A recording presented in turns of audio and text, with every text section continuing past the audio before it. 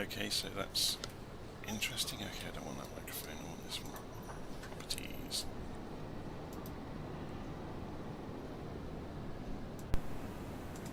Okay, I should sound a lot better now. Brilliant.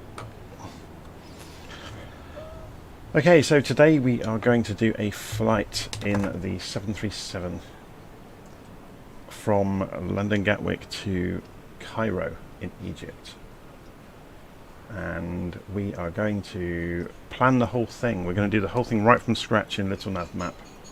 So I'll do all the setup of the flight from scratch, so I'm not going to start, so you get to see the whole thing. Okay, so we'll just leave the airplane here on the ground for the moment, and we'll jump over to LittleNavMap, and you can see there we are on the ground at Gatwick. I'm just going to go to my second screen where I monitor the live channel and open it up so I can see the live chat in case anybody wanders in and wants to say hello. Okay, so there we are on the ground at Gatwick. So to figure out what direction we're going to take off, or just to explain, this is LittleNavMap. So this is a navigation program that lets you do flight planning. So I use it to kind of sketch out the route I'm going to take. So we right click, it's a free program by the way. Just search for LittleNavMap on Google. Right click, show information for Gatwick Airport, which I think we already have down here. Okay, so this gives you the wind on the METAR readout, so 240 degrees at 5 knots. So the wind is coming from this direction. So we want to take off runway 26 left, I guess. So let's right click on Gatwick and show the departure procedures for Gatwick Airport. So we want 26 left. So here they are, look. So remember we're going down to Egypt, so that's probably a good candidate for us. But let's have a look at some of the others as well. So what do these look like? That's a good one. We'll use Hard 1X. So if we insert that, that becomes part of our flight plan. So we've got those steps now. Okay, so we're flying down to Egypt, which is way down here. We're going to go to Cairo. So we're going to find out the airport we're going to land at, and we're going to go to Cairo International. So show procedures for Cairo International. That's really interesting. Look, there's an airfield on the approach route into Cairo. Well, it depends on the wind. So if we go and show information for Cairo, we can find the METAR 050 11 knots. So the wind is coming from this direction. So we need to come in over the top of this one. So we'll go for 5 left. So ILS 5 left. So that's what the approach looks like. And we can insert that into our flight plan if we do it correctly. Yeah, use HECA and the approach ILS 05 left as the destination. So that's put Cairo in and the approach, yeah, into our flight plan. Now there are no stars for Cairo, so we can just make something up. In fact, let's go and have a play with, if we wanted to fly proper corridors, we can get LittleNavMap to figure that out for us as well. So we can click on the little icon up here. Actually, before we do that, let's go and put in, we're going east, so east is odd numbers usually, so we'll put in 35,000 feet as our cruise level for the flight, and we'll go and click on the little marker up here to calculate a flight plan for us, and we'll get it to use the Jet Airways. So just to explain what that is, if you click on this icon up here and we zoom in, is it going to show there they are. So these are the corridors in the sky, the invisible corridors that all the carriers use when they're flying at altitude. So we're going to get the flight plan calculator in LittleNavMap to figure out the best route using the corridors. So we're going to use the high altitude Jet Airways. Okay. And we will go calculate. And there we go. It's figured out a route, and oh my word, that's a lot of waypoints to program. So I'm not going to bother with that, surprisingly enough. So because we're just doing a flight simulator flight, and I'm not using SimBrief or anything like that, so we're just going to put some VORs in then instead. So right click, add to flight plan. So this is not realistic to the real world at all, but we're just putting something in to give us some bearing along the way of where we are. So I'm just looking, there's another VOR along our way. I'm just segmenting the route into a number of VORs and adding them into our flight plan. So I'm just chopping each segment in half. We should find a VOR over here. There's another one. So right click, add to flight plan, Heraklion. So can we put some more in that are not a million miles away from our route? There's another one. Add to flight plan. And obviously there's nothing there because that's the ocean.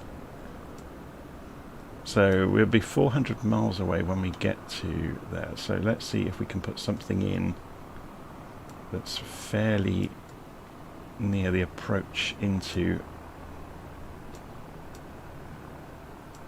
What about this one? How far's that? Add waypoint Wrexham. 100 miles, that's perfect. That's about the time we need to do top of departure. Sorry, top of descent, what am I talking about? So that would be perfect for us. Is there another one we can put in here? Yeah, that will do. Right click, add to flight plan. So we're just basically segmenting this up so we get quite kind of an easy way of knowing where we are en route.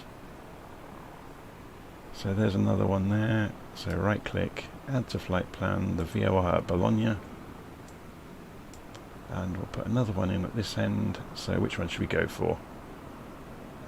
This one here. Right click, add to flight plan.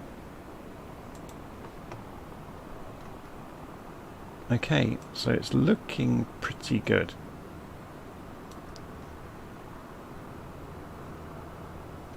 I don't think there's any point segmenting it any further than that. So we now have a flight plan, so I'm going to save that. And we're going to close this window down. We can actually see the wind at altitude in LittleNavMap as well. So if I say I want to see the wind at 35,000 foot, and there you go. We can see, so we're going to have a crosswind to begin with, then a bit of a tailwind, then another crosswind, then a massive crosswind. But then it'll cut, well actually, but this is at altitude, remember. So by the time we come down to 5,000 feet, we've got almost no wind. So we're going to be fine. Winds at altitude are always a lot faster than at low level. Okay, so we're going to go and program this into the aircraft now. So we're going to jump inside. We're cold and dark at the moment, so first things we're going to do is go and turn the batteries on. And go overhead to the inertial navigation system and turn that on. So nav on both switches. Wait for these to say align. It's looking good. Move this to HDG SDS. It will come up 0 and 0 in a moment. It will say 8 minutes or so. We need power to the aircraft. Again, we're getting a warning because the battery is depleting. So what we're going to do is jump down to the FMC, go to the PMDG, sorry, wrong menu. Go to the FS Actions menu, Ground Services, and request the ground power. So we're getting the warning buzzer because we're depleting the battery basically. So they are connecting the ground power outside. If we look outside we can see that happening. We now have the ground power there. Okay, ground power is connected, so we can come up overhead and connect it with the ground power switch, and the battery discharge warning shuts up. While we're here we could go and switch on the APU immediately, so fuel pump aft number 1 on, and then switch the APU to start, and that means we can come straight off ground power as soon as we have APU, to be honest. So the needle on the exhaust gas temperature for the APU just flickered there. It will start moving around in a moment, round to 7 and then back to 4. So because we are starting the plane up, we want to turn the position lights to steady. They already are. So what that basically means is as soon as we have any electrical power, the lights have come on around the outside of the aircraft. to let the ground crew know we're on board and starting it up.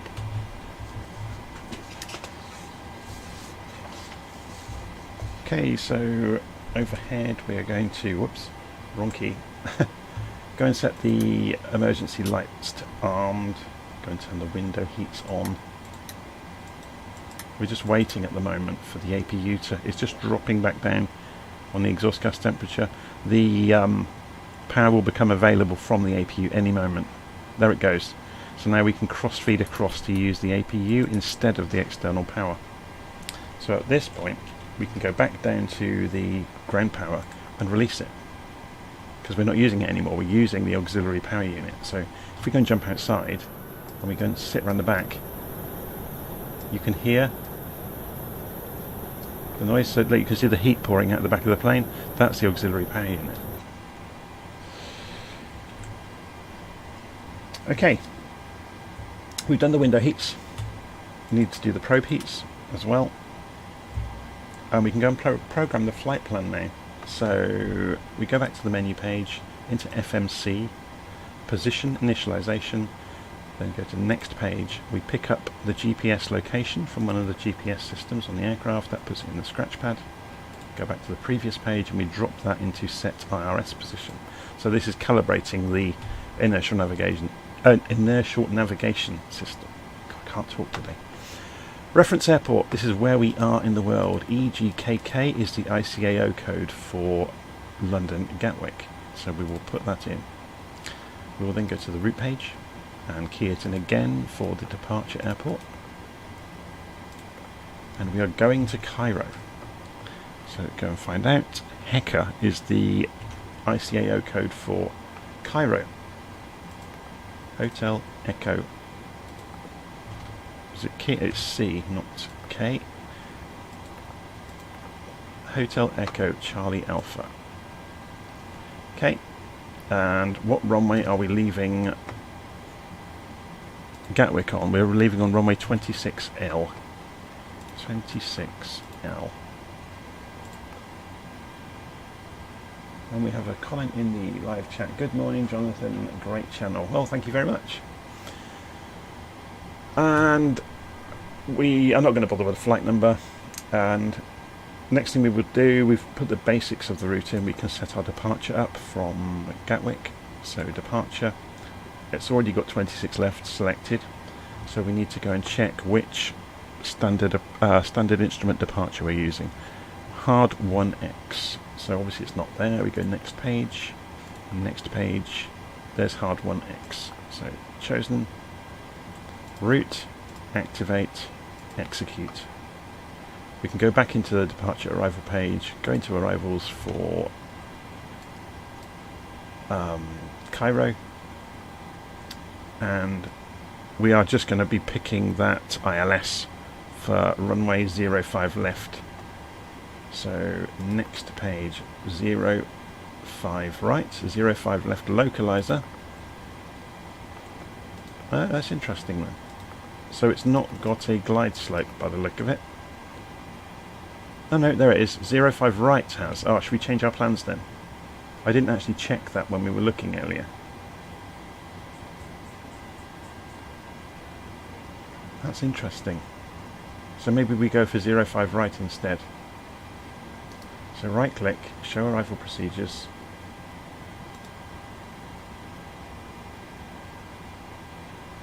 I'm just reading down through them to have a look. Insert. So we're going for 05 right instead. ILS 05 right. And execute. So then if we go back and look at the legs page, we'll see this is our departure out of Gatwick. And now we have a discontinuity in between the end of the standard instrument departure and the beginning of the standard approach route into Cairo. So we can insert our waypoints that we want en route into there. So CTL is Châtillon-sur-Marne.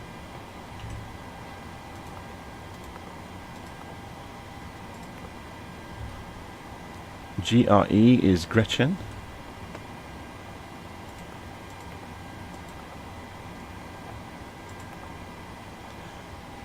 That's the one at the top. Sometimes you get the VOR codes are reused around the world, so you get, so in that situation it shows you all of the ones with the same name. So BOA is Bologna.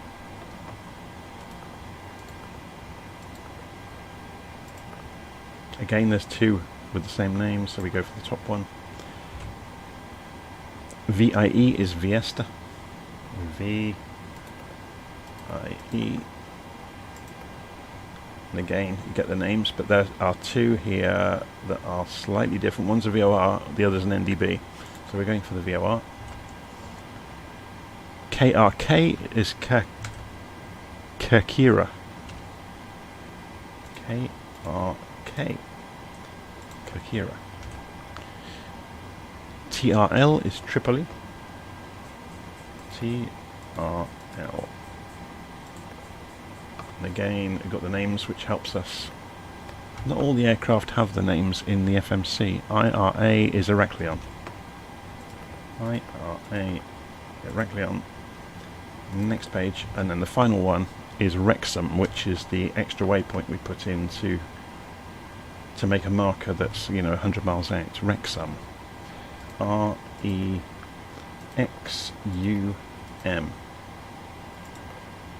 And then to close up the discontinuity now, we select the waypoint below it and put it on top of the discontinuity, and it pulls everything up. We execute that, and we just scroll through to the end to make sure there's no other discontinuities on the plan. So it's all looking good. So that's the current leg. It's flying out to KKW06, which is 5.6 miles away. So that's the flight plan. Pretty much done, but we're not finished. We have to go and put in the performance data for the aircraft. So we can figure this out pretty accurately by putting the zero fuel weight in, which it calculates for us, which then obviously does that. We're wrong. I haven't set how much fuel is in the airplane. I think I'm going to need more than the stock amount it gives us. So let's go into the menu page. I think it's in... No, I'm going to have a nose around here. Fuel, here we go. Set full, I think. We'll just fill it up. Okay, so we filled the airplane up to an enormous degree. We don't have to execute that, but then if we come back into here, yeah, it's changed it, which is good. So we'll say reserves, we want a ton of fuel left over. Cost index, we'll go for 20. Flight level. Now we're travelling east, which this obviously doesn't... Oh, it should know about it, but it obviously hasn't got those rules. So, but we want an odd number, so we're going to be flying at 350. So the flight level is 100 times, or 100 feet times the number. So we could type 35,000 and it would understand. It will also understand 350. And it will put FL in front of it. And execute. And then we go to the N1 limit. We're going to leave the N1 limit as is. Go to takeoff. We want flaps 5 degrees for takeoff, which will calculate the V speeds and the rotate speed, which is fine. Centre of gravity it can also calculate for us, which gives us a trim of 6.71. So we go back to the pilot's eye view and we look down here. So we want to rotate the trim round to 6.71, which will stop the aeroplane ballooning around. So while we're doing this, let's have a look at the live chat. You've cost me a lot of money as I've had to upgrade my computer to go flying. Sorry, Daisy. Or Daisy Films, sorry. 6.71 we're waiting for here. J340 is saying, hi Jonathan, how did your trip go yesterday? My sim crashed yesterday after 9 hours of flight. It was okay, yeah. I flew the MD-82 down to Rhodes in Greece, and yeah, it was absolutely fine. I messed up on approach, but I just went fully manual and flew in on the ILS, you know, following the instruments, so it was fine. Bull Bosphorus is saying, hi Captain, have a good and safe flight, or fingers crossed. So, back to the FMC. We've done the trim, we've done the V-speeds. I think that's pretty much it. So, next thing we do is go and configure the master control panel. So, flight directors to on. So you'll now see FD is lit up. and we go and set our initial speed for climb. There's an aircraft taxiing past. A very pointy nosed 380. It's a shame they haven't got proper shaped noses on them, isn't it?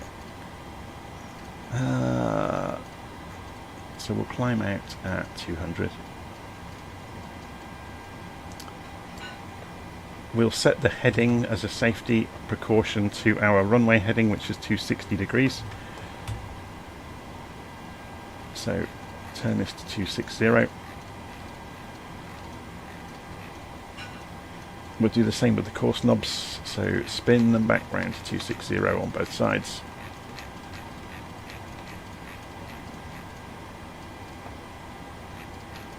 Oops, missed the knob with the mouse.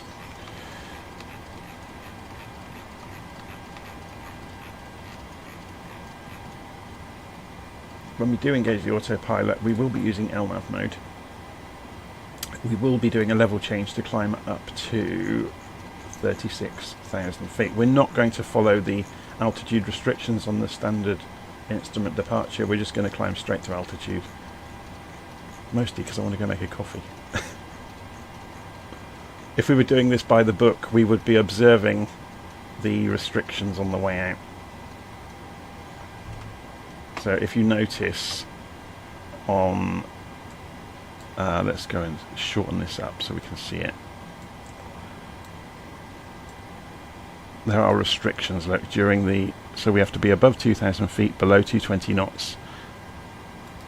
Then we have to be at 5,000 feet for KKS 17, at 6,000 feet for 20, and so forth, and you know, below 250. And then obviously we climb out, get through 10,000, accelerate. But we're just going to go straight off and just accelerate at 10,000 feet. We're not going to observe, because we're not in controlled airspace. We have no ATC, so that makes no sense. We're just in a simulator on our own. Okay, we've got somebody saying good evening with a name I can't read, let alone pronounce. We've got Brian Collins saying your gear is up. Is it? Oh my word. That's differing from the switch. So this is a problem with the flight simulator at the moment. Look, the switch has reversed. So let's just go make sure. If I look in control options, we'll probably find I'm on the wrong controller configuration. Yes, I am. I'm on the MD-80, so good catch. Thank you, Brian. The lever was... This is a common problem with Flight Simulator, actually, that certainly the 737 is incompatible with the Airbus stick in lots of interesting ways. Also, the Airbus quadrant, I should say. And I have the Airbus quadrant. So I'm just going through to the controller profile I've got for the... There we go, the PMDG 737. Apply, go back, resume. So we should find now, you'll hear the clicking in the background. The gear lever now does nothing. I have to use the one in the aircraft now.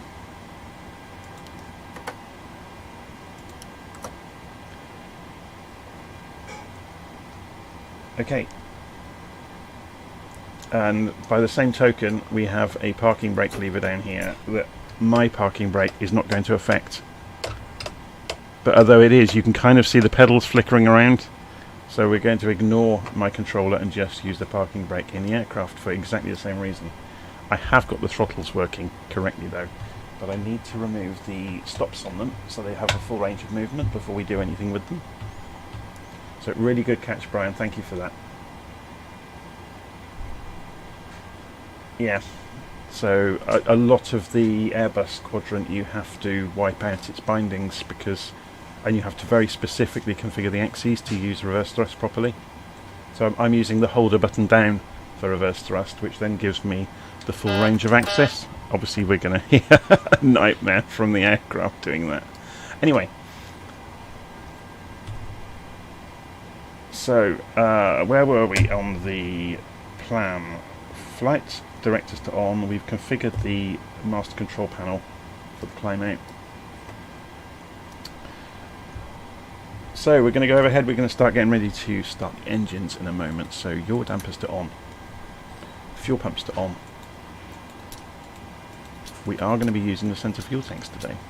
We have filled the plane right up. Cabin pressure to cruise altitude. So this comes to 35,000 feet. So this is the automatic system. I think the maximum the cabin will get to is the pressure you would experience at 8,000 feet altitude, but it automatically ramps it up towards 8,000 feet as we climb. That's obviously why if you have a drink on an aeroplane at altitude, it goes to your head, because you've got very thin air in the cabin. Anti-collision lights to on, which is indicating to people outside we're about to start the engines. So normally we would do pushback at this point, but we are on a parking spot. We're not at a gate, so we don't have to worry about that. So we are going to go and start the engines. So let's come back down, and we turn engine number 2 to GRD. We turn the ignition on. We can now see, or we should. Okay, what's going on? Let's check overhead. APU bleed would help. This is what happens when you're busy talking to people and not following your flight instructions properly. So if we go and look now, we have N2 is coming up. So we had no compressed air to the engines to spin them up. So there we go, starter for number 2, and exhaust gas temperature is rising, and N1 is coming up. That's good.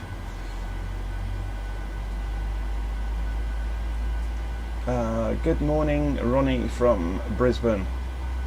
Nice to see you again. And we have Pocket Edition, Ronnie Sutherland. Hi, is this your cousin? Pocket here from New Zealand. New Zealanders and Australians in the live chat. Okay, so we just heard the click. That was the GRD switch going back to off because the engine has started, so we can start engine number 1 now.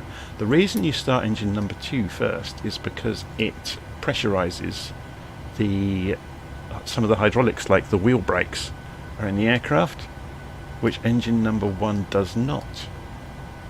So we're waiting for this to get to 20. We move the starter for engine number 1. And wait for engine number 1 to come up, and it will flick back. So if we look overhead as that's happening, as soon as that switches off, we can cross feed over to the engines, and then we can switch off the auxiliary power unit. So taxi lights go to on while we're waiting.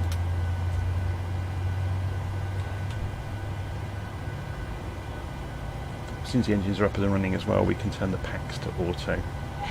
So that's the air conditioning. So there we go, engines up and running. We can now cross feed over to use the generators on the engines, and we can switch off the APU bleed because we don't need air anymore from the auxiliary power unit, and we can switch off the auxiliary power unit itself.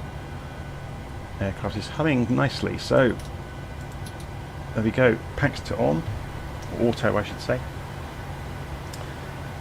We've done taxi lights. So we're going to move the flaps to 5 degrees. So let's just go and check that. If I zoom across, actually we can see there's a meter here in the 737. So the flaps are travelling right now. It takes a while for the engines, for the wings to arrange themselves. So you can see very slowly the wings are changing shape. And the meter has just got to 5, that's fine. Position lights go to strobe now. So go back overhead, position lights here.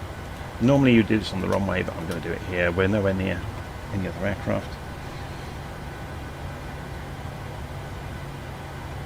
Okay, we're pretty much ready to go.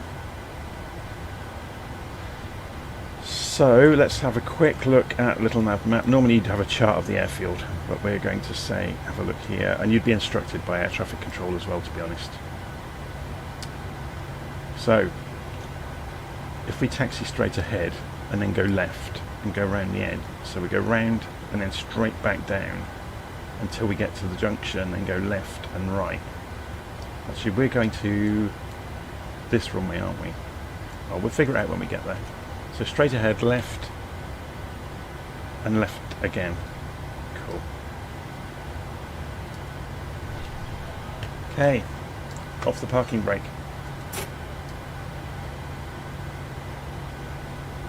and we're going to see how this goes.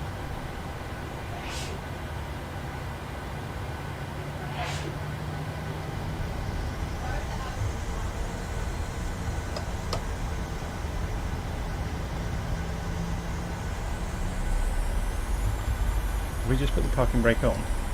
No. Well, oh, the wheel chocks, I always forget this. Always. Menu, FS Actions, Ground Services, remove the wheel chocks. Because otherwise, we've still got the chairs and the stairs and the doors. But removing the wheel chocks triggers that in the 737 from PMDG. And let me start getting rid of the spammers. Hide the person from the thread and report them for spam.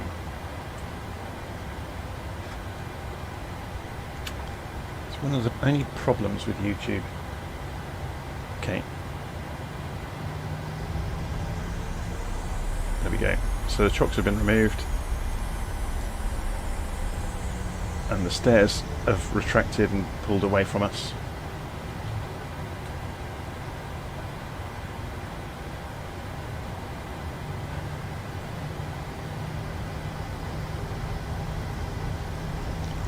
Taxi out to the runway.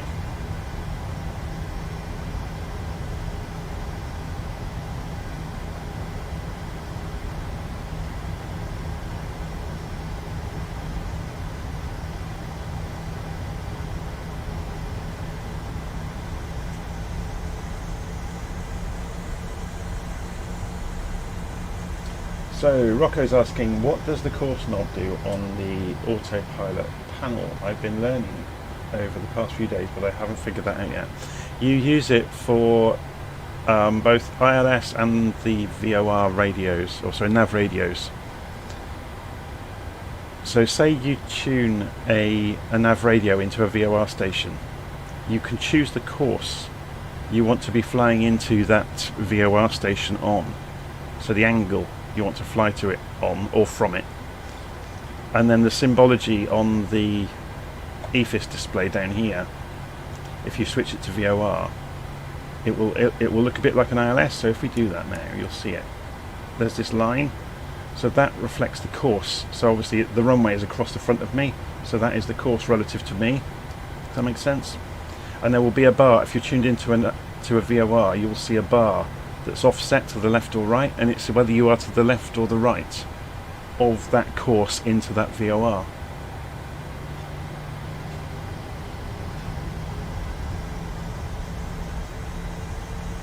So William Kelly said it's great that you're doing these long flight streams. It's I'd never really thought of doing it before. I thought, who's going to be interested in watching a cockpit for 3 or 4 hours? But apparently people are.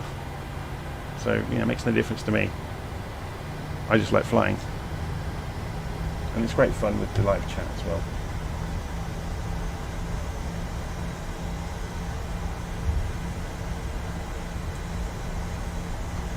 So what have we got parked around us today? There's a King Air parked over there.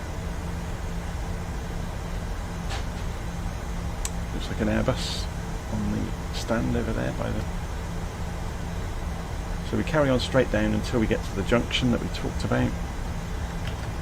So we can see our little aeroplane on LittleNavMap is moving, which is fine. So when we get to the junction, we go left.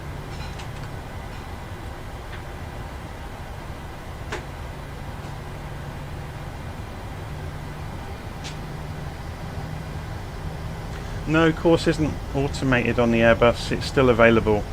I'm just reading the live chat. So it's just that a lot of people don't fly radio navigation anymore. They just use the FMS, the flight management system. But I actually love flying radio navigation. So if I ever do GA flights, I'm always messing around flying with the radios. It's more fun. There's more to do.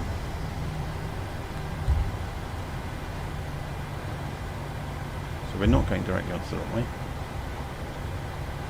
We're going this way.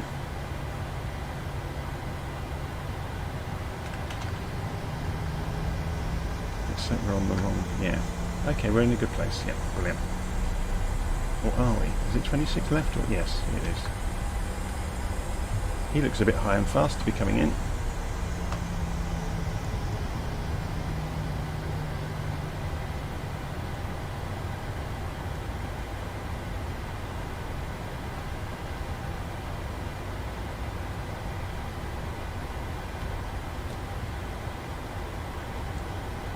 Okay, we're going to completely ignore all the other traffic and just do our own thing. So we're not using air traffic control or anything like that.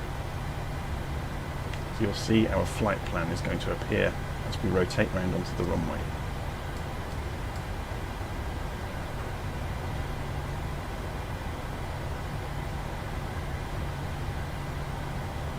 It's being a bit stuttery today.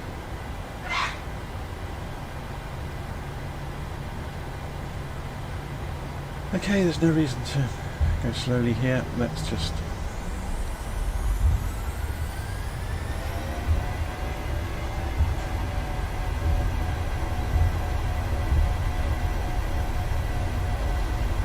we're not using toga, we're just going to climb out. 80 knots.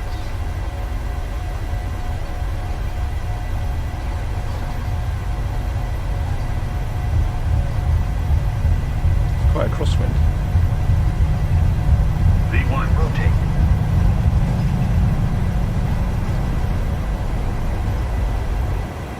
And we're up.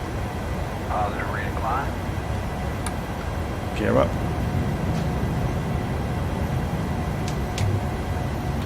Auto throttle on.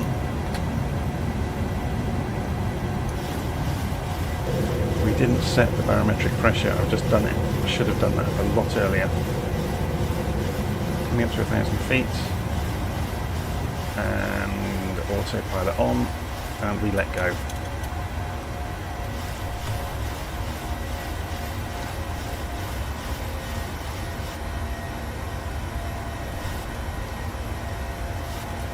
So the aircraft is now flying itself and climbing out. So we can accelerate to 250 now.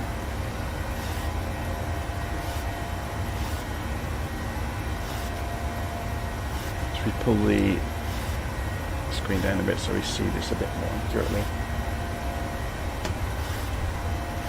And we're about to ban this guy from the channel. Hide user. And report him to Google.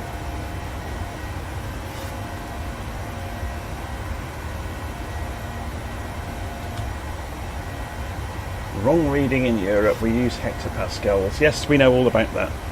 It's in inches at the moment, it's an American airplane. We can switch it over and use hectopascals if you're happy with that. So what the person in the live chat is talking about is this knob up here. There are two scales in use around the world for barometric pressure to calibrate the altimeter. Inches in America and hectopascals or millibars in Europe. And we use millibars in Europe. So interestingly, if you go and look on the QNH, so Q1022, that's millibars, so we can see that here. And that's what we've calibrated the altimeter to.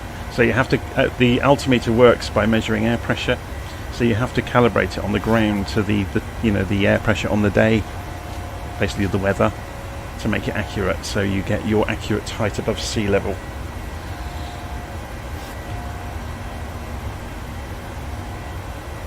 But again, we are just doing this flight functionally. We're not doing it by the book, otherwise the run up on the ground would have taken 3/4 of an hour instead of 15 minutes. We haven't got air traffic control. We're not following the procedure accurately for the standard instrument departure either, before anybody starts complaining. We're just flying the route.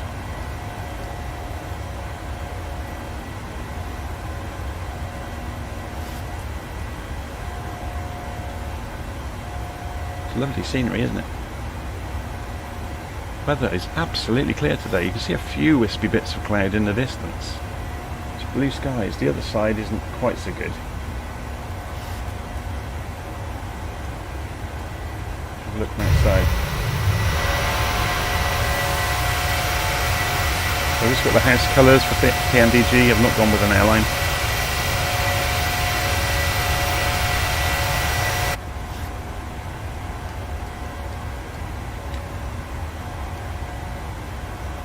how are we looking? Just coming up to 10,000 feet, so we can accelerate. Hurrah!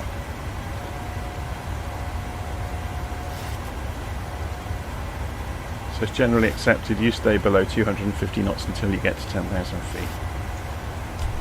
And then when we get to, I wonder what the transition altitude is. I don't think it tells us in LittleNavMap. No, it doesn't. That's a shame.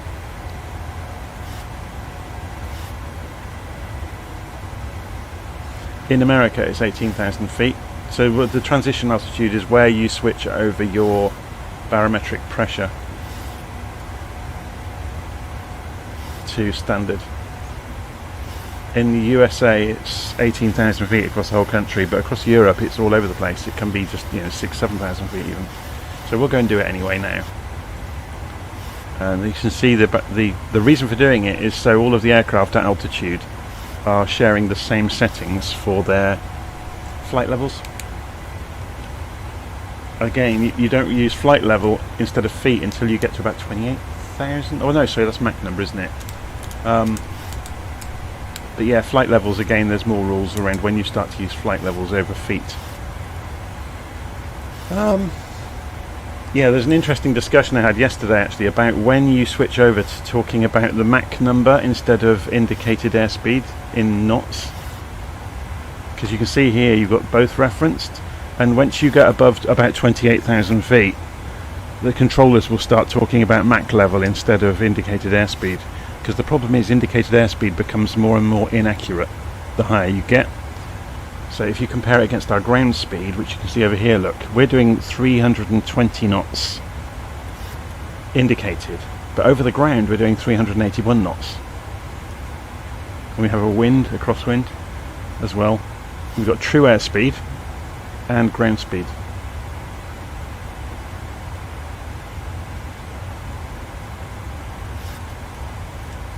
So Rocco's saying, am I a real pilot? No, I'm not. I'm just an enthusiast. I'm really interested in aviation. There's always something new to learn. Always eager to learn things. Is this module only for the Northern Hemisphere? No. Flight Simulator covers the entire planet out of the box for free. So you spend your money on the simulator and you get all the scenery of the entire world, down to every house in every street.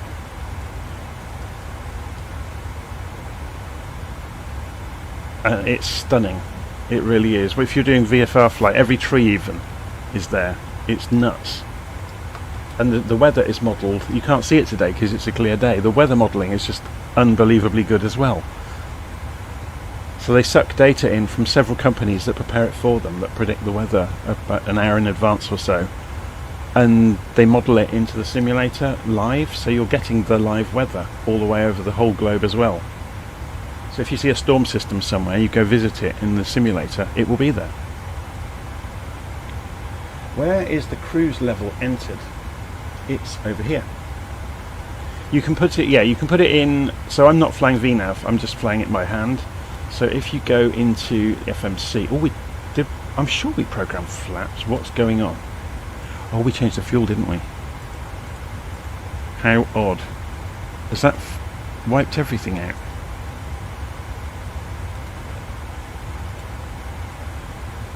No. Good. When we changed the fuel, it changed the weight, so it changed the performance data. I forgot about that. What were we talking about? The altitude. So when we set up the route, and we went to init refs, I can't remember where it is, cruise, there we go, flight level 350. So you program it in here. What that's really for is if you're using VNav on the autopilot, so then your legs, you'll notice, have got a speed and an altitude.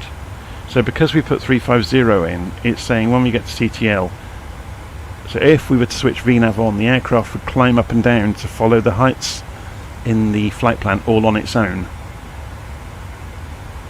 And because I've simplified it enormously, see, we're only supposed to be at 6,000 feet on our next waypoint, and we're already at 19, because I said about this on climb out, we're not following the procedure accurately. But if we were to go and switch on VNav here, the aeroplane would start following the altitudes in the flight plan.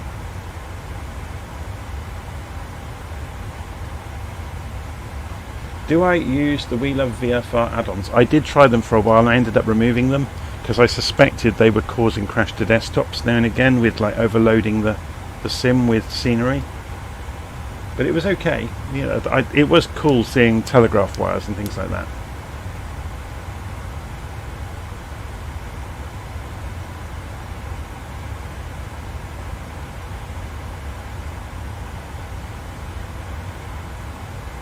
Pocket Edition, NavMap, FMS, Sim all have different waypoints. Aircraft FMS telling me has no runways, no arrivals, no departures. NZAA.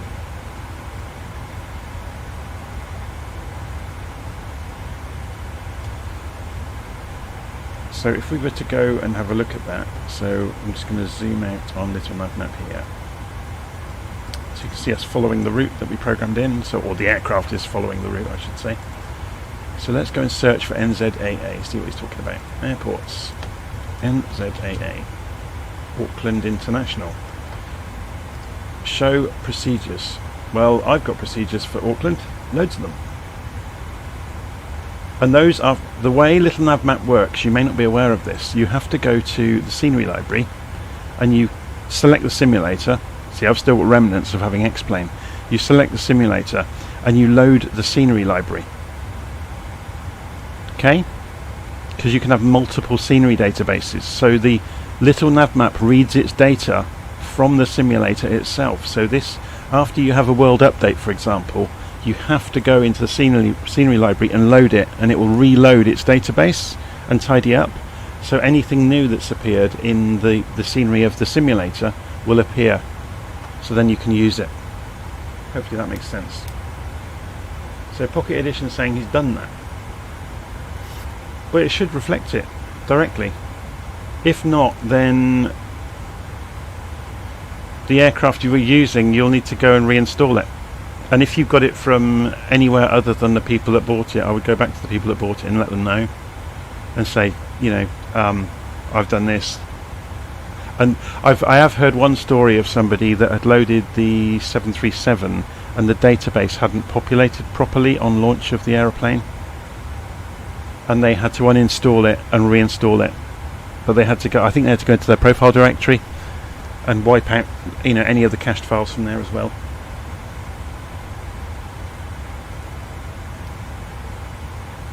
Yeah, so if you do get problems, could do a complete uninstall of the PMDG 737, and if a fresh install of it doesn't fix it, go and let the support people at PMDG know in their forum, and they will help. I know someone else had an issue and they helped pretty much the same day and gave them some steps to go through which solved it.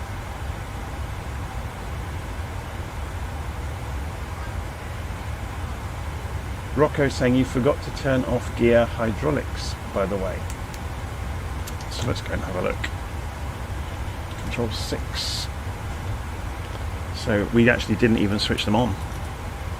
We didn't switch the hydraulic pumps on, which shows you can get away with it. Which is interesting.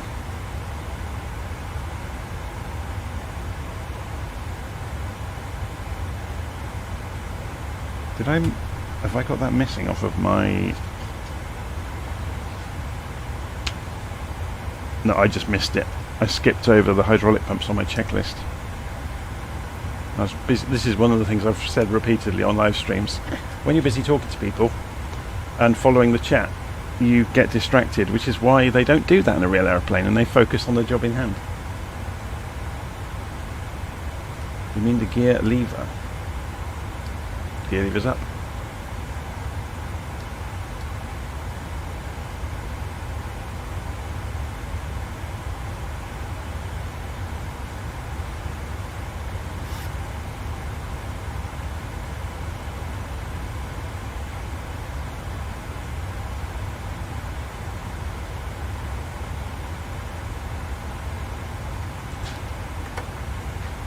Oh, I see what you're saying, yes. This is, I was having a conversation with somebody about this the other day, that unless you've got a Boeing set of switches, you can't really simulate it properly with controls in the simulator, because the Airbus quadrant is all over the place with the switch settings. All you can really do is get away with the air brake, the flaps lever, and the throttle levers. It's a shame, really. Okay, see, now we've gone through, we're coming up towards 28,000 feet, and the aircraft is automatically switched over to showing Mach number instead of indicated airspeed. So let's go for, well, that's a bit too close, let's go for Mach 0.79. So we get two variations here of display. You can get the legs, which is very good, and it shows you, you know, the next waypoint you're flying towards and how far away it is. The better screen actually is the progress screen, which not only gives you the distance, it gives you timings and fuel burn. So obviously we're going to have tons of fuel left because I filled the plane right up. We have 20 tons of fuel left when we get to Cairo. Obviously if you were doing this accurately to a real flight plan for an operator, you would only put enough fuel in for the journey. So otherwise you're carrying extra weight for the whole journey, which is expensive.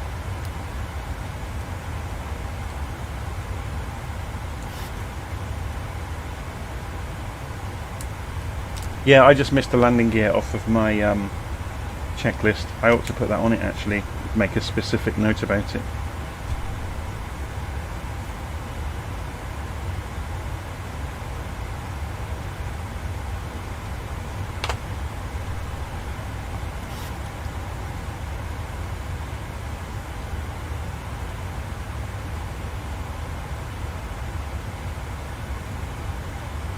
Otherwise, everything's looking good, cruising along. So let's go and sit up in the corner of the cockpit, put the view in a nice place for people to see everything going on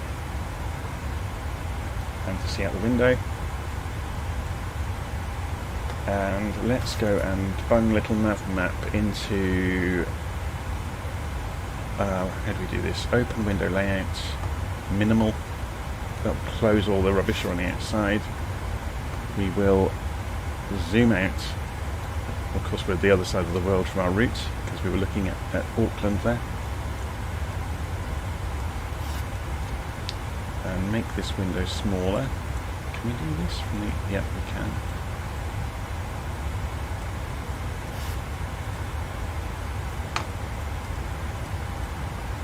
So you can see where we're going as well.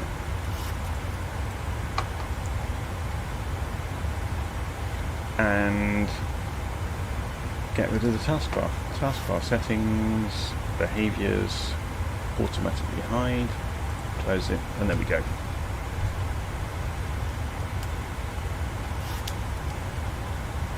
Actually, we could make this a bit deeper, couldn't we? And zoom in a bit more on it.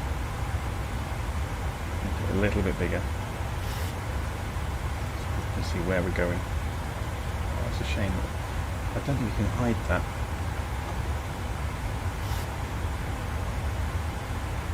There we go.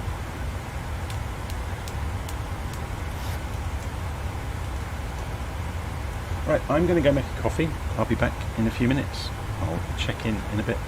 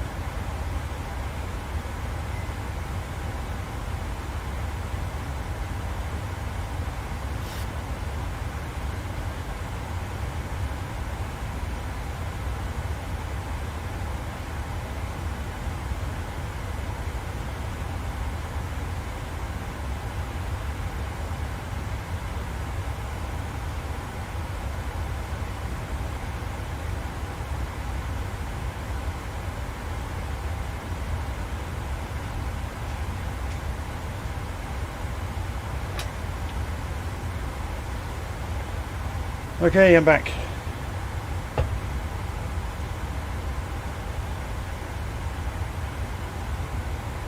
Oh god, here we go, more spammers. Report, unwanted spam, report. Okay, it's been gone.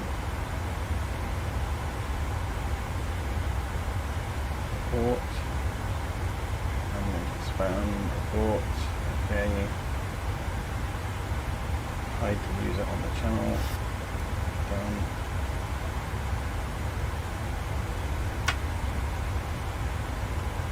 Okay, I'm just reading back through the live chat while I was making a coffee. I've never heard of LittleNavMap, so thanks for showing that. I thought Navigraph was the be-all and end-all. Yeah, LittleNavMap's great. In regards to TCAS, do you have it off for a specific reason? Well, I'm not flying with other traffic, so I'm not in a controlled flight, so I can go switch it on, but it's not really going to achieve much. We could do it though. I'll go to switch it to TARA. So we'll get the warnings now. But we're not flying in a, we're not in a group flight, we're not on VATSIM. So there isn't any other traffic we're likely to see.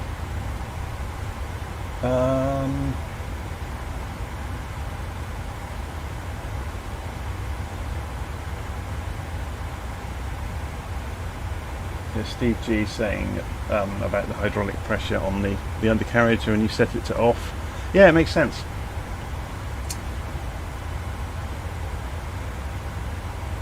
I'm just reading back through. Where's a mod? Oh, of course, yeah, they were talking about the idiot spammer that arrived while I was recording. So while I was making a coffee.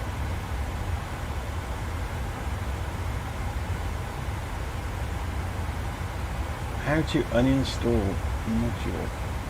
I have no idea what you're talking about. Oh, do you mean like the 737 itself? If you go in if you're on the Windows version of Flight Simulator, you need to find a community folder, and the 737 will be in there. I'm pretty sure the installer program has an uninstall option. Or if it doesn't, though, you just empty the community folder. You then go to your user profile folder, go and find, I think it's in roaming. Oh yes, we're getting a traffic warning now. Now we've turned TCAS on. Great. Can we actually bring up the traffic on here? So if we pull up data, no, that's just going to show us the data. So that's the weather, which doesn't work in this yet. That's the station information. So VORs, for example, they're saying excess data is too much to show. Let's turn that back off. Got waypoint data, which we're not going to bother with. Got the airports, which again we're not going to bother with. Position data.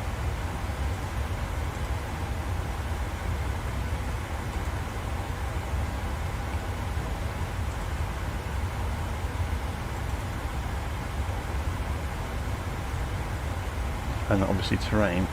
I'm not sure that they've implemented just drawing the other aircraft on here yet.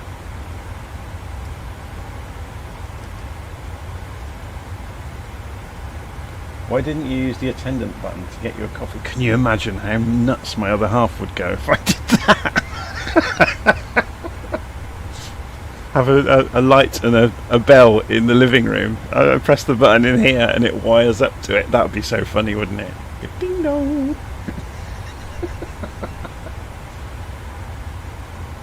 What's the range of the 737-700? You could Google that, rather than ask me and expect me to Google it. I think it's about, is it 3,500 miles? Something like that.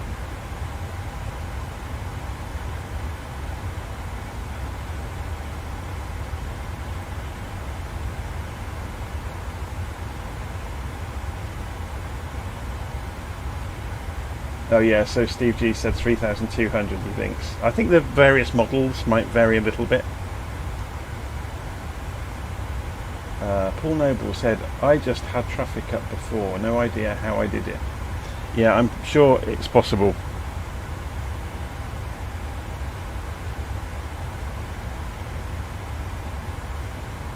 Yeah, if you have TARA on, that's... If you're in TA only mode, basically you're telling people where you are. If you are in TARA mode, you are receiving information about where other air traffic is as well. And the reason for knowing about that is the autopilot. Certainly on the Airbus, the autopilot can actually push you out of the way of other traffic. So yeah, it's interesting. There's a whole another story, yeah, around flying using the autopilot and having TCAS on. So it's a whole other thing, another area to study of how it behaves.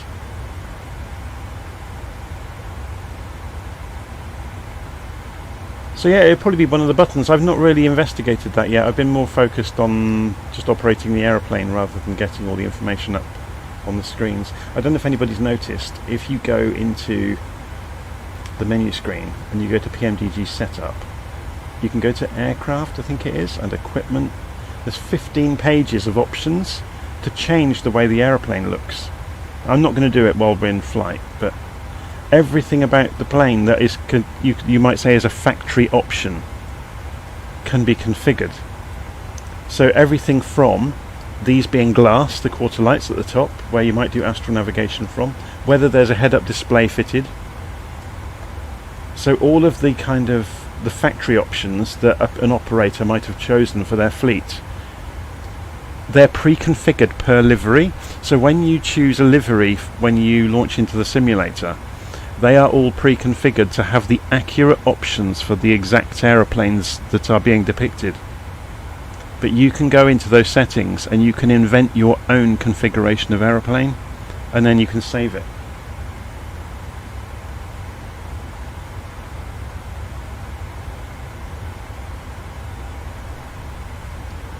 But I've not really meddled with it. I've been more focused on just flying and operating the plane.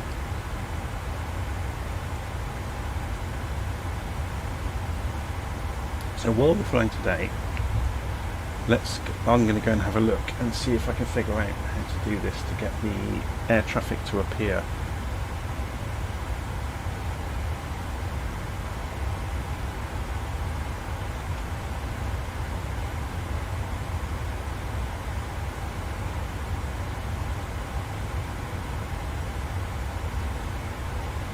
So Elias is saying that I bought the 737-700 and it looks completely different from yours.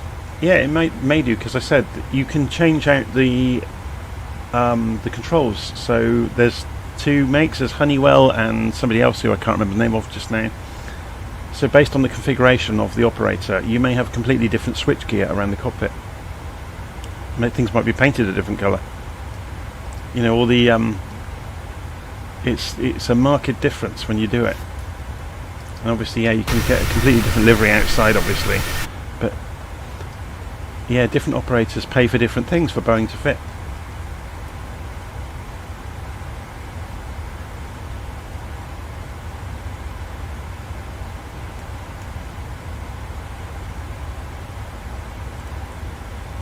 Ah, there we go. So if I reduce the range down a bit, it's probably going to be nothing around us. Let's have a look on LittleNavMap, because that will actually show us what's around us. If I go to window and what am I doing? Reset the window layout to default and get rid of the bits we don't need. Well, actually, we can talk about this while we're doing it. Oh, look, there's a scenery problem. Oh, it's just corrected itself. Good. Turn on the aircraft. So there's one off to our port wing ahead of us. So if this was working, how far away is he? Not very far at all. So this might not work until you show a smaller distance. Because this is correct, by the way. So TFC is showing it, but it's not highlighting an aircraft, bizarrely. I wonder if you have to use it in concert with anything else.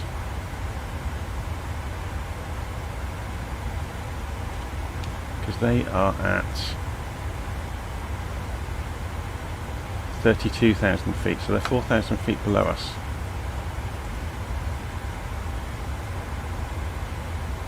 And look at this one, this guy's doing a handbrake turn in mid-air by the look of it. So the AI aircraft are having a field day today. I'd love to see how that's looking from outside. Oh, you off to work? Okay, just talking to my daughter.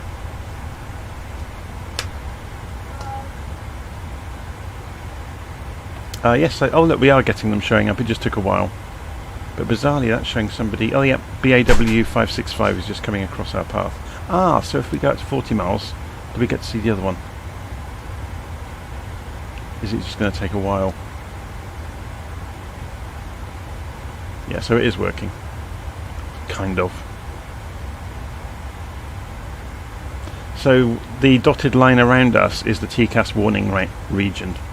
So it's generally about 5 miles. So if we pull that down to 10 miles on here... I was saying 2 miles though, isn't it? 2.5. Yeah, okay, so it's 2.5 miles. I wonder if you can configure that. So if we go and look at TCAS... don't think you can.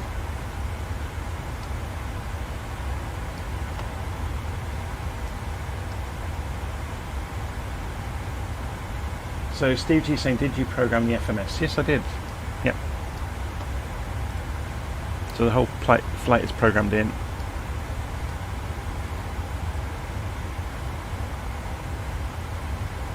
It won't work with... Oh, it may work with live players, actually, saying that. Yes, I think you're right. The big problem you do get with the simulator is if you go and look in LittleNavMap, all it will show you is AI aircraft. It won't show you other humans. So I have a solution for that. I wrote a little program called Transmitter. People who've seen the stream before have seen me using it before. So if we connect this to the simulator, you will see suddenly on the map a little red aeroplane has appeared underneath me. Every few seconds it gets updated. That's Transmitter doing its work. So what Transmitter does is takes your position from the simulator every 5 seconds and sends it up to the internet, or every 2 seconds I think it is, sorry, and sends it up to the internet, and it's stored in a database. So then the trick you can do off the back of that, as well as being able to see it in LittleNavMap, so to do that in LittleNavMap you go to Options and you go to Online Flying and you point it at this specific URL and a couple of settings here, so every 5 seconds it will read that file. Okay, and that makes the little red aeroplanes appear. So anyone that's running Transmitter, you can see where they are on the map in LittleNavMap. You can also go to the website, Virtual Flight Online, which is my website, and you can go to Who is Online, and it gives you a map of the world with who's in the air right now. So there's a few people running it today. I guess later in the day you tend to get 30-40 people using it. A lot of people don't know about it because I haven't really advertised it massively. But yeah, you can log it, you can zoom in and see who's flying where, and you can go and click on this list and say, okay, where's Brian? He's there, and you can zoom into him and see exactly where he is on the map. So yeah, Transmitter is just a tiny little program, and it was really written to solve this whole problem of not being able to see your friends on a group flight in LittleNavMap. So it solves that, basically. It does it by copying the format of the WhatsApp file that systems like VATSIM and IVAO use.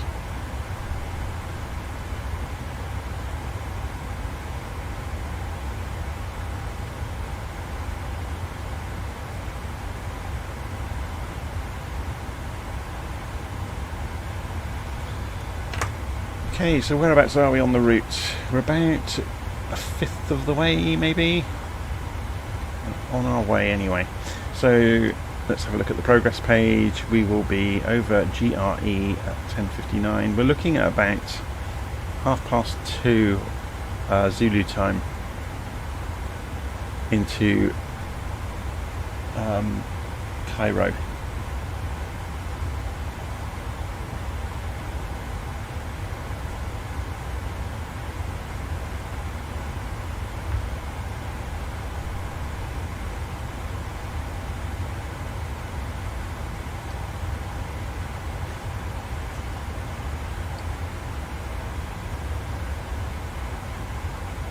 So we're looking good so far.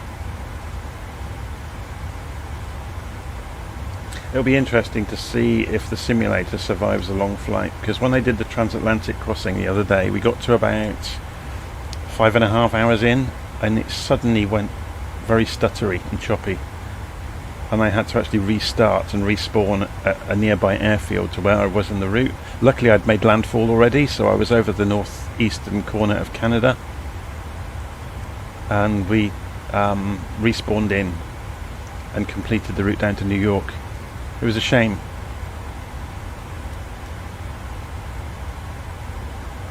No idea what caused it, or if it's consistent, because I haven't done another transatlantic crossing.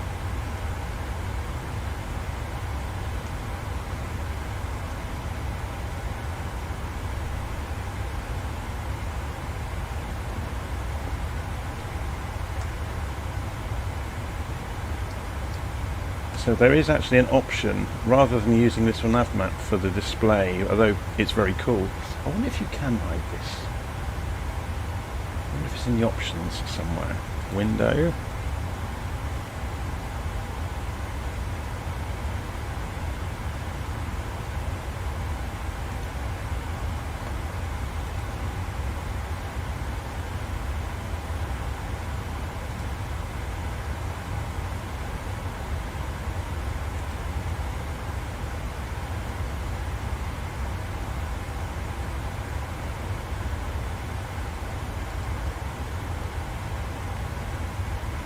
I'm just having a look to see if we can hide this off of the display. I'm not sure that you can.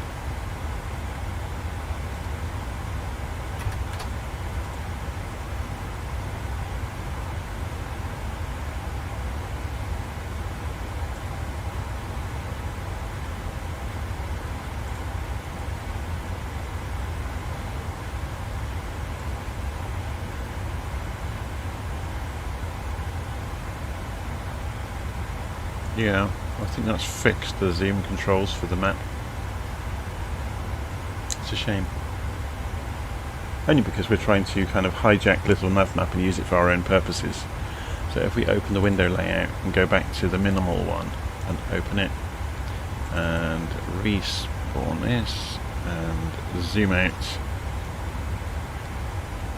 because we can also declutter this. Where is it?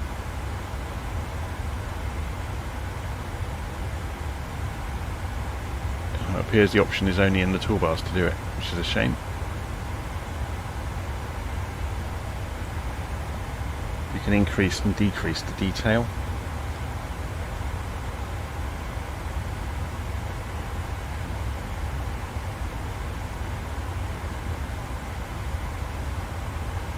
Ooh, there's a theme now.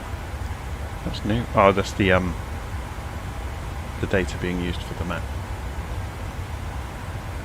So anyway, we'll move that over there, out of the way. Select that, so we can at least see where we are along the line.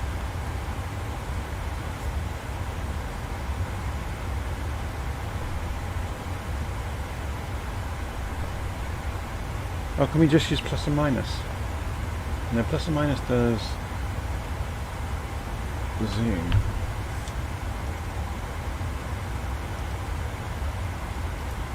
Maybe it's, whoops. Maybe it's control plus. Yes, it's control plus and minus. There we go. It's better.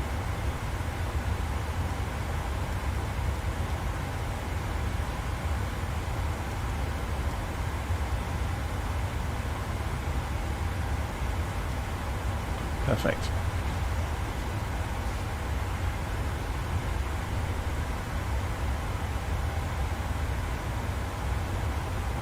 So we're still over France at the moment, approaching Grenoble, and then we'll be down over Italy soon, then along the coast of Greece, across the Mediterranean, and into Cairo at 3 o'clock British summer time, 2 o'clock or 2:30 Zulu time, or UTC.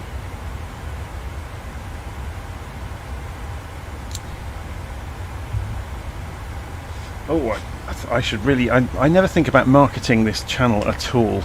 I'm really rubbish at kind of the commercial side of things, and I don't really think commercially at all.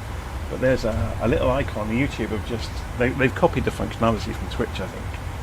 There's a little dollar icon at the bottom of the live chat window where you can put tips in, which would obviously fund me for new aeroplanes.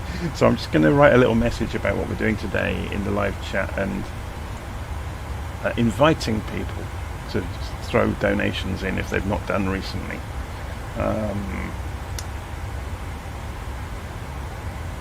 What can I write? I'll obviously click the like button, subscribe and all the rest of it. My daughter tells me there is a bell icon at the top right of YouTube which tells you when, if you click the bell icon on someone's channel, in the future when they go live or whatever, it lets you know, apparently. I'm kind of learning all these things as I go, and obviously my teenage daughters are the experts at social media. It's strange because I work as a software and web developer, but I don't really. I keep social media at the end of a long stick most of the time.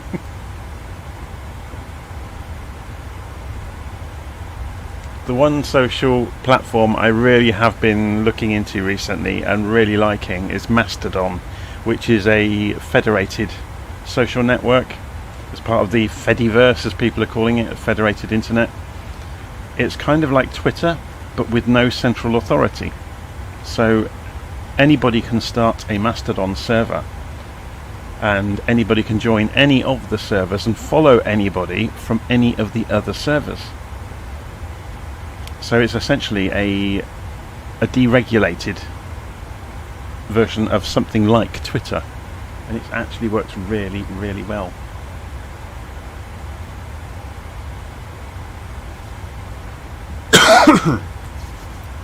So yeah, if you get a chance today, go and have a look at joinmastodon.org, I think it is, which will tell you all about Mastodon and how it works.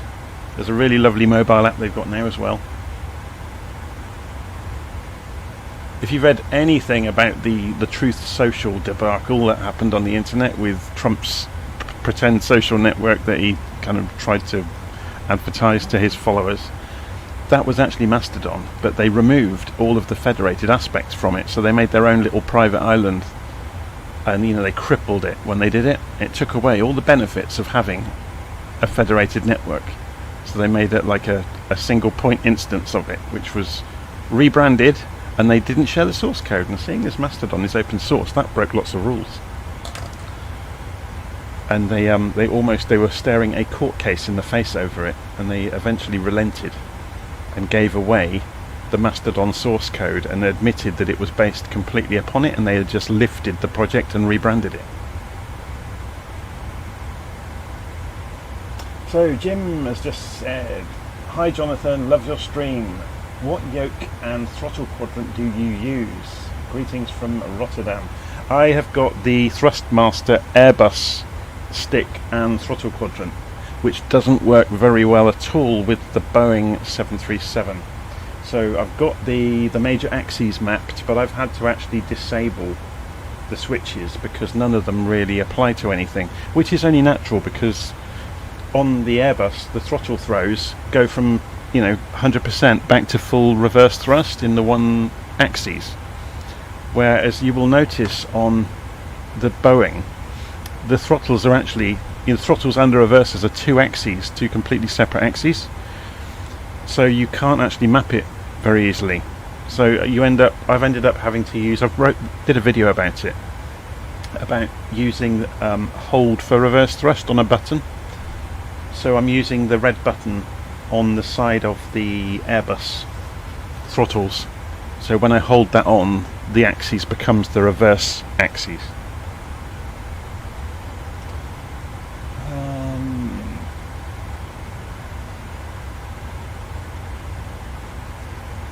Still having a hard time accepting Discord over TeamSpeak.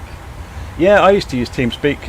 When I first began flying online with people was with a virtual airline called My Air, and they're still operating. They fly twice a week.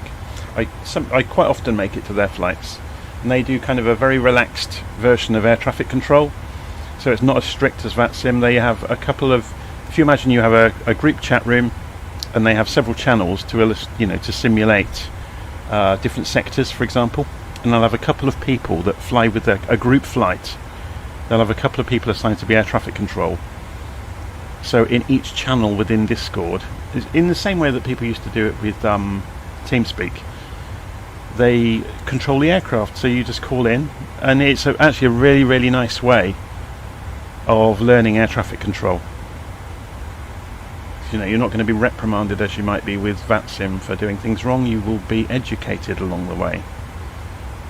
And you can obviously listen in to everybody else that's on the channel and chat with them while they're flying. You won't get told off too much for chatting about, as long as it's on subject. And asking questions.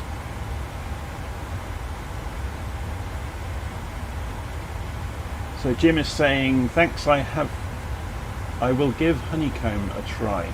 I guess for the 737. Yeah, I think a yoke obviously would work better. I'm not sure about the throttle sticks. I know Thrustmaster make a Boeing set of throttles. I think it's about £150 though, which would probably be what, $180, something like that. My dad has got a custom built set of Boeing hardware, which looks exactly like the real throttles and reverser levers. And speed brake and everything. It's a replica of the real thing. I don't know where he got it from. I think it's somebody that did small numbers on a manufacturing run of them. But my dad has completely converted his desk into a flight simulator station, basically. So we can't really use his computer for anything else anymore, or not easily.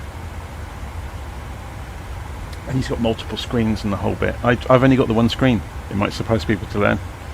And I've got I use my work laptop when I'm doing a live stream, purely to keep an eye on the live stream chat. But it does actually kind of work out, because when you're streaming to YouTube, you can only share the one screen on the stream. So tabbing around between programs actually helps, so I can illustrate what I'm looking at.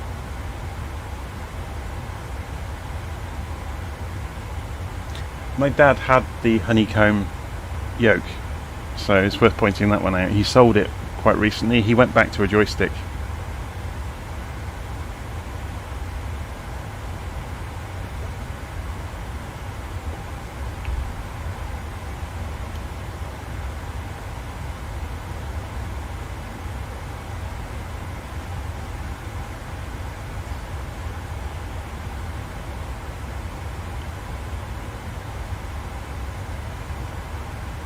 It's a shame there isn't any copyright music that won't... Oh, sorry, copyright free music. But then I guess if you put music on the background of a channel, not everybody's going to like the same music, and it will become a problem. It would be really good to use local radio stations from something like Bush Talk Radio.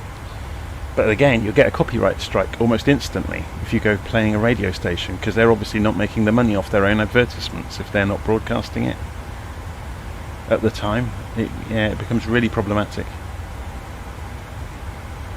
Yeah, I would love to have the local radio on as we fly along.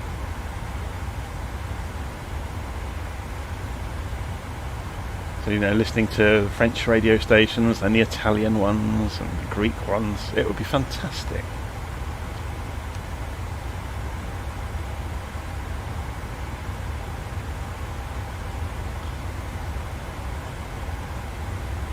Shall we do another sales pitch for Virtual Flight Online? I did one a few weeks ago. If you've not seen it, I will show you what it's all about. Hopefully we don't cause the simulator to crash along the way. So if I just open up a browser and we go to virtualflight.online, you will see we have a forum, a Discord server, a Facebook group, and obviously the transmitter program you've already seen. So if we go and visit the forum, we've been building this out for the last few weeks, and it's where I've made the startup procedures available that I've written up for the 737, for example.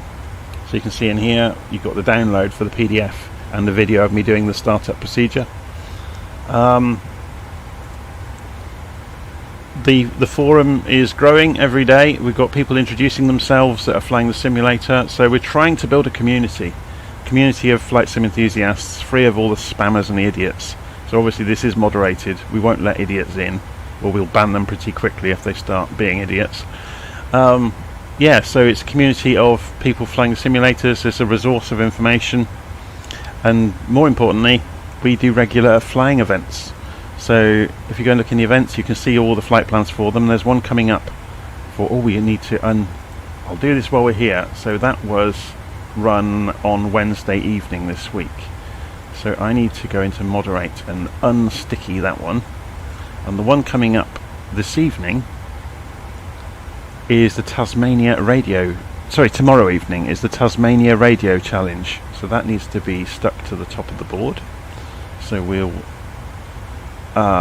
make that sticky so it goes to the top.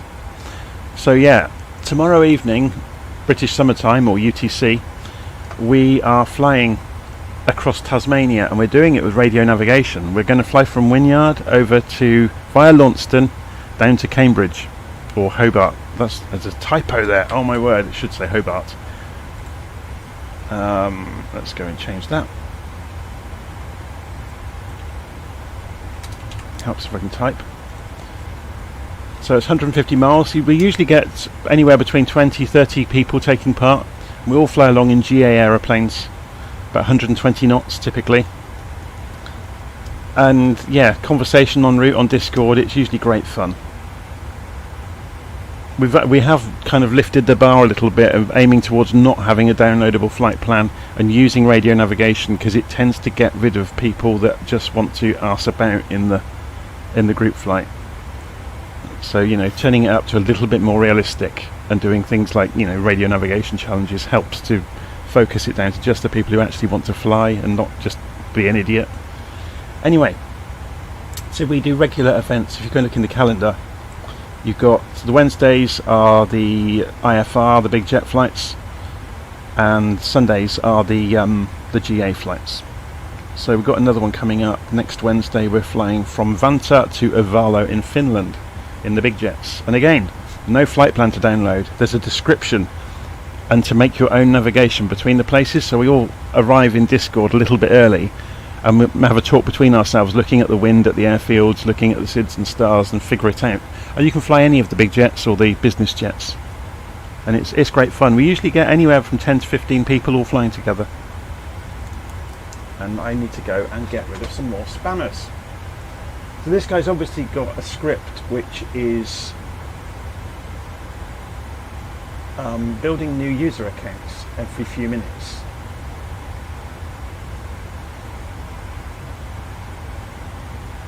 So remove,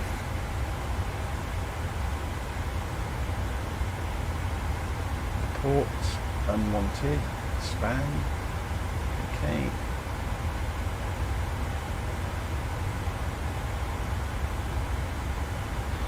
So sorry about that. Okay, so that's at the end of the sales pitch for Virtual Flight Online, I promise. So it's got a forum there.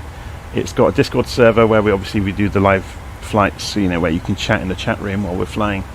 There's a Facebook group because some people like Facebook, but obviously some people hate Facebook, which is why we have a forum. We did use Discord for everything, but Discord is terrible at conversations, written conversations, because it can't be moderated and there's no threads. Or there is threads, but they're really badly implemented. But anyway, I'm going to close that and we'll get on with the flight. So let's have a look outside, see where we are. We're about to fly over the mountains.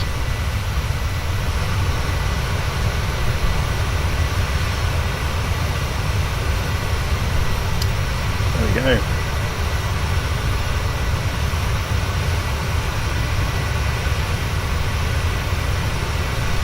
these are the Alps.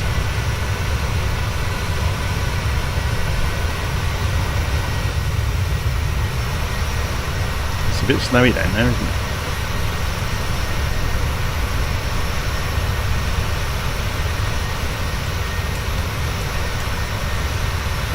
Does YouTube have any chat filtering for streamers? Not really, you just have to keep on top of it. You just get idiots posting rubbish. Well, it's robots posting rubbish, to be honest. They are spinning up fake Google accounts and posting until they get banned, and then spinning up, you know, they've just got probably a multi-threaded generation of rubbish accounts. To be honest, this is a bit of a bugbear of mine. There is a huge industry called SEO, search engine optimization, or it's a branch of marketing, I guess. And yeah, they invest incredible amounts of effort, SEO experts in quotes, at building farms to generate fake content to try to promote websites. It's absolutely insane. So to push somebody up the search rankings, they will make an entire, or how would you put it, a network of fake content around a website to try to game the system.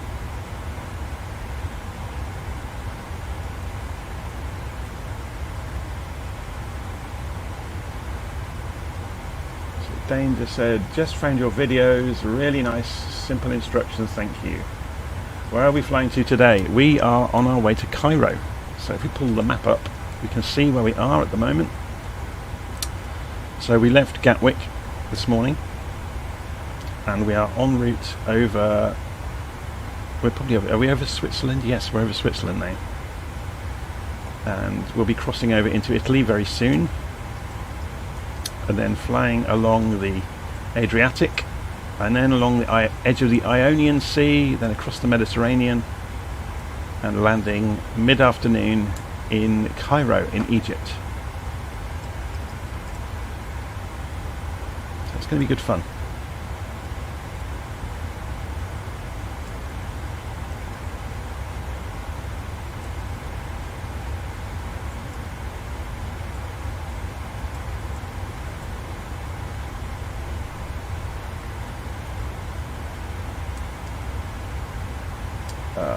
Captain Toast, where in the flight are you? I'm the little yellow aeroplane on the map.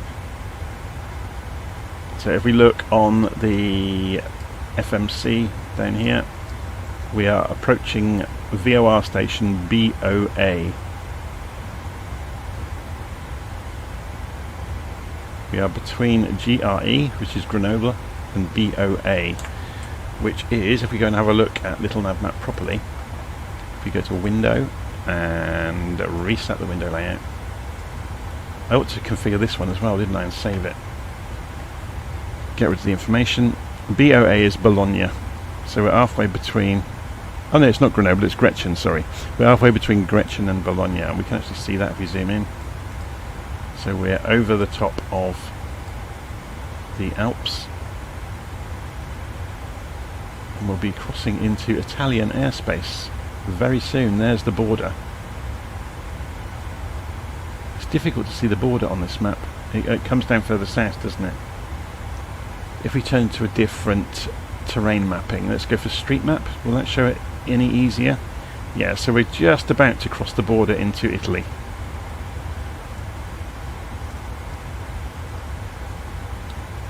If we go for topo map, that will show the relief of the mountains.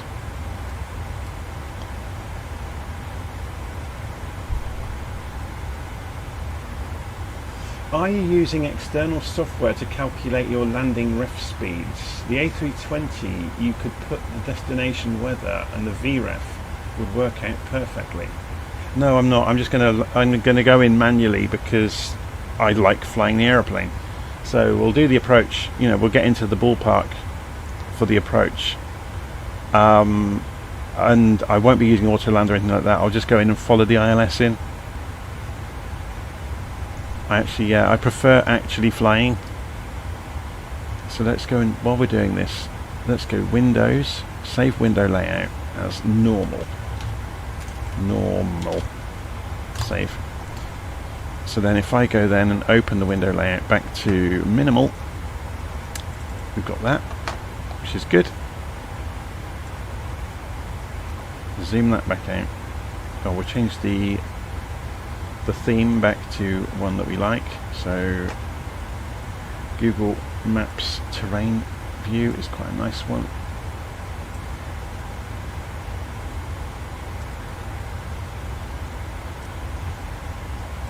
So we're over Switzerland at the moment.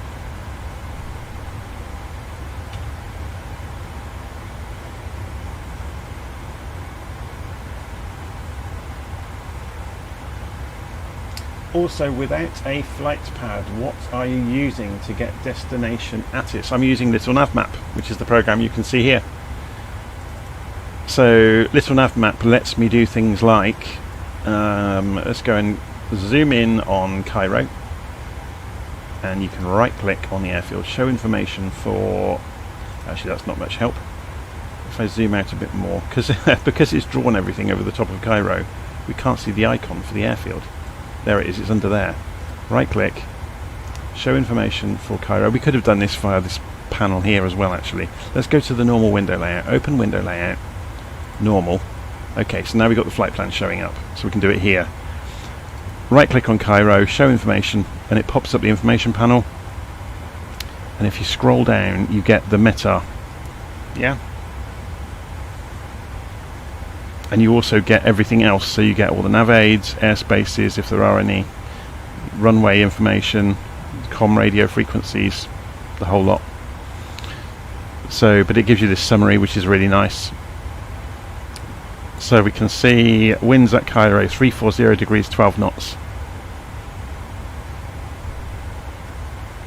So the wind has changed since we took off. It's swung around. It was coming in from the northeast this morning. It's now coming in from northwest, so we're going to get a crosswind on landing. If it turns any more, we may have to reprogram our approach. We'll see.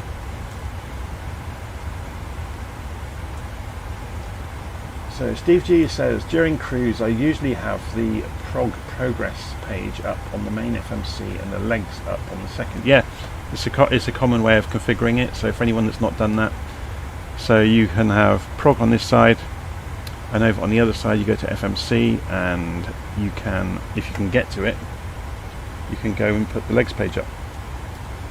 And again, similarly, because this is simulated properly, the EFIS displays are entirely independent of each other, so you can configure them completely differently, which is really useful on approach when you might go and set 1-2 approach mode, so you see the CDI, the course deviation indicator, and then leave the other one on map mode with like 10-mile range, just to see the airfield coming in and maybe the last bits of the approach route.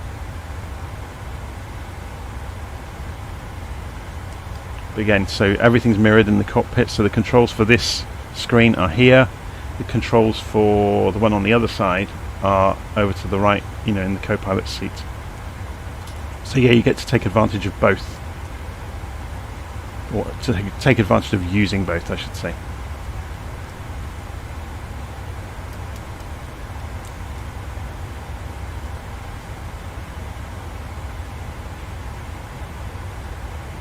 Okay, so let's increase this range out as we see the next few waypoints coming.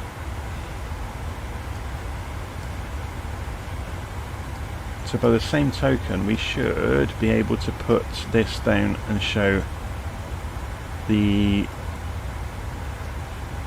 air traffic that's near us passing by, and then we can turn it off on this side and just have our map.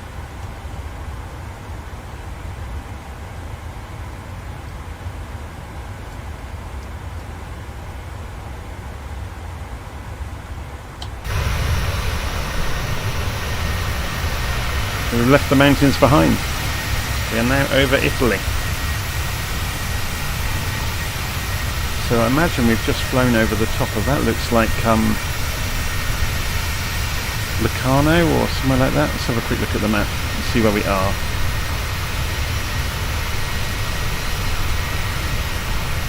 I know Locarno's a bit further over, and Lugano. So that's Lake Como that we can see behind us. So Lugano and Locarno are over there, a bit further across.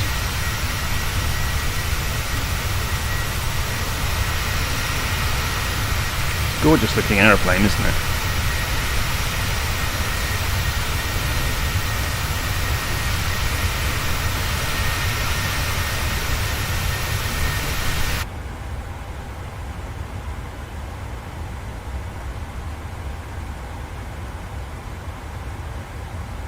So Dane is saying, so what speeds and flap settings are you going to use on landing? Are you using any way to calculate that, or are you using your knowledge and going to save flaps 30 and let the FMC choose the ref speed? I'm just going to slow down and keep the flaps within limits. So yeah, you come down to 220 knots, as you know, you're within 50 miles, and then 200 knots, 180 knots, and you're reducing the flaps as you go from then on. It's not really rocket science, and it gives you very good indication on the indicated airspeed ribbon about the limits, so you'll get the barber pole appearing, and you'll get the indications appear as well for the flap settings on the indicated airspeed ribbon. So as you approach those speeds, you can go for those flap levels. So yeah, it's not an exact science, because if you've got a headwind, you know, you're playing games with indicated airspeed and ground speed and the weight of the aircraft. And generally, that it seems the 737 likes to come in at about 135 knots or so.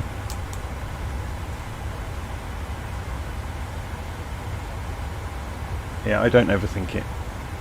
I deal with things as they happen.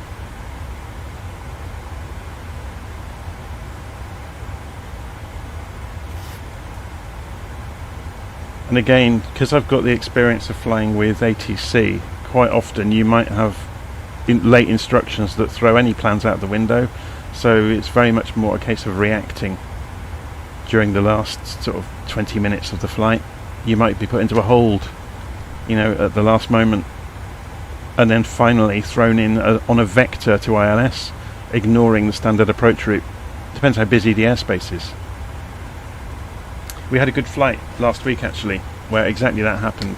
We were all approaching the airfield and the wind changed direction within the space of 20 minutes on approach, and everybody had to throw their flight plans away, and a different runway became the active runway to the opposite direction, which threw everybody into disarray. And I actually vectored myself out of the route to go and sort out everything before I came back in, contacted ATC.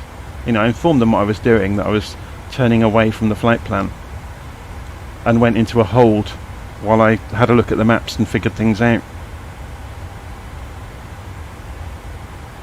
And then obviously once I'd sorted out what I was going to do, I told that to ATC, onto the tower, and they vectored me in for ILS, obviously in concert with other traffic that was also coming in onto the same runway.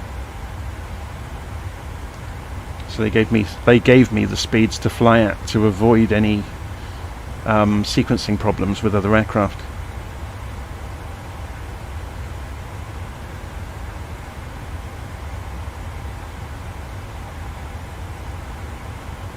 That's one of the really good things actually about flying with ATC, is they are there to help you. That's one of the things people seem to forget. They think, oh, it's a huge learning curve to talk to ATC, but actually they've got your back.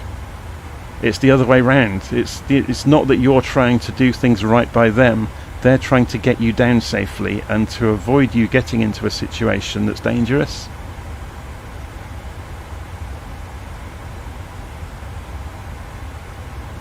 Could you show us how to insert a waypoint in between two future waypoints? Of course I could. So at the moment we are approaching BOA on the way to VIE. So we go find this on the map. We can see there's BOA, which we are approaching, and then VIE. So let's go halfway between, and let's go and insert ANC, the VOR ANC in between. Yep, so that's in LittleNavMap. So we've just done it on our chart. We haven't actually done it in the sim. So in the FMC, the flight management computer, you go to the legs page. There's BOA and VIE. So we want to add ANC in between them. So we type ANC and it will appear in the scratch pad.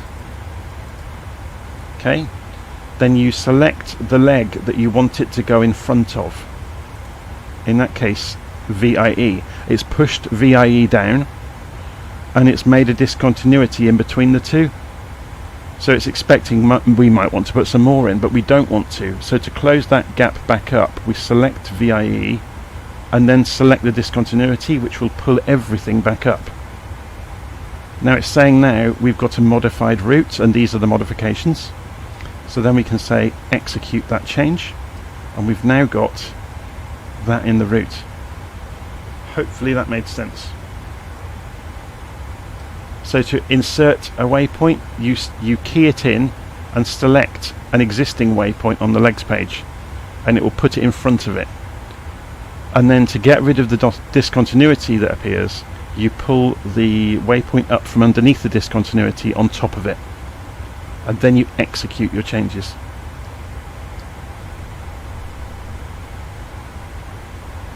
So yeah, we've just changed our route ever so slightly. Should we put some more in along the way to make this a bit more fun? VIE to KRK, is there anywhere in between there that we could add?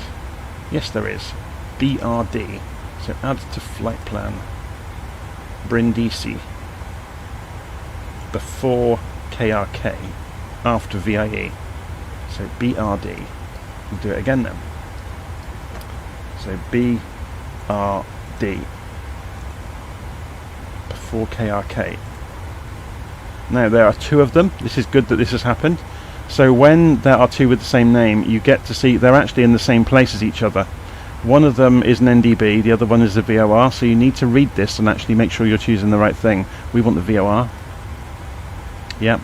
And same deal, and this is good as well, this has happened. We can't see the next one, we have to go next page. Select it, previous page, then select the discontinuity and it pulls it back up in exactly the same way. And you can see the change being illustrated onto here. So when we go wallop, and look, we put the wrong one in. Yeah, so there's a problem here.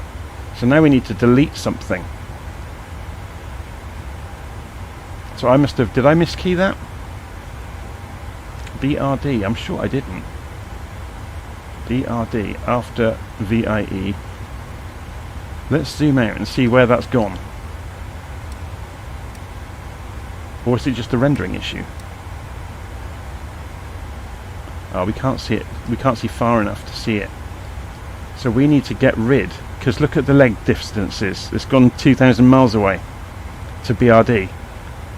So maybe it's not in the database, or maybe the one we wanted. And it's now saying insufficient fuel, because of course we can't fly 2,000 miles out of our way. So we clear this.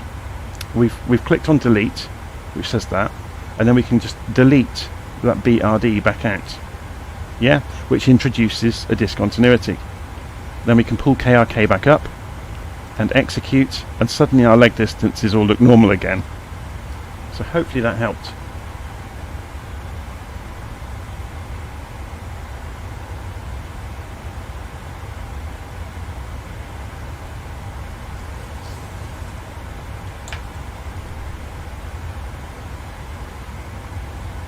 Does LittleNavMap import the SIDS and stars from Flight Sim?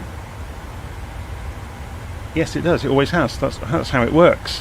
When you first load LittleNavMap, it doesn't have any of the airports or the nav aids or anything.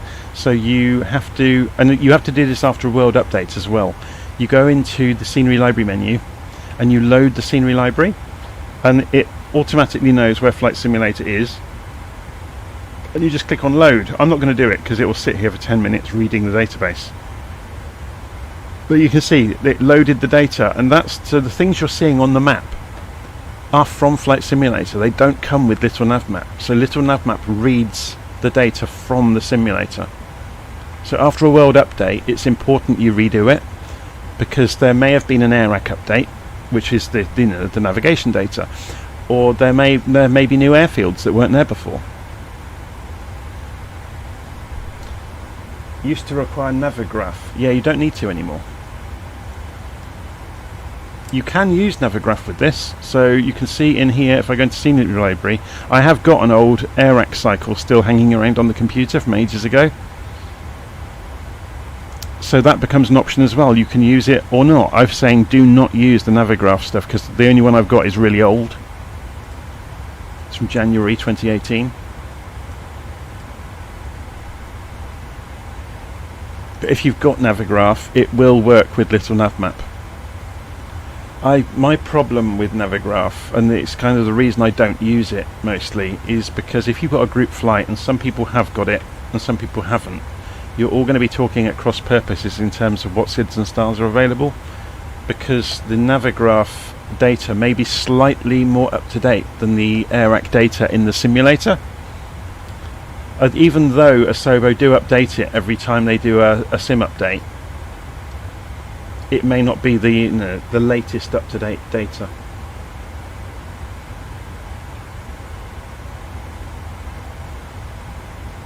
So yeah, Dane is saying hence why LittleNavMap is free, and why the simulator gets you the data for free. They're giving you, it might not be the most up to date, but it's good enough. Yeah, it's a nightmare when you do a group flight if they go and specify a SID or a star, or on VATSIM even, and you haven't got it, because they're working to different data than you are. Just going to have a look out the window, see what the weather's like. Quite a nice view out across the mountains, isn't it?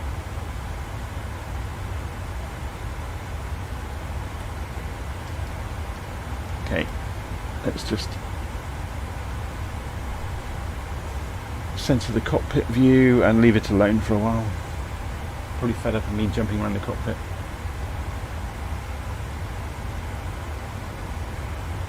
Stepping through the legs in plan mode. How do you backwards the steps? And you can't. You can only step forwards. So what we're talking about here, this is Dane in the live chat is asking about, if you go into plan mode on here, it centers the display. If we turn the zoom down, it centers the display on a waypoint, and it's marked by a CTR label on the legs page, and at the bottom right of the legs page is a step button, and it steps forwards through the flight plan. You can't step backwards, as far as I'm aware. It only goes forwards, so you can check your flight plan to see that it all looks okay. So you can see that's where we go in towards Cairo. Yeah, but I don't think there's a way of going backwards when you're doing stepping. But yeah, the step mode is a really good safeguard feature to just verify that your flight plan looks correct. Another thing to look at when you're looking at those legs is to look at those distances, because when we saw that problem earlier, if we can click legs to get back to where we are, when we saw the problem earlier, we suddenly had a 2,000 mile leg where we'd got an incorrect waypoint. So it is worth having a double check after programming a flight plan by hand, just to make sure there's nothing outlandish going on.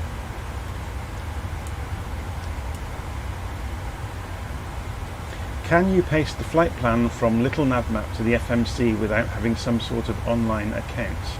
No, you can't.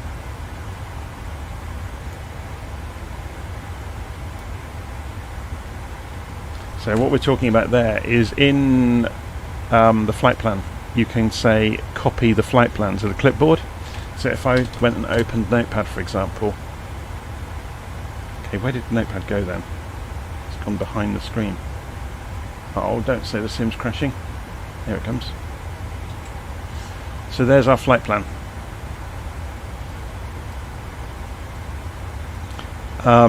If I press Control Plus a few times. So if we disregard that, that's got the flight level on it basically. So there's our departure airfield, that's our SID. Those are our mid-course waypoints. Sorry, up to IRA.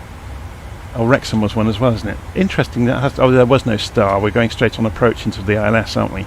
So notice it doesn't have the ILS in there either. So the text version isn't always as fully, descriptive as you might like it to be, but it's good enough. But you can't actually use that to get straight into the FMC in any way, which is good because it's supposed to be simulating a real aeroplane,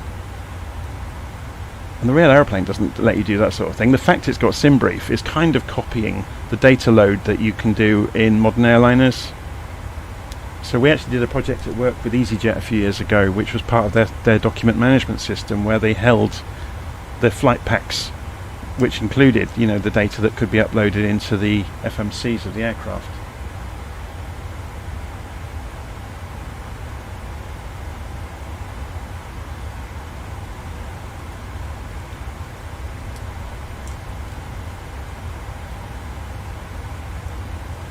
Yeah, company routes, exactly. Obviously that content management system had so much security on it, it was untrue.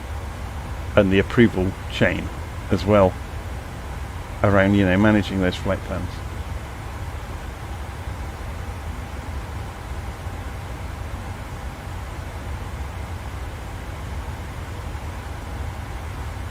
Yeah. So SimBrief, that is so Patrick is just saying you can get your flight plan into SimBrief, and then you can get the SimBrief export into a particular folder of the simulator, and then you can pick it up into the FMC.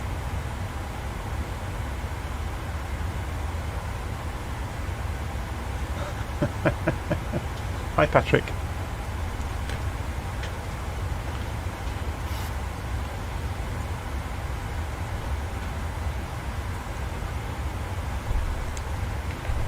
I haven't drunk my coffee, it's going cold.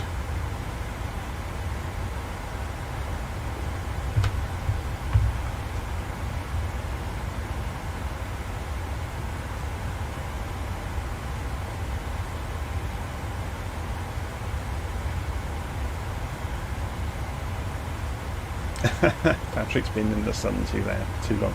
Was that cutting the grass? I managed to cut ours last weekend, and it hasn't grown so much since, so I'm getting away with it today.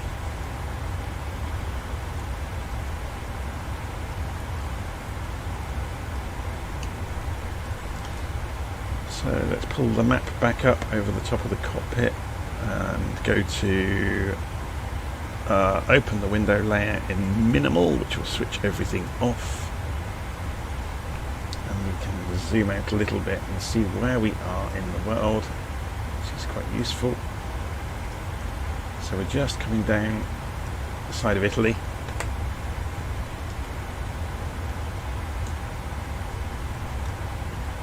So if we go and look at the progress page on the FMC, we can see our ETA is still 2:30 Zulu or UTC, so 3:30 in the UK. So we've got about 3 hours to go.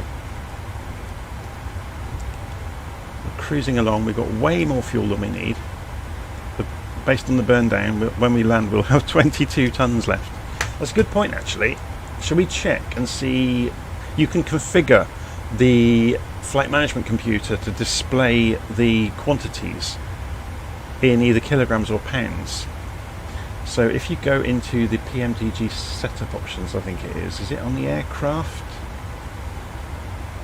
I can never remember where this is. Is it on displays? I think it's on the last page. So if you go to 9, there we go. So you can use weight units. So I'm using pounds at the moment, not kilograms. So obviously I've been talking about tons incorrectly all this time. So we're talking in thousands of pounds. So we can switch to kilograms if we want to. But again, this feeds into that whole thing I was talking about, that the aircraft are delivered by Boeing in a specific configuration for the airline, and then they'll be configured beyond that by the ground crews. So you can twist the aircraft in Flight Simulator to behave and work the way you want. So obviously in the US they're going to typically work in pounds, in Europe they're going to typically work in kilograms. It's an interesting one. I'm not using an airline. Lolo's just asking in the live chat.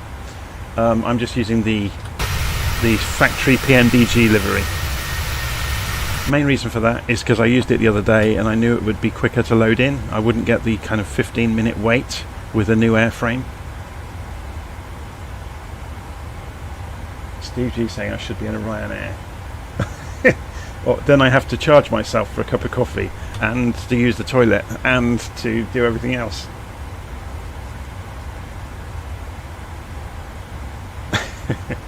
The budget airlines are quite good like that, aren't they? You have to make sure you go to the toilet before you get on the airplane. I don't think they do charge for the toilets, but everything else is an expense. Michael Ryan has been in trouble in the past, hasn't he, for making glib comments about things that he thinks should be charged for. Okay, let's put that back on progress mode.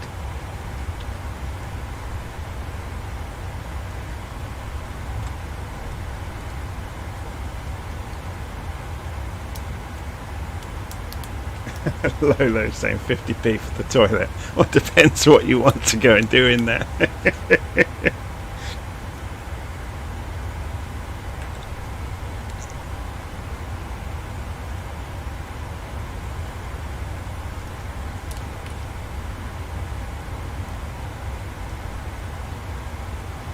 I kind of agree with air travel. You know, you see people complaining, saying, "Oh, my flight was terrible. The entertainment system didn't work, and you know, I had no internet connection, or they wanted to charge me £10 to use the internet on the aeroplane, or whatever."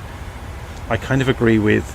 I think it was Louis C.K. that was on a chat show years ago, and he was having a go about, you know, people complaining about that, and he kind of turned round to the audience and he said, "You are sitting in a chair in the sky.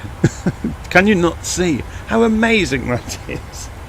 It's always stuck in my mind, that his routine about that. It was just absolutely brilliant.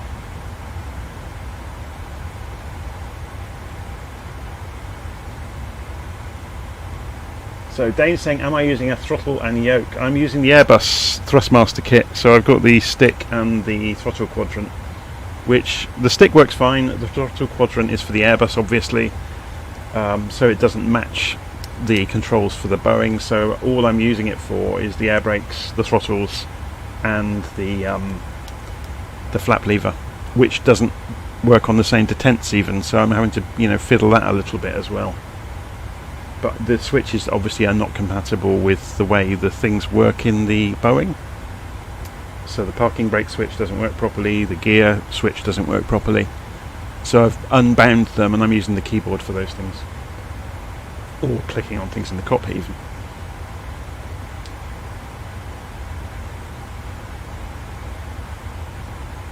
Turn me a while and saying FL. Flight level, do you mean? We're at 360. Oh, we should be at 350, shouldn't we? That's a good point. I did that without even thinking when we took off. Let's go and take ourselves back down to that, and we're going to do a flight level change to 350. Again, I've said this before and I'll say it again, when you're busy following the live chat and chattering away, I'm terrible at multitasking and I make mistakes.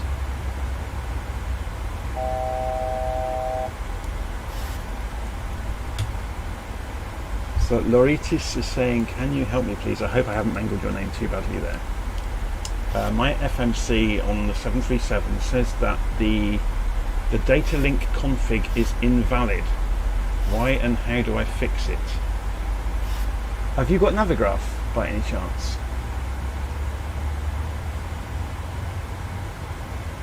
Patrick saying, I'm telling Rory. Rory's one of our regular ATCs.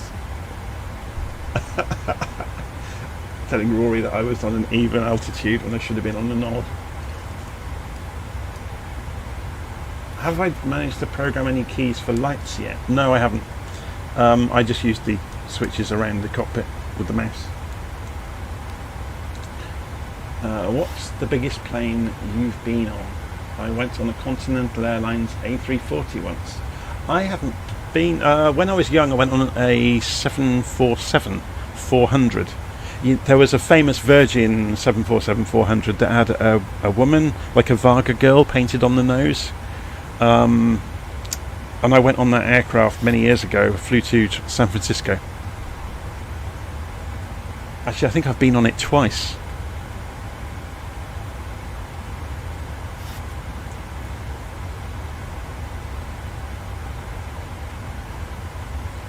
So what it sounds like then, with the Navigraph issue, it's probably a problem with your Navigraph installation. If you're getting a problem showing up in the FMC, so it'll be something to follow up with their support, maybe. Oh, my dad has appeared. David Beckett. FSUIPC would work to set the stick and throttles. I'm not running FSUIPC. I'm not going to run it either.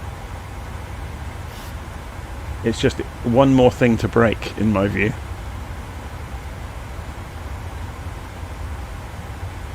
Ellis is saying, hey, in the sim, when the sun is hitting the cockpit, the shadows start flickering like crazy. Have you ever had this issue? Yes, everybody does. It's just to do with the rendering. And depending on what your graphical details are set to as well, will influence that. But, yeah, there's nothing you can do to stop that. You know, just be fortunate that it's even trying to cast the shadows across the cockpit, because they didn't always. Many years ago, you had a two-dimensional view of the cockpit that filled half the screen, and you made do with that and thought it was great. So even having a 3D cockpit is amazing, without complaining that the shadows aren't being cast perfectly. You may see that change in another few years' time when ray tracing becomes more normal to be seen, and then you will see very accurate shadows. But ray tracing requires so much grunt from the graphics card.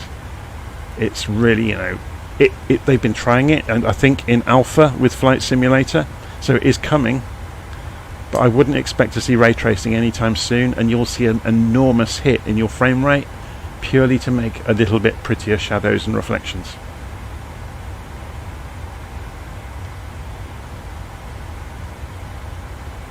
So Lolo is saying, is it are we talking about the Virgin 747, I guess?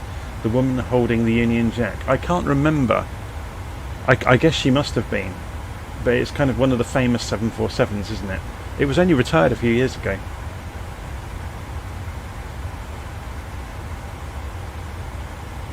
So Steve G saying, if you are using SimBrief downloads, you need the PMDG files, not the MSFS files.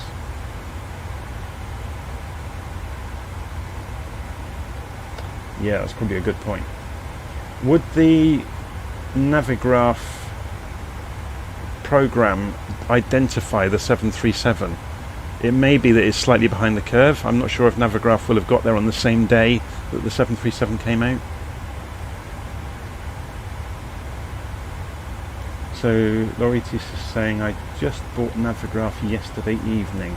My wallet hurts. Yeah, I've been thinking about it for months, but I can't warrant spending the money on it. Is there a possibility to get a METAR inside Navigraph? I don't know. Maybe somebody else in the chat room will know it inside out and can tell you.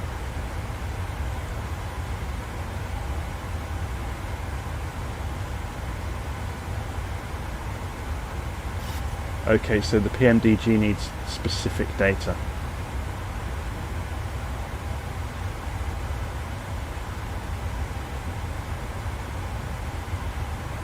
Yeah, I guess what you're talking about here is when you look on the on the menu page and go to the FMC, you see the you don't see the data. It's only when you first boot it up, isn't it? When there's nothing programmed. It would show you the status of the system. I'm not sure how you get to that after you've programmed a flight. I'm not sure you can. Yeah, maybe we can't see that in flight, but you see the initialization data and the data of your air rack and everything. So if it doesn't understand it, that's where you're going to see the error.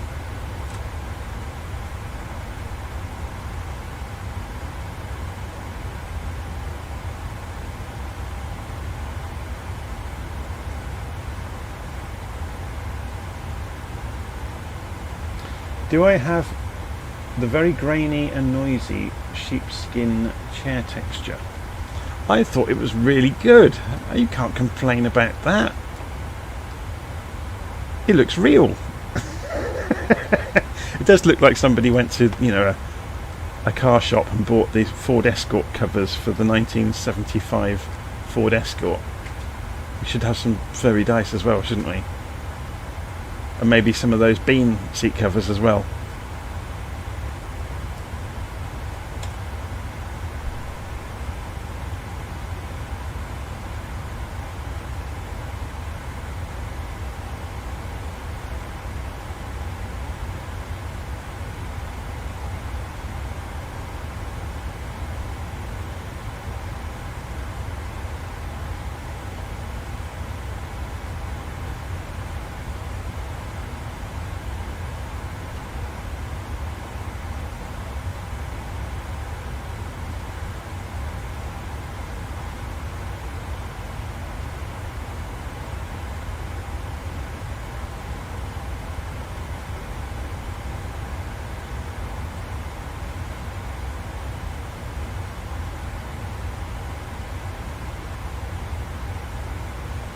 The truth comes out. Laurie just didn't read all the documentation. He tried his luck. We've all done that. My granddad used to have a saying, you know what thought did. And I can't repeat the rest of it because it's quite rude. Pilot Thomas is saying, hello, when I install it, the MSFS automatically goes to offline mode with every airplane. When I delete the PMDG 737, everything is normal. Where is the problem? That's a really good question. Did you buy the aeroplane from PMDG themselves, or have you downloaded it from somewhere?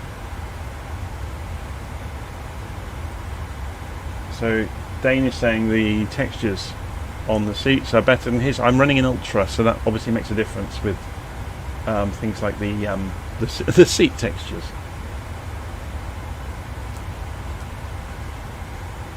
Okay, so Pilot Thomas got his from PMDG. Just go and post in the support forum and ask them. Because yeah, if you bought it from them, then obviously you can get to the support forum and just go and ask them what's going on. It may be a bug. I've not seen that myself. I've not heard of anyone else have that happen.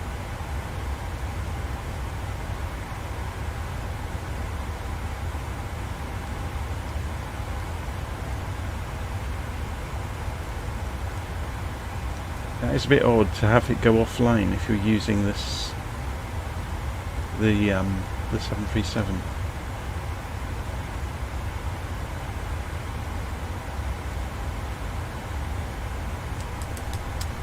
Okay, how are we doing on the flight plan? I'm going to go make some lunch in a minute. I've just noticed it's 10 to 1 in the UK. Just thought, I'm hungry. Why am I hungry? I apologise for the croaky voice today. We were out last night. We went to the end of year rugby dinner. Excuse me. Which was, yeah, lots of music, lots of shouting, lots of drinking, and didn't drink that much, but got a croaky voice this morning. Well, this afternoon now, I should say.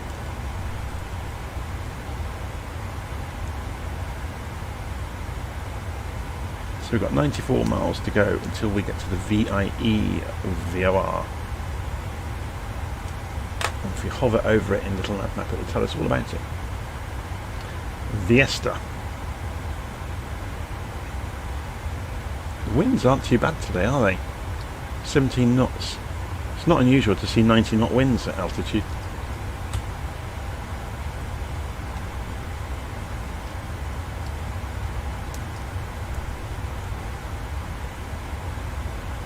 That's quite funny about that I was flying at flight level 360 because I programmed the plane in for 350 and then obviously didn't follow my own instruction, which was really clever.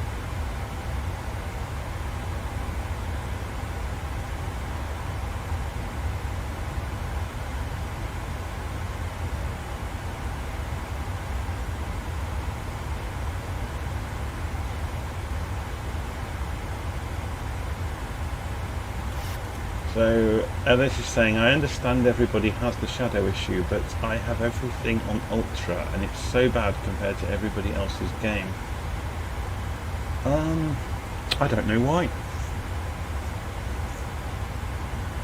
And you're just on a monitor, not in VR.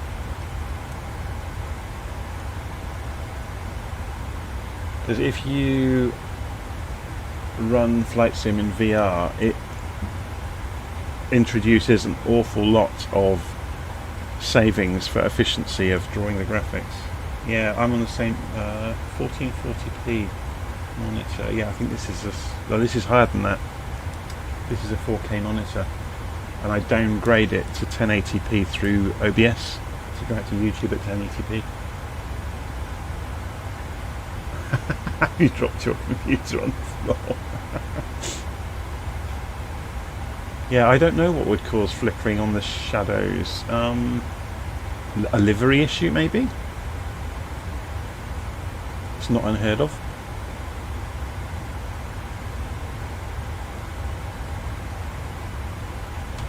Yeah, because this is on a 3080 RTX with graphics card. It's an i7, but again, if I pull up the stats on the machine, you'll see it's not really being pushed at all. Task Manager. If you go and look in the performance, so CPUs. So that's the GPU. On the CPUs, the cores are running kind of about 25%. There's one of them running a bit higher. Well, that one is as well, and that one, but the rest are all very low. Memory is probably 2/3 full. The Wi-Fi connection's nowhere. I've got 400 up and down, and it's using about 7 by the look of it. That's to send, so that's the YouTube stream being sent, and that's the sim reading, which is, you know, tiny amount. The GPU is being hit. We're frame limited, 30 frames a second, using the VSync options in the sim, which is why this isn't maxed out, otherwise it would be. So yeah, I'll just go and shut that, I don't need it running.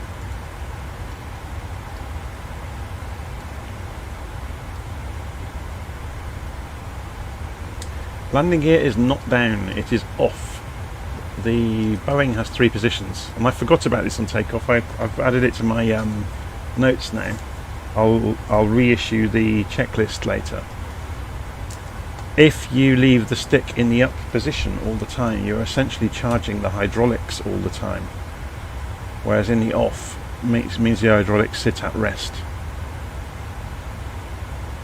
It'd be interesting to go and have a read about that and see what the official wording is.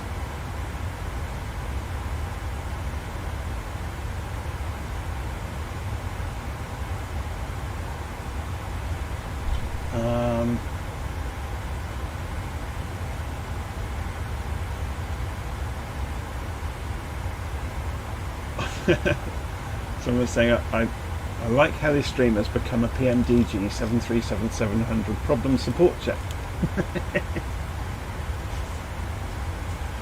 There was a video out a few days back.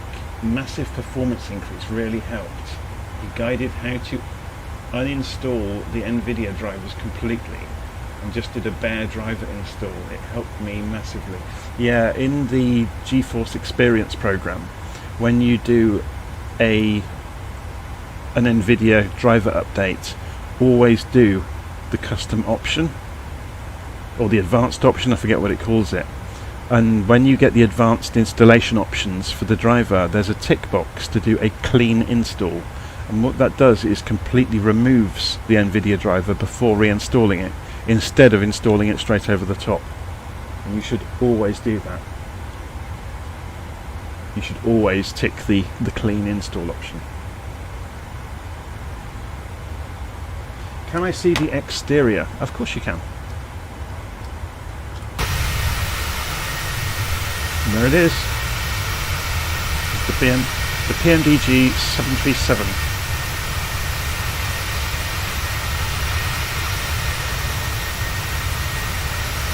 Obviously I'm using the factory PMDG livery, I'm not using an airline livery, but oh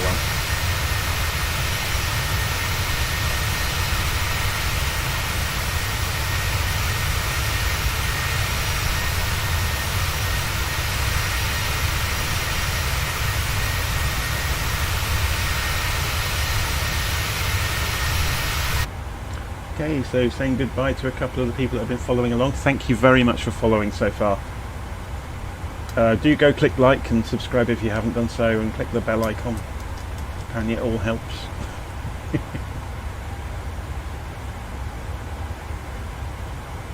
Stefani is saying today is my 22nd birthday. Happy birthday.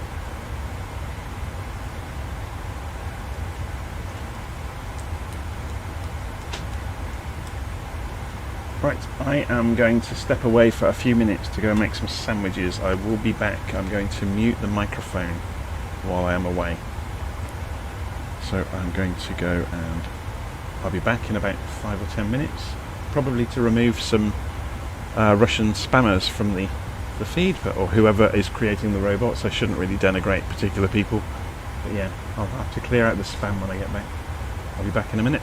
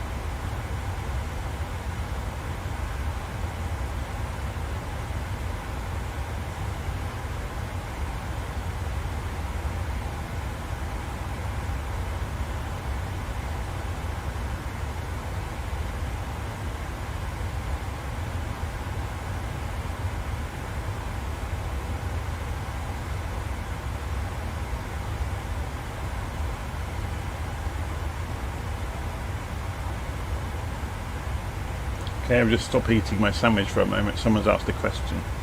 So Chris has asked, hello, coming from the A320 fly-by-wire, I have a problem figuring out how to go direct, jumping to a point in the flight plan. It's easy. So I'm not going to do it because it'll mess my flight plan up. You have to be on the legs page.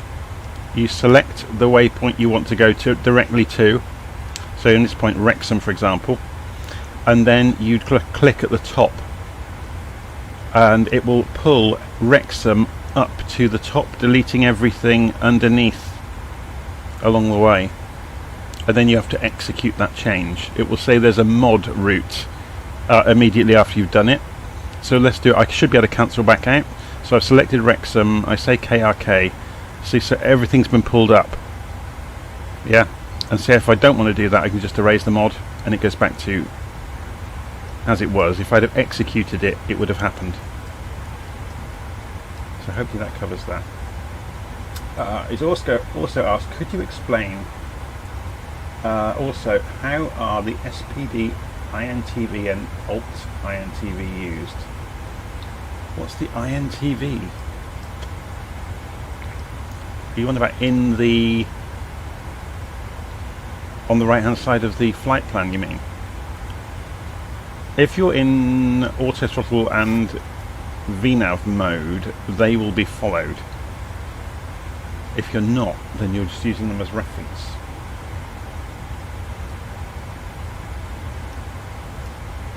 Oh, up here. Speed INTV. That's a really good question. I'm not sure. I've not read up on that yet. So perhaps somebody who is an expert at this stuff could weigh in.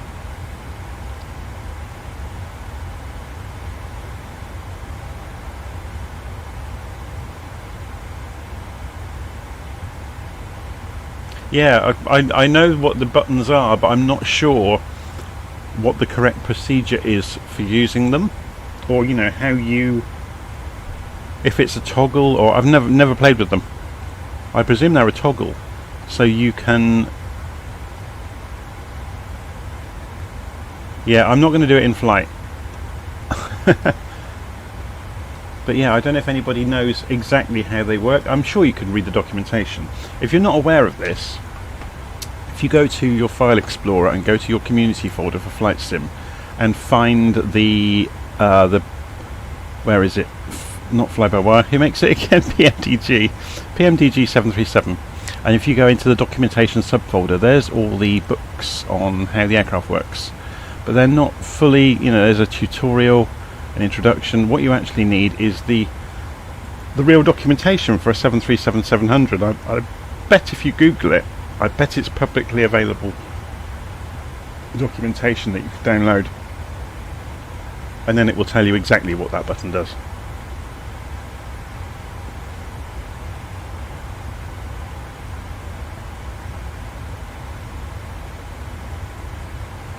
Right, so you would toggle it to put in a separate speed than the flight management has given you. But I wonder why you wouldn't just change the master control panel.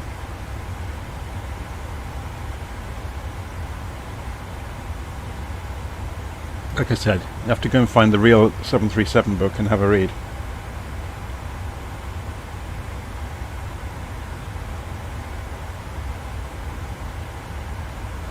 I'm sure if you search YouTube for SPD INTV, you'll find somebody talking about it. If not, it'll be me next week.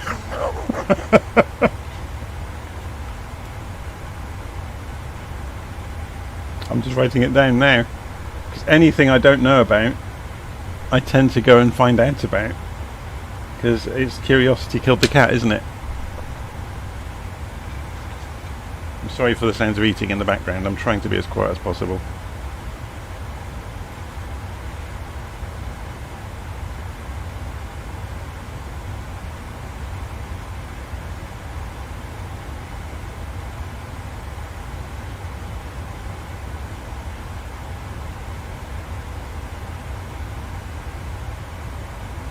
Yeah, I'm the same way, Chris.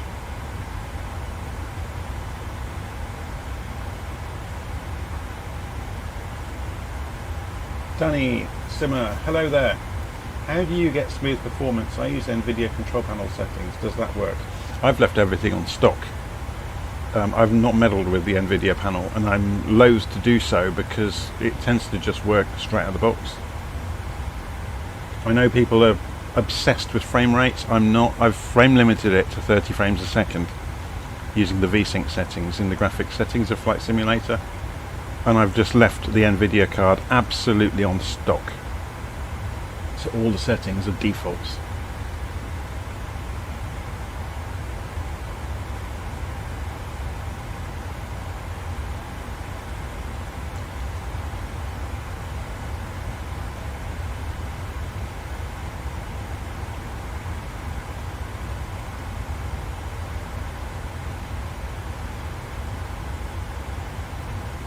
Solarphonics has just said thank you about the PDF. Yeah, I'm going to have to re-release it. I've missed a couple of things off it.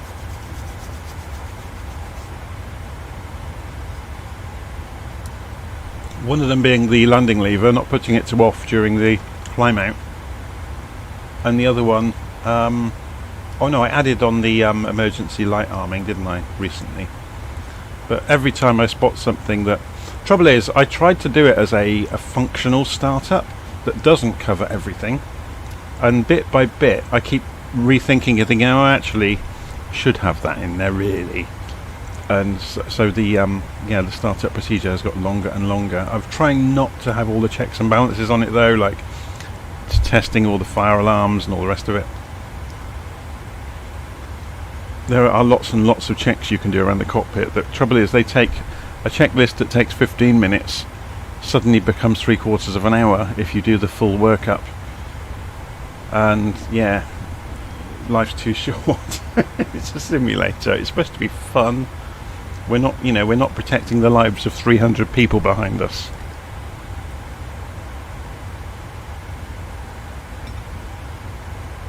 So yeah, there's a line, and the more dedicated simmers kind of recoil in horror that my flight plan my checklist isn't the proper workup, and there's things missing, and how dare you, and oh well, get over yourself. I mean, there is if you're studying to become a real pilot on the big jets, then working through the real checklist is obviously very, very valuable, and it gets that muscle memory going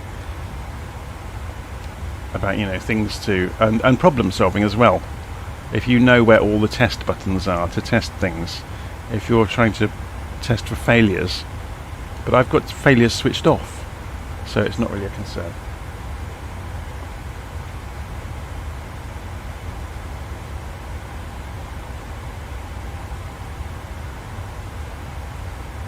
Yeah, so Steve G saying he saw a pilot do a half-an-hour walk around on the ground. Yeah. That's interesting in its own way. Oh, we have a traffic alert. It's interesting. Oh, someone's head on with us. Here they come.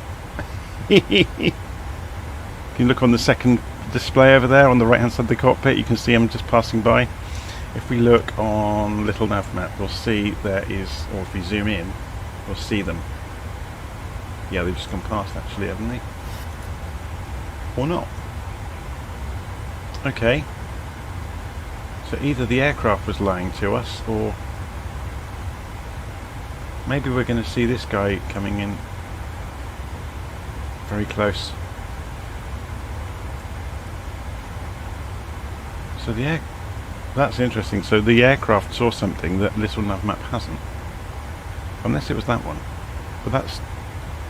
Oh, maybe it was. Oh yeah, look at the speed. Yeah, it was him.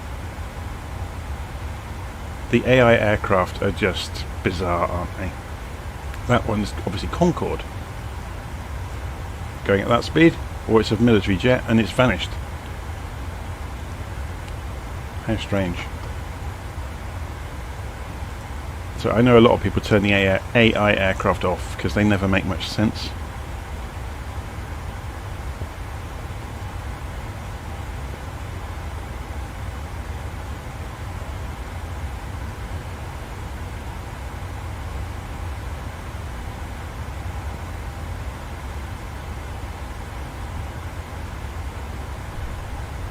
So I'm just eating a sandwich. I'll answer some more questions in a moment.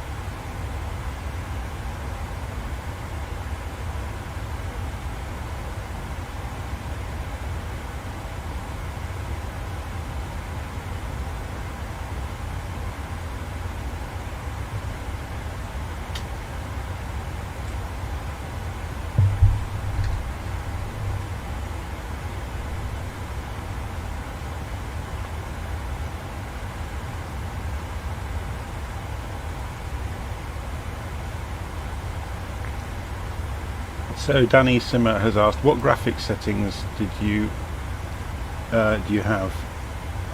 It's on Ultra. And did you hear about the man who landed the plane with no license in the USA? Yes.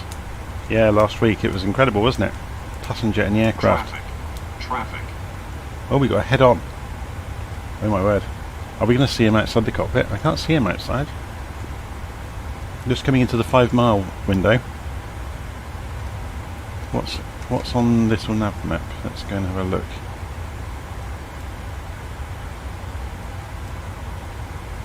They are 1,000 foot below us. We should see them.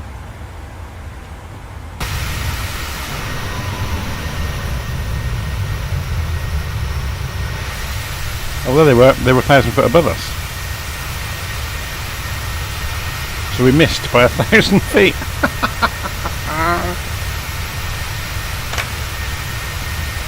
An AI aeroplane was injected in and we just missed it.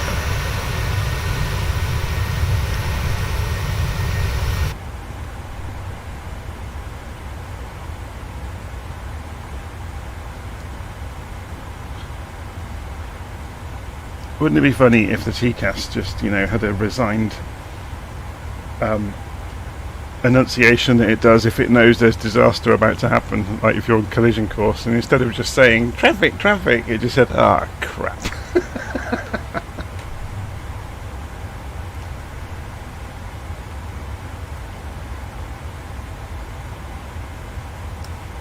Yeah, I don't think they would. I'm just reading Steve's comment on the live chat saying they didn't say what happened to the pilot. I don't think they ever do with that kind of story. It's a privacy thing, isn't it?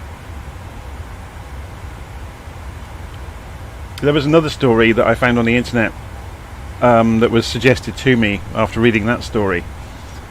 Back in, I think it was 2012 maybe, an 80-year-old woman was flying across the US with her husband, who was obviously another elderly chap, and he had a medical emergency and died during the flight. I'm not sure if she knew he was dead or if he died shortly after they landed, but she had no prior experience of, or no, that's the wrong way to say this, she had flying lessons when she was much younger and had soloed a GA aeroplane, but it was 30-40 years previously, and she went to air traffic control and said, explained what the situation was, that she was a passenger, and yeah, they talked her down.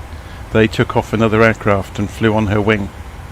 but you could tell from, you can listen to it online actually. It's on YouTube, the recording from the control tower of the conversations with her, and it's obvious she doesn't know her way around the cockpit at all. And I've heard some people saying about this guy that landed the plane this week, he sounded like he knew where things were. He was reading things off in the cockpit very confidently.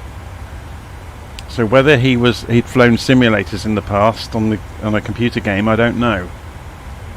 But he didn't sound completely, at sea with everything. I've only heard people talk about that. I've not actually listened to it myself. Obviously, yeah, if you've flown a simulator, you've got a massive head start on somebody who doesn't know where switches and buttons or, what the attitude indicator is or anything like that.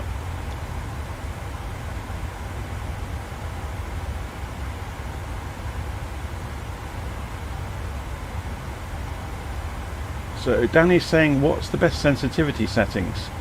I've got all of mine zeroed out, so they just give the straight line performance. I haven't got any curves on anything.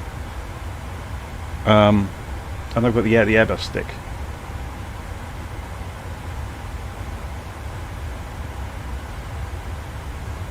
How does one keep their pilot's license in their 80s? Someone must have paid off the medical checking guy. Yeah, I don't know in the US how that works. I mean, for all we know, he had passed, medical certificates in the past, and he just had this sudden, health issue. You never know. Could happen to anybody. That's always the danger with a small aeroplane, isn't it? If you're the sole person in charge and you fall ill for whatever reason. It's a similar thing with flying over water with single engine planes, isn't it? It's not forbidden, but it's kind of frowned upon to do a long trip over water with a single engine aircraft.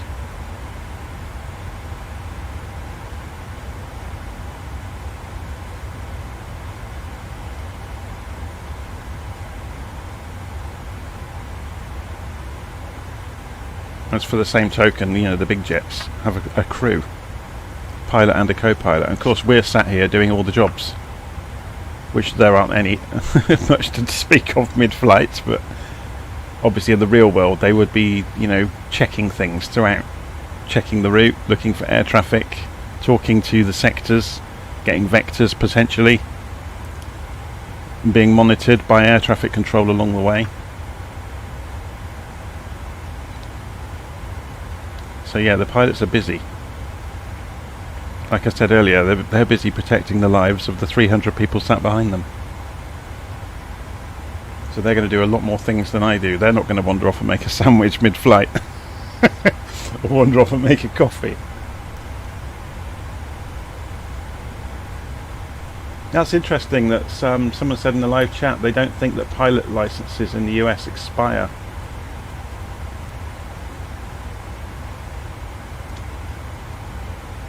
That'd be an interesting thing to go and read up on, actually, to see what the requirements are around that. Because I know the commercial jet pilots get retested every so many years, don't they? Is it every couple of years they have to go into the simulator? And they basically have disasters thrown at them just to check their currency on procedures and all the rest of it. And again, it's not like a you can't fly, it's a you need to do more training kind of test.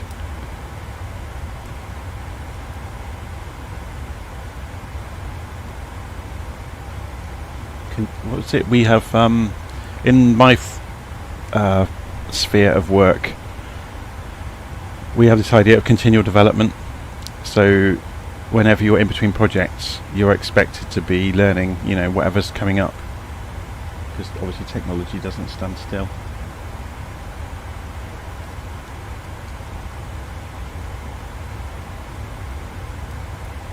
Yes. Just reading Chris's comment, I think that's common in Europe as well, where your license can essentially expire. So if you don't fly often enough, then you're not good to go anymore, basically. Let's have a look at the map, see where we are. So let's open up LittleNavMap, full size. So we're flying to KRK, so we can take that waypoint back out that we didn't use.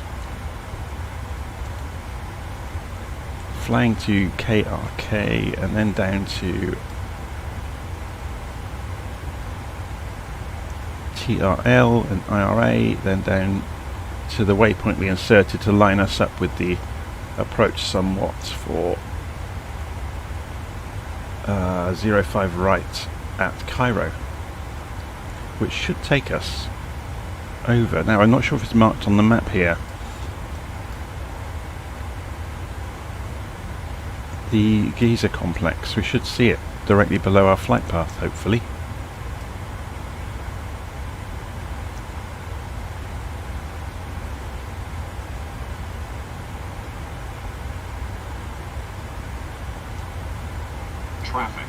Traffic. It's coming in on our side. Can we see it? Is it below us?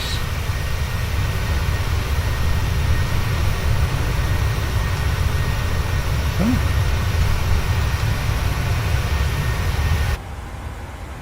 Should be alongside us now.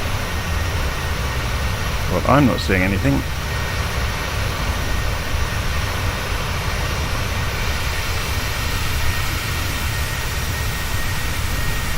No. It's an imaginary aeroplane. Perhaps it's Wonder Woman in her invisible jet.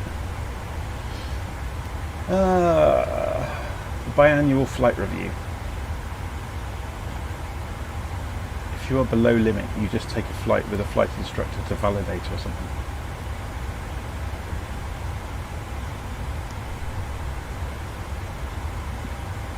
One of my friends works at AOPA, the American, I've forgotten what the actual acronym stands for. They've got a wonderful website with fantastic podcasts and stuff.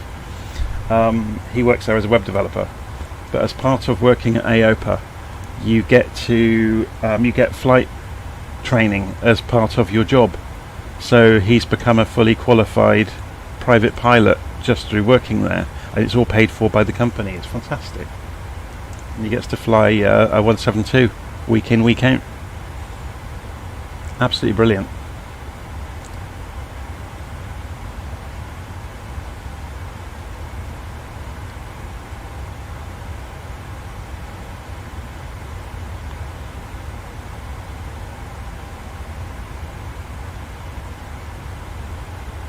So one of the perks of working for AOPA is you get trained as a pilot while you're working there. And then they've got aircraft of their own that you can use. I'm not sure what costs are associated with using the aircraft. I imagine it's just to cover servicing. And fuel, obviously.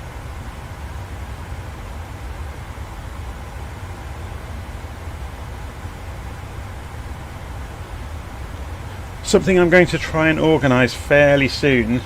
Well, I need to get in touch with the guy first. I know a 737 pilot, a real one, and I've talked to him in the past. I think I've mentioned on the channel in the past that he's helped me in the past with procedures. But if he has time at some point in the future, I'm going to try and organise a Q&A session with him live on Discord. I'll have to do invitations or something to let people ask to be invited in, and we'll do it as a private session. To have a real 737 pilot sit in and ask everybody's questions about the instrumentation, the avionics, the flight management computer, and about procedures and about how they do things in the real world and the right and wrong way to go about things. So yeah, hopefully if I can get it organised, it will be a really, really good session. But I need to approach him first and see if he would be up for doing it, because obviously we wouldn't be able to pay him. We'd just have to, it'd be to do out of kindness, just to give us like half an hour or an hour of his time if he's available to do it.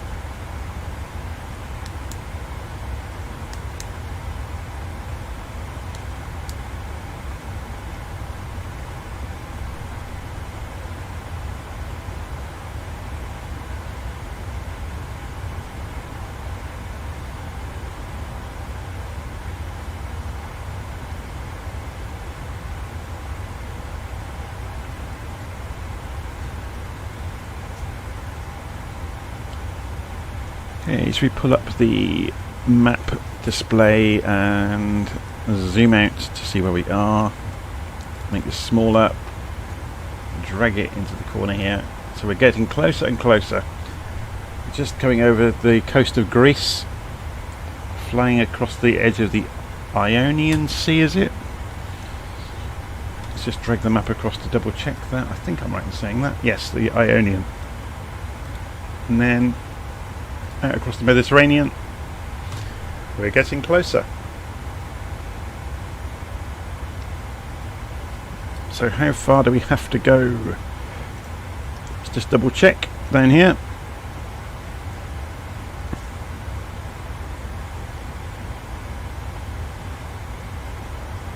So we've got legs on this page, we've got legs on this page. Let's go to progress. So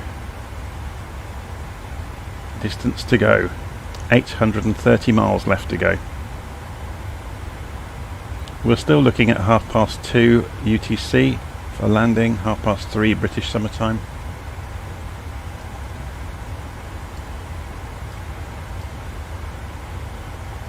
It's looking good.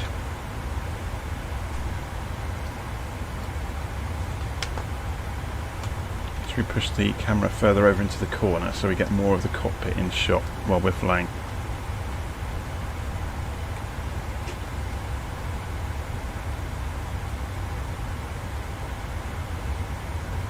Yeah, Chris Neon Tree is saying, I've watched several cold and dark videos of the real life 737 pilots and everyone had a different approach to starting this plane. Makes it even more confusing for simmers to learn. Yeah, I watched CJ Lemoyne do it with the Zebo mod, who's known as Mover. He does the DCS videos now and again with Gonki, and he became a 737 pilot after he left the military. And he sat in the Zebo mod in X-Plane and was explaining that and said, yeah, different operators have vastly different procedures. And, you know, they're, at the end of the day, firing up a 737 or any of the big jets, they're very similar. You need electrical power, you need compressed air from the APU to spin the engines up, typically, not on all planes, some of them have electric starters. You need fuel. And yeah, and you need the engine's ignition, and that's pretty much it. And everything around that is navigation and avionics. You know, like the hydraulic pumps for the control surfaces, the flight management computer, the flight directors, all the rest of it. It's so the exact order you switch things on in isn't actually that important. It is for key systems that rely on each other, but for the rest of it, the workup and the tests done around the aircraft will vary.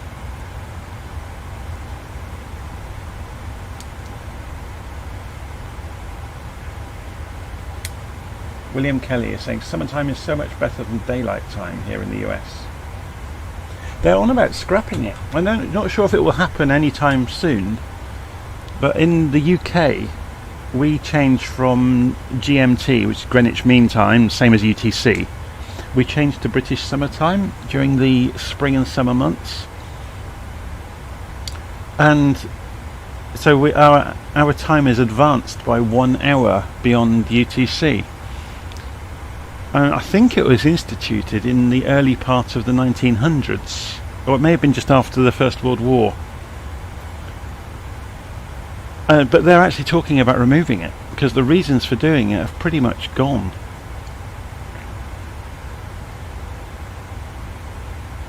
I think at the time the farming industry was one of the primary causes or reasons to give them more daylight hours, or to more hospitable daylight hours working on the land. I'm not sure. If you go and read, there's probably articles all over the internet about why daylight savings was instituted in various countries.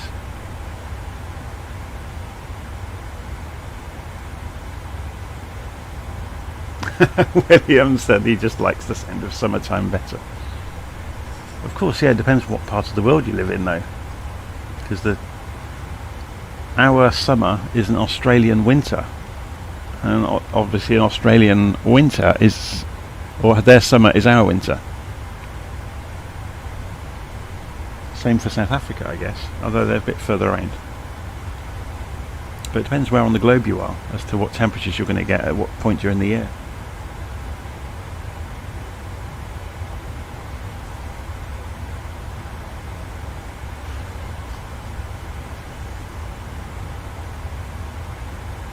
Okay, I'm going to nip away and go make a coffee. I'll be back soon, and then hopefully we'll, I don't know, another, what's the time? So it's 1:30 now. In about an hour's time, we'll be starting to think about descending and looking at the plan into Cairo. Maybe in an hour and a half, we'll be starting descent. It's quite a long flight, isn't it?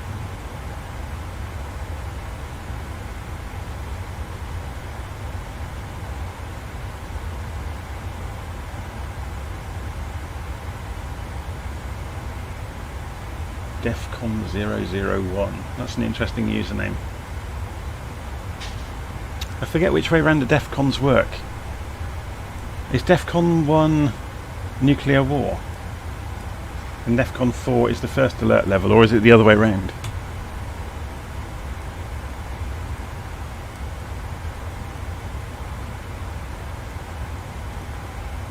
Does it count down or up? I can't remember.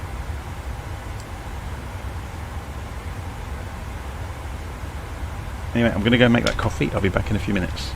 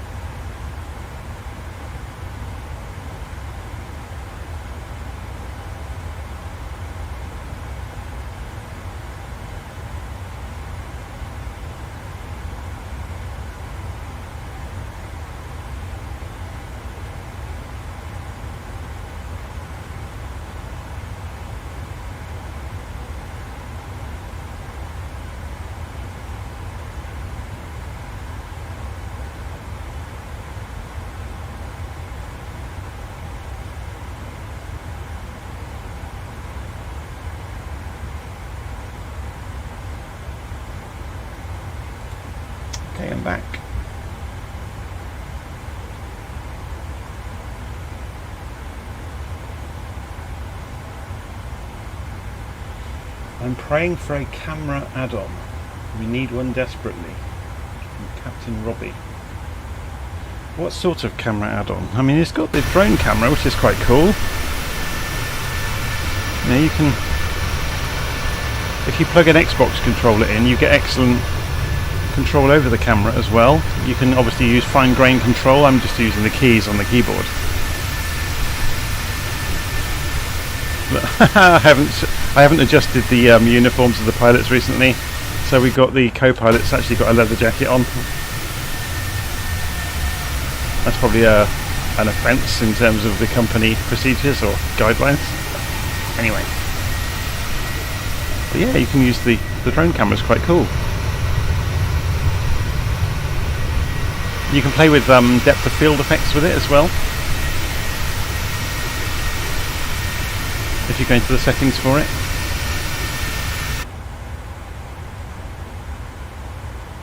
Do I use the Google Maps add-on? No, I don't. Again, it's something else to break. And plus, it's not very...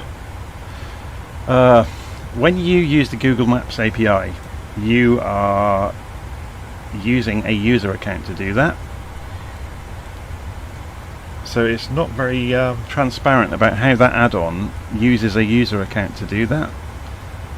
So somewhere there's an account, maybe they're just making random accounts with a robot to do it, I don't know.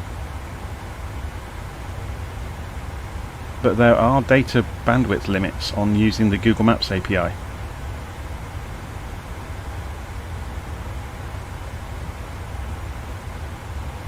And plus, the Google Map data isn't significantly better than the Bing Maps data. You have to remember they both buy their data from GIS companies. So, you know, they don't own the aircraft that are mapping and flying the isometric routes. They buy all of that data in. And Microsoft, Microsoft in this case, for Bing, have put an enormous amount of effort into improving the texture data, the fidelity of their data. They have joined up where Google is very much like a patchwork in lots of places, where you get different seasons where the data doesn't match up on the ground, whereas Microsoft has gone to enormous lengths to resolve that, which is why you don't see a patchwork below you, you know, of scenery data being taken different seasons and all the rest of it. So they've put a ton of work into that.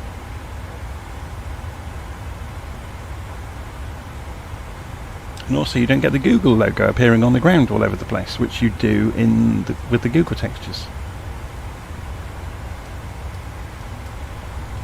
So yeah, I'm not convinced. For the amount of time you spend at low level, I would rather have the Microsoft scenery, to be honest, because it's been tidied up to a much greater extent than the Google scenery has. And yes, of course, you're going to find specific places which look much better in one or the other. But at the end of the day, it's kind of like supermarkets with ready meals. The ready meals are made by largely the same companies across all the supermarkets, so the data you're seeing for the scenery comes from the same GIS companies that provide that data to the industry. So they're operating the aircraft, doing the survey work, or the space scientific companies have got the data on the elevation maps as well. Microsoft did a lot of work many years ago. There was a project called Photosphere, I think it was called, which that's where the photogrammetry really comes from, that everybody uses. They did a massive research project on combining photographs from known viewpoints and having AI look and realize where the buildings were and things, or the shapes that it was seeing, to combine all the photographs from multiple viewpoints and to make three-dimensional structures from everything.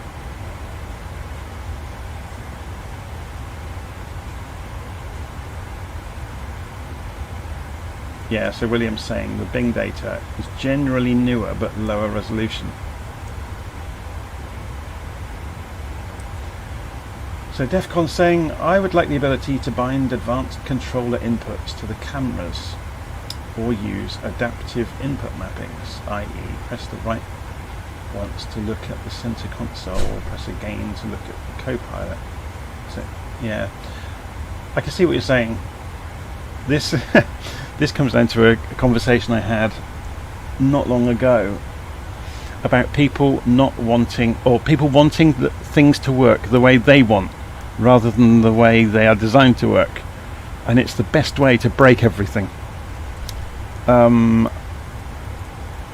know somebody that quite regularly manages to mess up their simulator because they go and change the mappings of the mouse to work the way they want it to work, which is the way a simulator they had worked a long time ago. And they try to twist Flight Simulator to be their old simulator, and they end up completely breaking it every single time. But yeah, I tend to use things the way they are out of the box and the way they were designed to be used, rather than trying to twist them, because that you end up just in a halfway house where some of it kind of works the way you envisaged, but some of it doesn't because it's not possible. So you may as well just use it the way it's designed. I get where you're coming from though.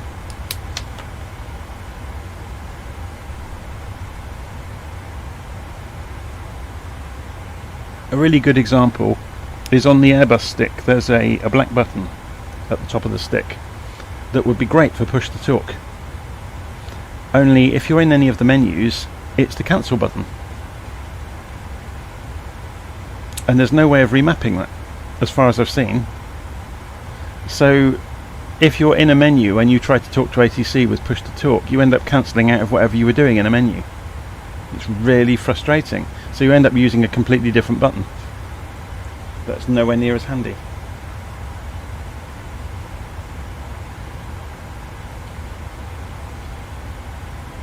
Oh, Chris has just mentioned OpenTrack. Yeah, there's a really good mobile app you can get. Cool. I'm just going to look it up on my phone. I think I've still got it on my phone. Let's have a look.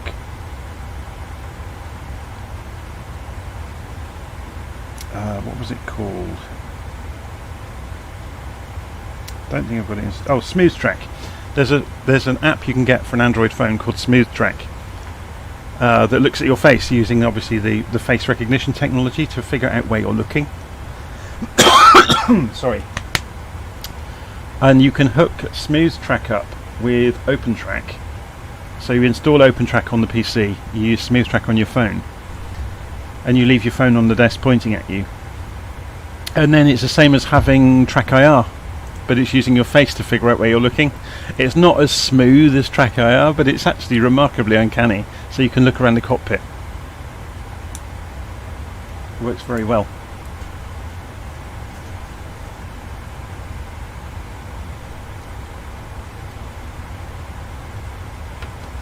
Let's see where we are. It's got quite a way to go yet. About 500 miles until we descend.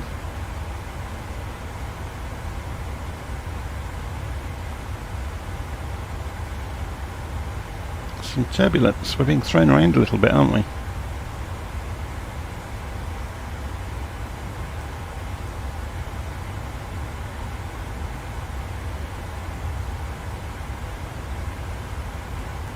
Yes, that's, you're talking about Toby there. If you use SmoothTrack on a phone and OpenTrack on the PC, same thing. So you haven't got to wear any hardware. You just prop the phone on the desk in front of you, configure it, and off you go, and it changes your head viewpoint in the simulator. It's very, very good. But it is, I just don't get on with the whole idea of Track IR, of having to twist your head to look around the cockpit while looking sideways out of your eyes to still see the screen. It's, yeah, massively off-putting for me. My dad's got a virtual reality headset, and it's massively better. You can't even compare it to Track IR or anything like it. Full-on virtual reality is brilliant, especially for GA flights. you know, for VFR, if you've got the hardware to support running at a high resolution on a headset, it's absolutely brilliant.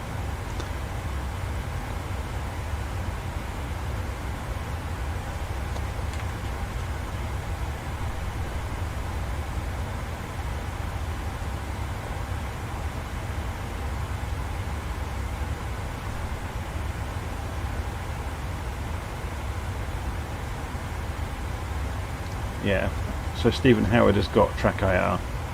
It hasn't always been compatible with Flight Sim either. Following the updates, it's broken it numerous times.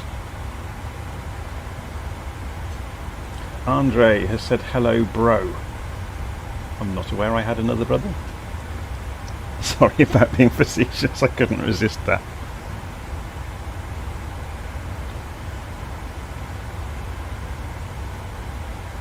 Track IR does not have eye tracking as far as I'm aware, it just tracks your head position.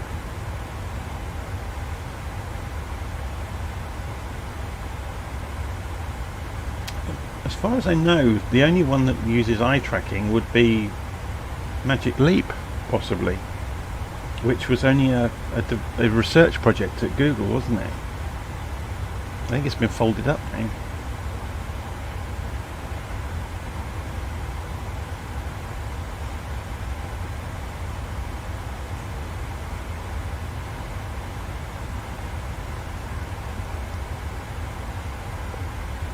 Okay, we are now en route to VOR station IRA, which is 185 miles away. We have 660 miles to go until we get to Cairo. We're still looking at exactly the same, or within minutes of the same arrival time of 14:28 Zulu, which will be 15:28 British Summer Time. That will obviously vary because we are going to slow down when we get closer to the destination.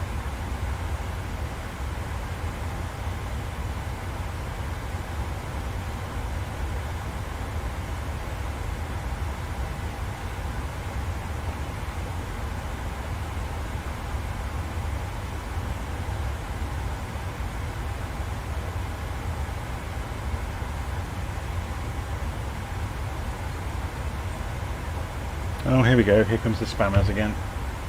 It's going to last all of 5 seconds. Hide the user.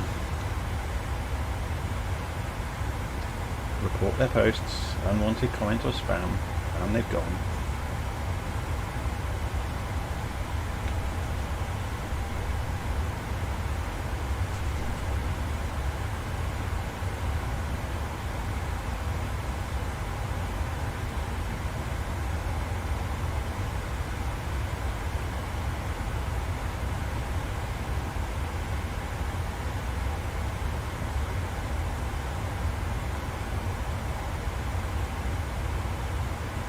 Cool. See you soon, Stephen.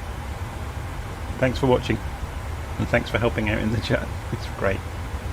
Defcon saying, I mostly use Track IR for VFR flying and just use the mouse if I'm going to be doing IFR. Yeah.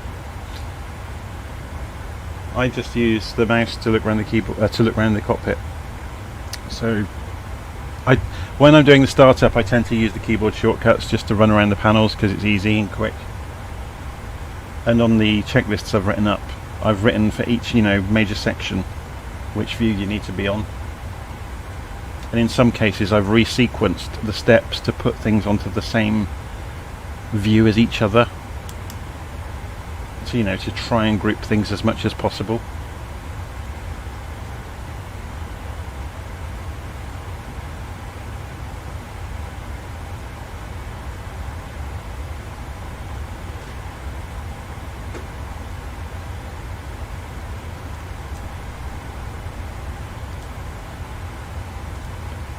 Shall we have a look outside? So we got the coast of... No, where did I say we were? Let's have a look at the map. We're just coming down over the edge, okay. Yeah, south of Greece. Going to be over to Heraklion soon.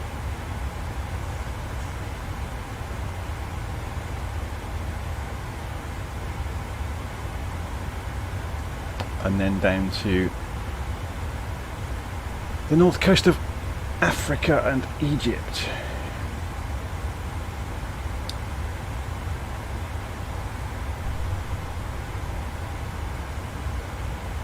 Ah, Lauritis is back. Hello again. Remarkably clear day. Is this real weather? Yes, it is. It's a little bit misty. Look, you can't see the horizon out there.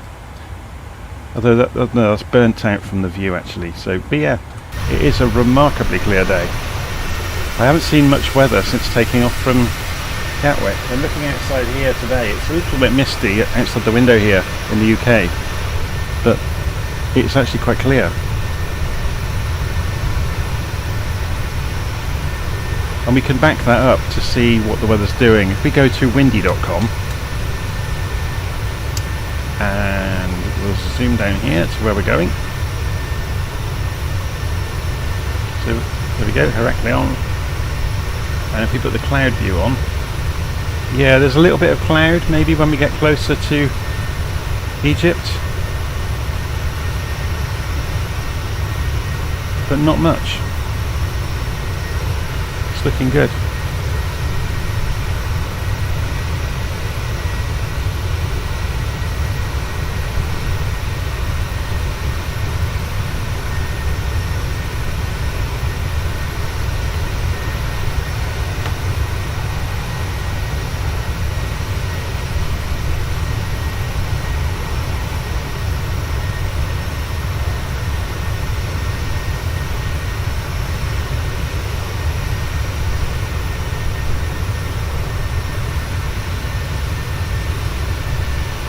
A bit noisy out here, isn't it? I should go inside.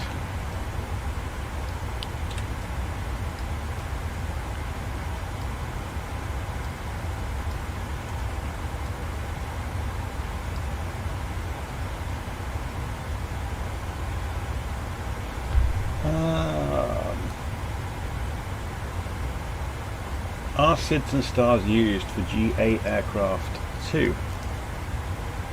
That's a really good question. It's really the distinction is between VFR, visual flight rules, and instrument flight rules. And an IFR flight plan may well use a standard instrument departure and a standard approach route, whereas a GA flight probably won't. It'll probably be VFR most of the time. But that's not to discount that GA planes don't, fly under instrument conditions as well.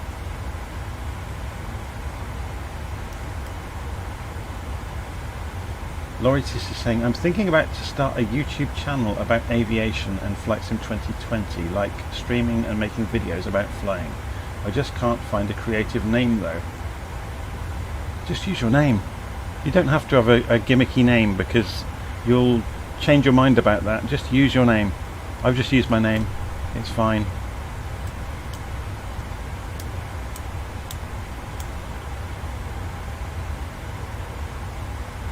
When will the PMDG 737-700 be available for shared cockpit? Who knows, because shared cockpit isn't even part of the sim, it's a mod, isn't it? Where it kind of synchronises two aeroplanes. If you're talking about what I think you're talking about, the mod that lets you have the pilot and the co-pilot as two separate people, and you're actually operating independent aeroplanes. So yeah, I don't know, is the question, and I've heard mixed things about the mod. When it works well, it works brilliantly, and when it doesn't, it ruins the flight for both of you. How far out before you start your descent, John Peel is saying. Is that the real John Peel that used to be on Radio 2 and died about 30 years ago? Obviously not. Oh, here we go, another spammer. Just going to get rid of him. Hang on. Hide the user in the channel, and then report them to YouTube for unwanted comments or spam, and they've gone again.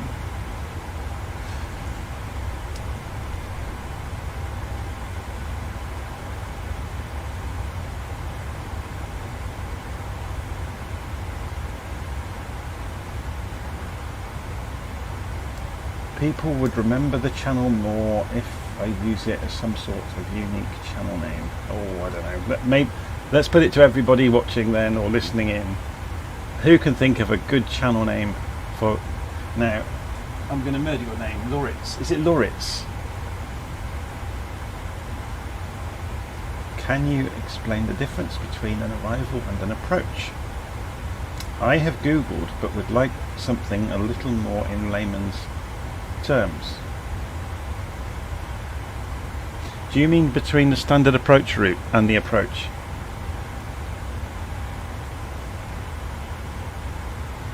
So the standard approach route, or the star, gets you to the area of the airport.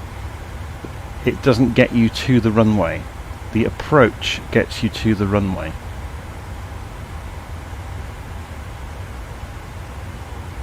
So that's why you have two parts of it. If you look in LittleNavMap, for example, I mean, this is a bad example because there aren't any stars at Cairo.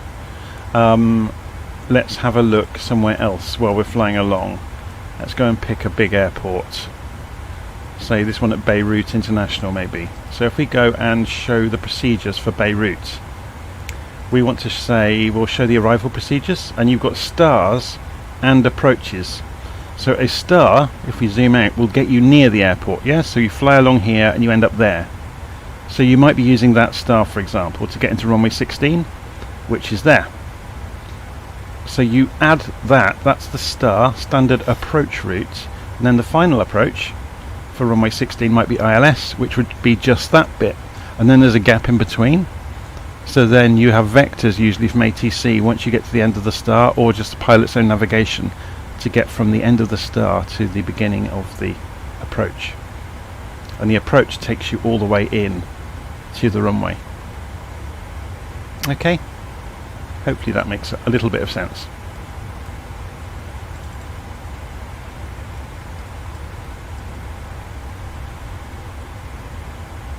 Yes. That's what I've explained, William, is the star gets you to the general area. The approach takes you the final part. You don't often, or not all airfields have stars. So typically you would get within range of approach ATC for the airport, and they would give you vectors, which means they give you a direction and an altitude to fly to.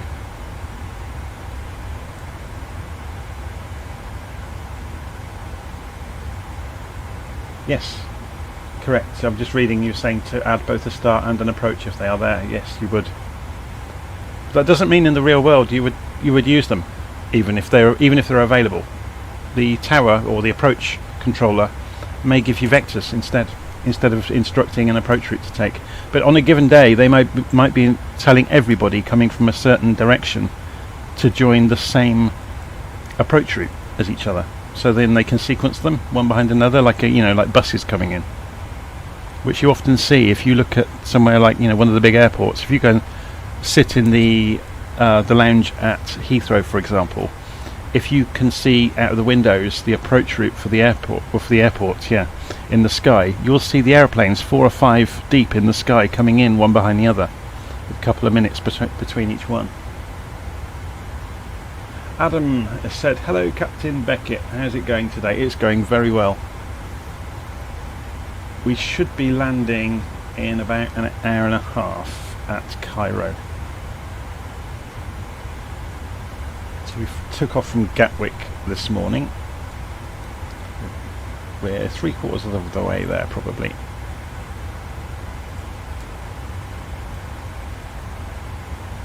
So we're heading down towards Cairo. You can see top of descent is marked based on the performance plan. So LittleNavMap has the concept of aircraft performance as well. So I've just loaded a random 737, I think it's the 800 performance, which is close enough. So through doing that, LittleNavMap's quite clever. If we go in here and we open the window layout, you can have an elevation plot based on performance, which shows you where, including your restrictions on the SID and the star. So if we zoom in on this, there's not much to see at this end. There was on the standard instrument departure. There were some restrictions along the way, but the main thing is the performance shows you the climb rate and descent rate of the aircraft. so it can estimate your top of descent, which may not agree with the simulator exactly, but it's close enough, you know, to be useful. And that's where we are. You can see the ground elevation plot below us. It's an interesting thing, actually. I haven't looked at this in the sim, or haven't really shown anybody in the... Let me just go and open this layout and go back to minimal.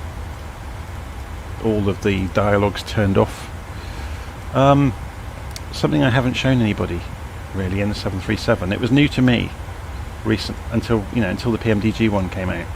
If you go and look in here and you click on CTR on the middle of this knob up here, the one that does the displays for the EFIS, it's got several other modes where they obviously sent it on your aircraft, but this one is really cool.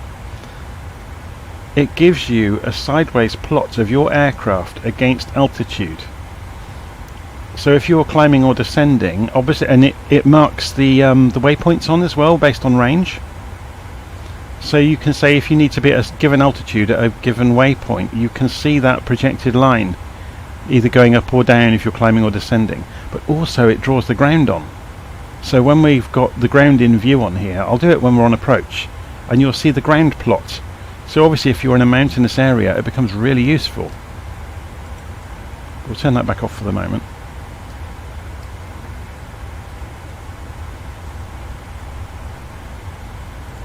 Yes, VSD, Vertical Simulation Display, thank you. I was trying to think in the back of my mind while I was talking there what it was called. But yeah, it gives you the ground plot. So in combination with having that ground plot and having the radar altitude appear when you're closer to the ground, obviously, there's some really good tools. So if you're flying into somewhere like Sion, it becomes really, really useful.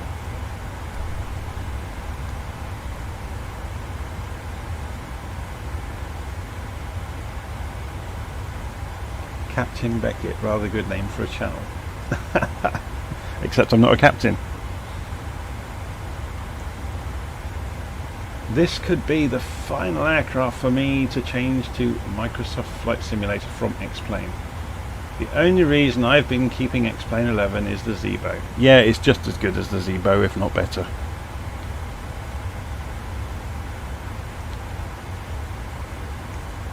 The Zebo is a stunning achievement. So for anybody who's not aware, there's another simulator called X-Plane that has a 737 that's community developed, or really developed by one guy over a long period of time with help from lots of other people, and it's called the Zebo mod.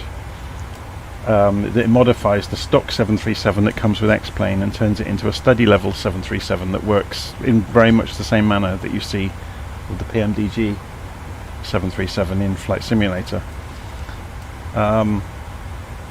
But yeah, I would say this PMDG is as good, if not better, than the Zebo mod.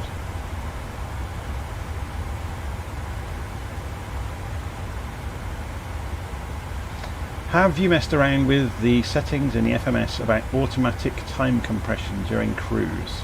No, I haven't. Nope, haven't fiddled with that at all. So presumably that will do time acceleration to effectively slew you along the route.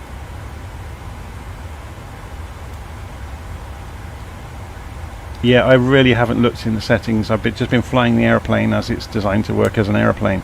I've not looked at gaming the system at all.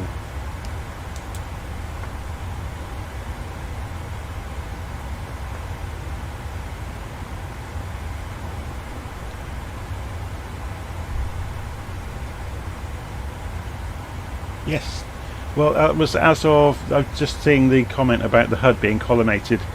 Was it Sim Update 5 or something like that when they fixed the HUDs? Or was it 7? I can't remember now. But until they developed it for the F-18, none of the others had none of the other aircraft had a proper way of drawing the HUD so it appeared, you know, within your flight line as it should. Also within your eye line, sorry, as it should. So if you're not aware, when you look through a head-up display, it's related to your head being in a specific position in the cockpit. This version of the 737 hasn't got a HUD, so I can't show you. but it's aligned with the axis of the aircraft. So as you move your head sideways away from the head-up display, what you can see on the head-up display vanishes from view. Well, you know, it slides sideways with your head, because it's difficult to explain without seeing it. But to begin with, the sim didn't simulate that at all.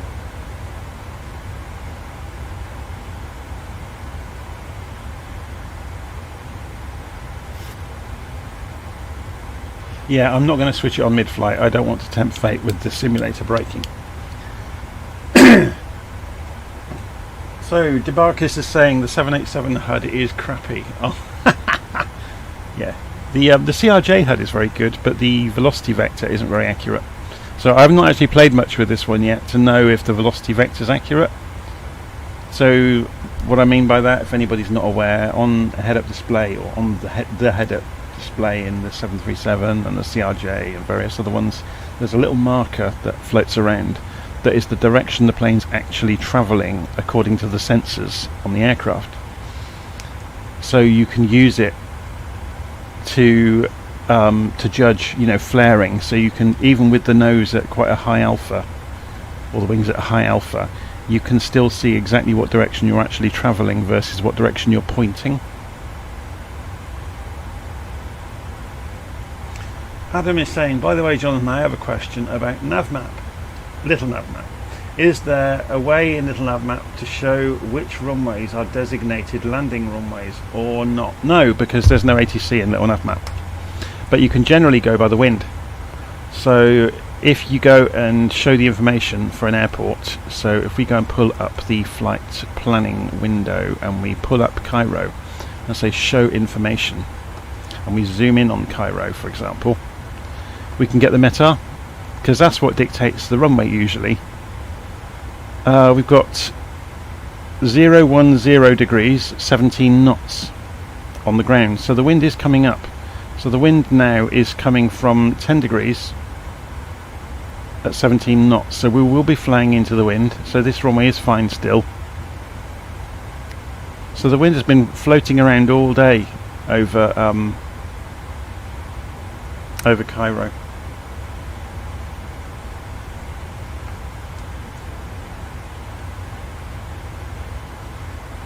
Yeah, that description from DEFCON is very good about collimated HUDs. If you imagine that the information is being projected in front of the aeroplane and you look through the glass to see it, like a window, that's a very good way of describing it. Okay. And we turn off this screen and we resume that back out. We're not too far away now. 350 miles to go until we begin our descent, or 360 miles. Just flying over the top of, is it Crete? My geography's awful. I think it's Crete. Yeah.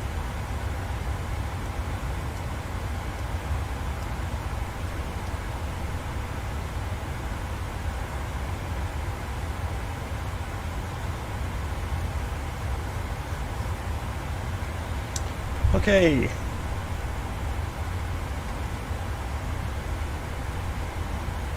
So we're looking good. So we'll go and look at this. So if we turn this out to maximum zoom, we can see our destination now on the map display at last.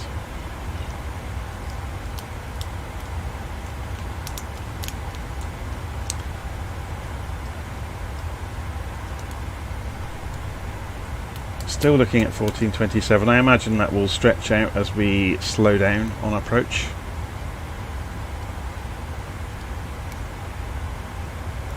Probably got another...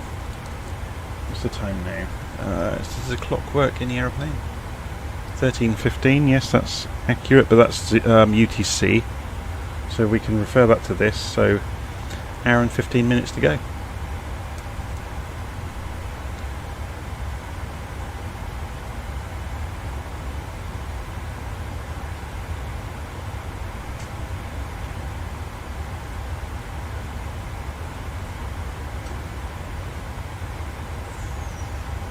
Ah, there we go. Debarkis is saying that the HUD in the 737, the PMDG 737, is accurate.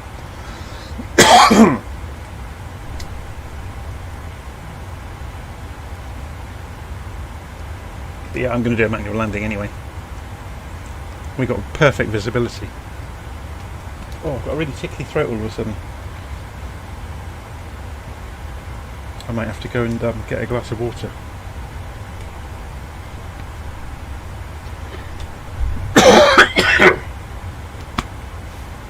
Oh dear. It's all this talking.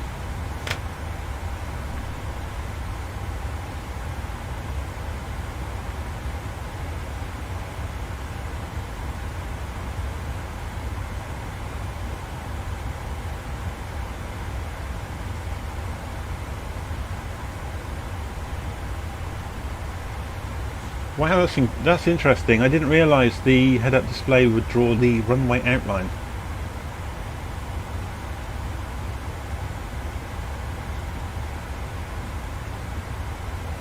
A persistent cough is one of the COVID signs, isn't it? But we don't have to test anymore, so if we catch it, we just have to put up with it for a few days. If we suspect we have got it, avoid too much human contact.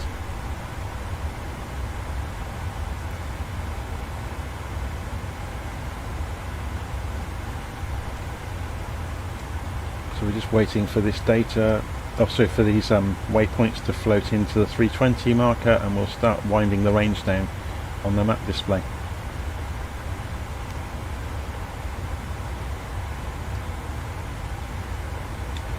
We're getting nearer, finally, flying towards Wrexham, which is our turning point for the final approach.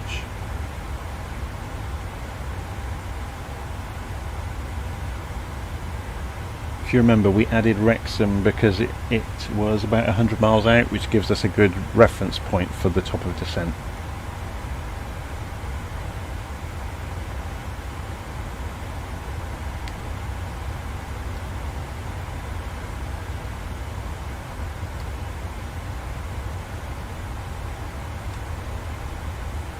We're just flying over the edge of Crete, so we should go and have a look at the outside view.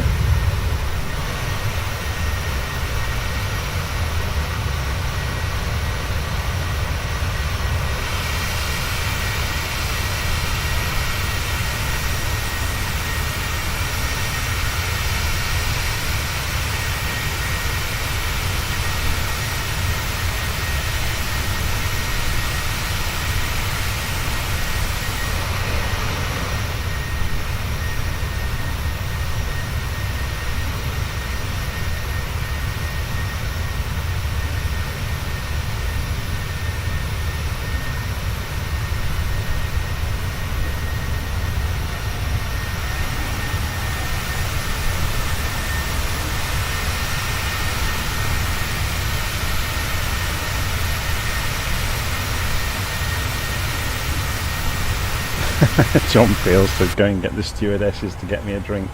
Does that include my teenage daughters? Have you seen how teenage daughters respond if you ask them to do anything? The eye rolling is spectacular.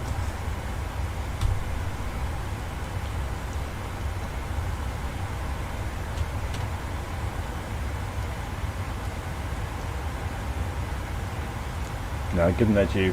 The youngest is doing a craft project at the moment. The middle daughter is out at work. She works at a pub in town, so she's doing the lunchtime till 9 o'clock shift tonight. And eldest daughter, I don't know what she's up to. Yeah, I might end up wearing the drink.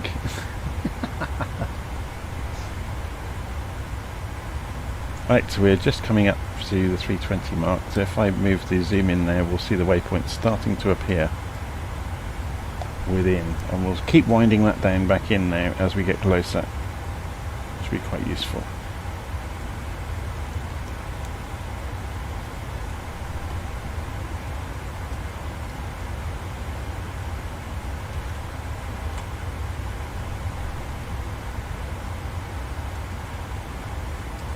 almost there. I say almost. 350 miles, 450 miles out.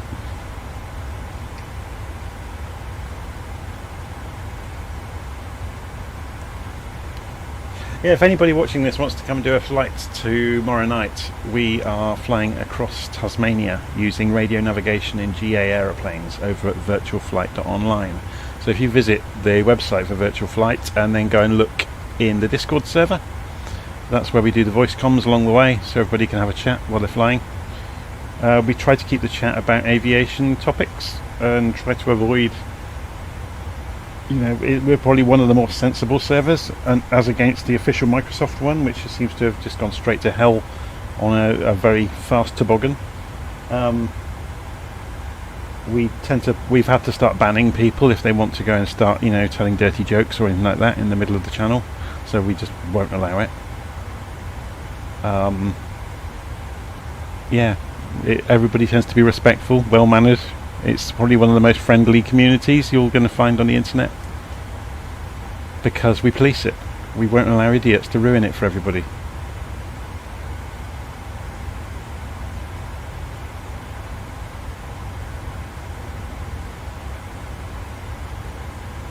Yeah, Adam's just said the times he's joined have been very good. Yeah, thank you very much. It's not by accident that it's good, it's because we try to make it good. It's not a 737 flight tomorrow night, it's just GA aeroplanes, so we're advocating a Cessna even. Anything basically that you can cruise at 120 knots. And we try to advise people not to go charging off the front, because what's the point of doing a group flight if you're not going to fly as a group? But it can be great when you get a whole group of people within a mile or so of each other, and you look out at sunset in the simulator and you see all the nav lights of everybody blinking away. It can look quite spectacular. And then obviously circling an airfield, if you're doing touch and goes anywhere or doing approaches, you can watch the train of aircraft coming in doing their approaches and landing. It's fantastic to watch. Yeah, you'd have a job doing 120 knots in a 737. You might just about, actually. At full flaps with gear down, you can probably just about, you'd have a job turning probably. I think 120 knots is about its lower limit, isn't it, for airspeed? You'd have an enormous amount of alpha all the time though.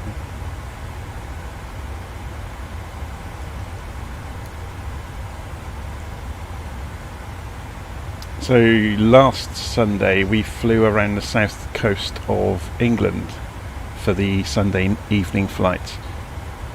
We took off from Booker Airfield in Buckinghamshire and then flew via VOR to VOR down to Goodwood, and then flew along the south coast to the southeast, again following the VOR stations, and landed at an old disused airbase called Manston.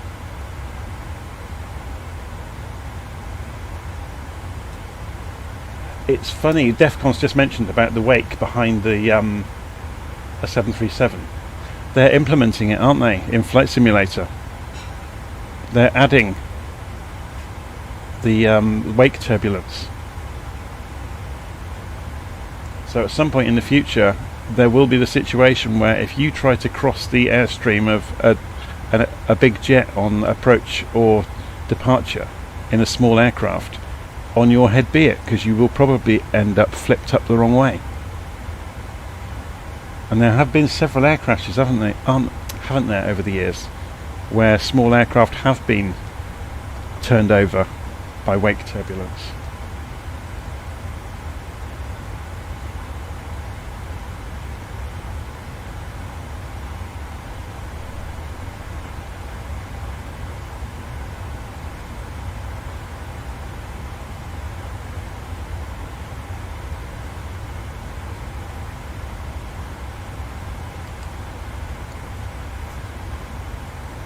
Alexandria. We're approaching on the coast there. They found a few years ago, is it the harbour at Alexandria, where they found a lot of archaeological relics in the harbour? Or was it just off the coast they found it all? There's some fascinating documentaries that have been made about the diving expeditions to go and find it, and it was just things lead in the silts, basically.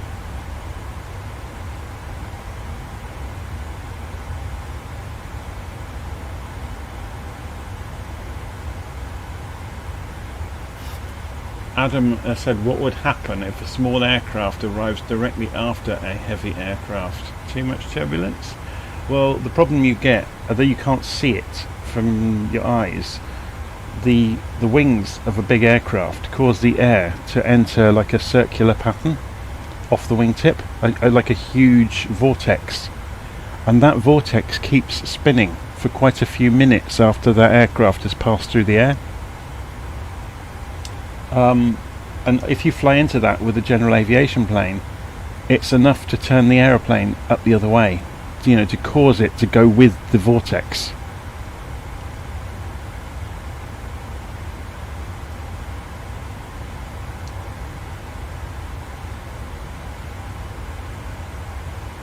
Yeah, the danger will be during one of the big planes flying during like a SID or a star. If they're flying a part of the route at low altitude, say they're at 5,000 feet, but they're still doing 250 knots with a 100-ton aeroplane with massive wings generating enormous vortexes that are invisible, and you fly into that. So say you fly across the path that a 737 or 747 flew through 1 minute before, 2 minutes before, you might think that's fine. That air is still spinning like a giant windmill, but you can't see it.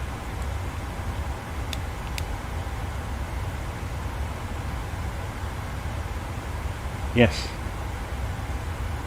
So I'm just reading the comments about a big ship causing waves. Yes, that's a very good analogy.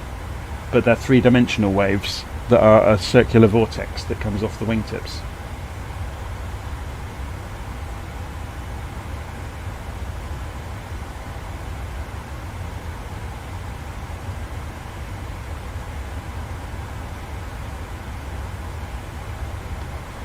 Most of it has been caused by the big jets being so efficient, and they actually use those vortices as part of their design for the wing to work efficiently.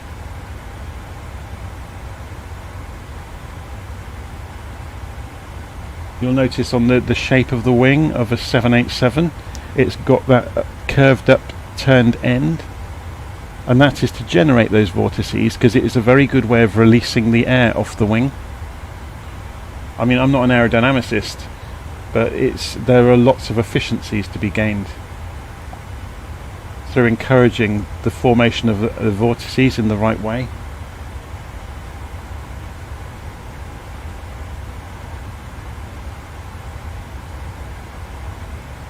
If you've been watching the Formula 1 races this year, that's been all about, the talk has been about vortices.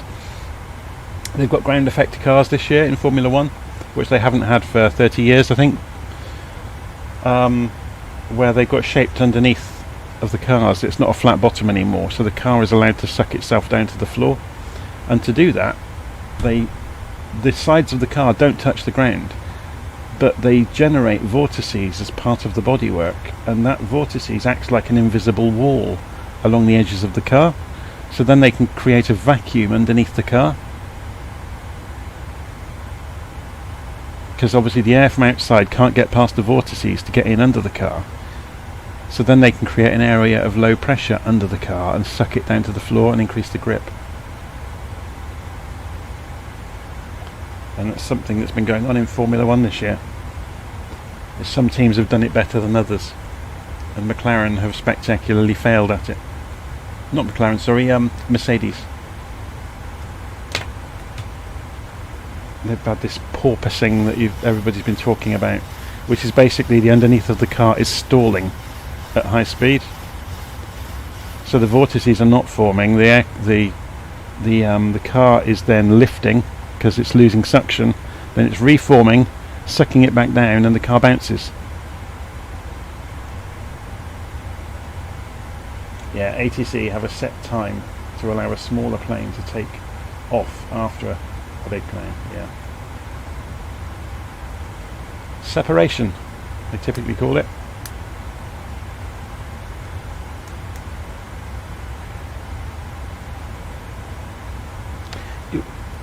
The wake turbulence is modelled in DCS as well. If you get into a dogfight with the big jets, you know, the big fighter jets, as you get behind another aircraft, you can be thrown around all over the place if you pass through their wake turbulence. So it is simulated in DCS. So it is sometimes very difficult if you're in the wrong place to try and get your nose on the enemy aircraft, or you know, your gun sight onto them. It only tends to happen with the bigger fighter jets, but yeah, it's very real and it's simulated. It's great fun.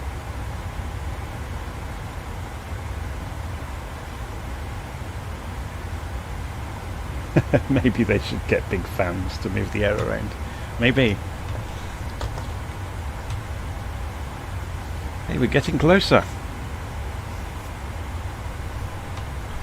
Should we have another look at Windy and see if the cloud is still hanging around? We should probably start seeing mist forming in the distance. Where are we? Cairo. There's Cairo. Let's turn on the wind, or the cloud, sorry. So there's just wispy cloud, and we can get the weather report from the airfield anyway. So let's go over to LittleNavMap. Let's open this up full size now and open the window layout back to normal, and right click on Cairo, show information, drag this back up a bit so we can see it. So we've got 010 degrees, winds 17 knots, so still the same speed, still coming from 10 degrees. Just looking at the weather, it's looking clear. Yeah, it's good. NSC means no significant clouds. So it's a clear day. Might be a little bit misty, but it's clear. And you can see here on the altitude plot, we're coming in very well. If we start descending around about Wrexham, it gives us some leeway. We need to be down to 3,000 feet then. The idea here, let's go and check that actually. What elevation? So Cairo is at 343 feet above the sea level. We also need to check the QNH at Cairo. We'll do that now. 1012. So I'm just going to write that down. So when we descend below 18,000, I don't think it tells you transition levels on LittleNavMap. I'm not sure that it does. You'd have to look on charts, I guess, of the airfields to find that out. When we come back down to the transition level, we switch to the barometric pressure, to the accurate barometric pressure to calibrate the airfield elevation. So if that's 343 feet, we probably need 3,000 feet coming into the feathers would be fine. So that's going to be 2,500 feet above ground level, the beginning of the feathers typically for a 3-degree glide slope. Although that's a 4-degree, oh no, it's 3-degree glide slope, sorry. There you go. So yeah, so that will work fine. So if we get to 3,000 feet for this turning point, we'll fly in from underneath the ILS. So if we were going to use approach mode, it would work.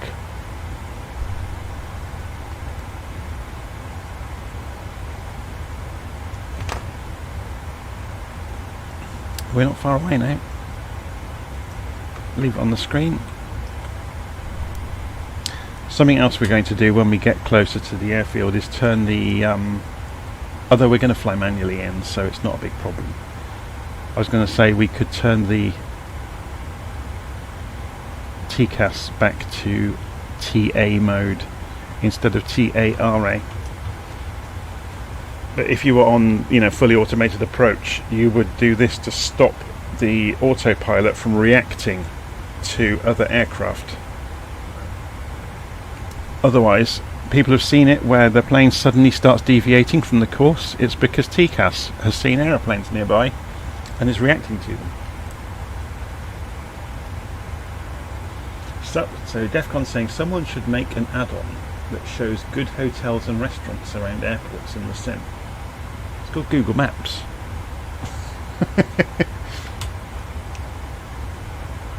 if you try out, what's it called? Bush Talk Radio. That's very good.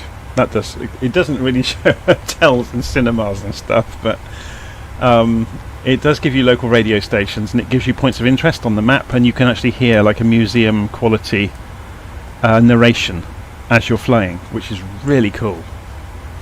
I've not got it installed at the moment. I did have it installed for a long time. So yeah, it's called Bush Talk Radio. You can add it into the flight simulator. It's very cool. And it's crowdsourced, so if you want to add points of interest into the map for it to read out, you can. And they use, I think it's Google AI to do the actual narration, and it sounds just like in real normal voice. It's very good. But yeah, the other thing Bush Talk Radio can do is play the local radio stations. So as you're flying along, you can tune in to the local radio of wherever you are. So we could be hearing Egyptian, the top 40 in Egypt being played, or something, or folk music, or some chat show, or...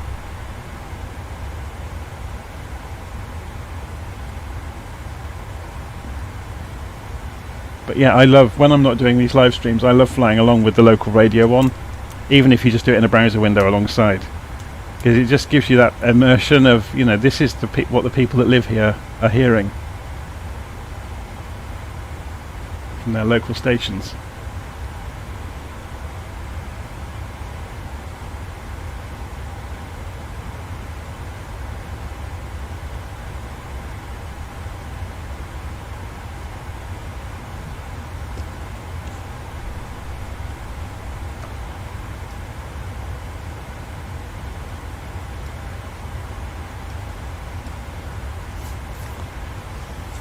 We're getting there slowly. 200 miles to Wrexham, and then we're on approach. So we will be descending. This is giving top of departure a little bit earlier. Sorry, top of departure, top of descent. I've been doing this for too long now. I'm starting to make mistakes. Which is why they don't let flight crews do the really long flights without having a changeover.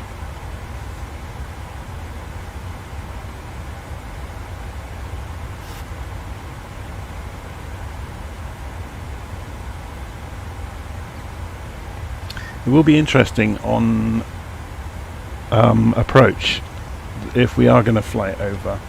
I'm not sure they're marked on the map where the major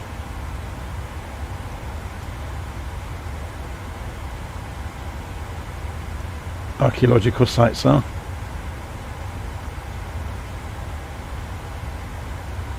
I mean, there's the Dosa pyramid there that's marked. Because I know the Giza complex is right on the edge of the city, isn't it?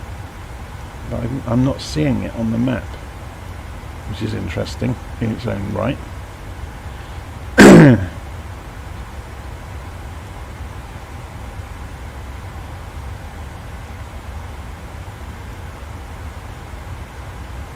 But Cairo is essentially, I guess if we go to satellite view, we might see it.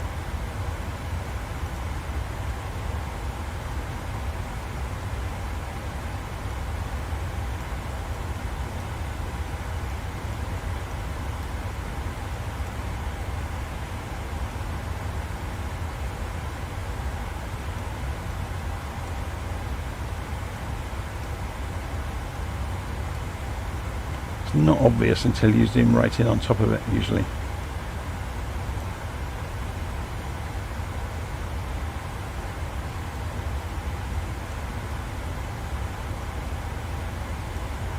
They're not as big as you might think. There we go. There's the pyramids. And notice this is using Google Maps. Look at that difference in colour.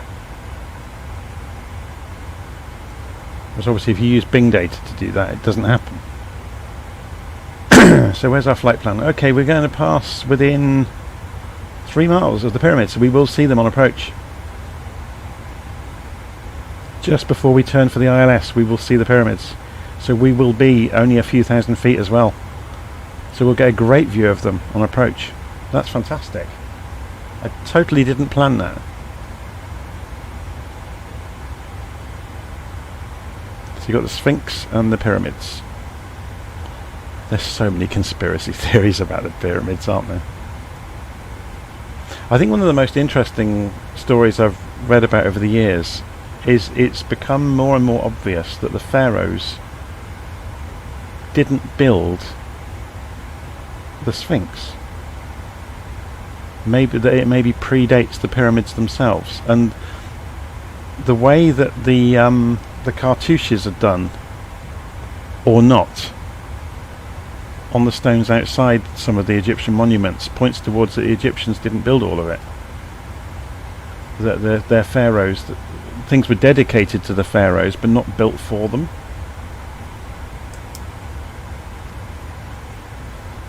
But there's a whole story about the rain weathering on the Sphinx as they exposed it, that where they've taken core samples from the Nile, they know there haven't been, heavy rains in the region for thousands of years, and yet the Sphinx body that they uncovered from under the sand and the buildings near it, more importantly, had got rain weathering that, from a period when the rain was much harder than it has been for many thousands of years. It's a really interesting story to go read up on, and obviously the research is turning up new avenues of discovery at every corner.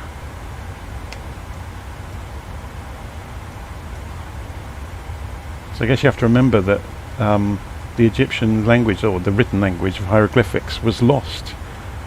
Being able to translate it was lost for many, many years, and it was only when Champollion broke how hieroglyphics worked,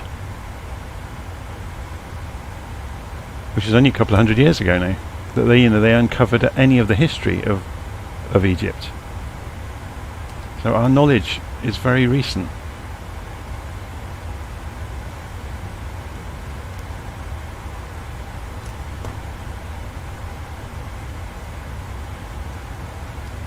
Okay, so let's go. I'll leave it on satellite view. It's quite useful, isn't it? Because then we get to see us going right past the pyramid complex.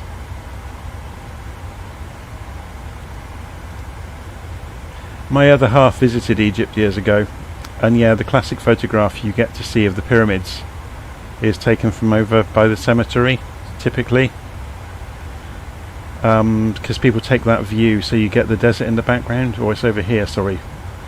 And she said it's awful because you turn around after taking a picture of the pyramids and there's like a McDonald's and a KFC just out of shot.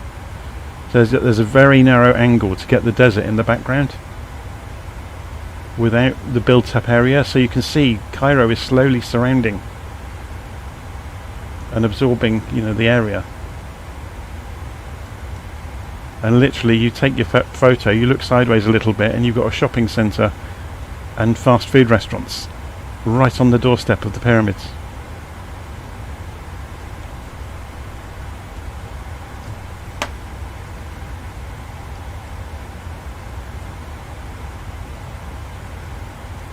Aviation MY is saying, how's your day, Jonathan? It's going really well. We're on a flight into Cairo. We took off from Gatwick this morning. We're approaching top of descent fairly soon. So we will be descending in and going right past the pyramids. So it's going to be a photo opportunity on the way in, I think. The top of descent marker in LittleNavMap has been calculated a little bit wrong, but then I'm using the wrong aircraft. I'm using the 737 MAX profile in LittleNavMap because I don't have one for the 700 yet. So inside the cockpit, it's actually looking at an earlier top of descent. We can pull this back in again. There we go. So top of descent's coming up in about 120 miles. Looking good.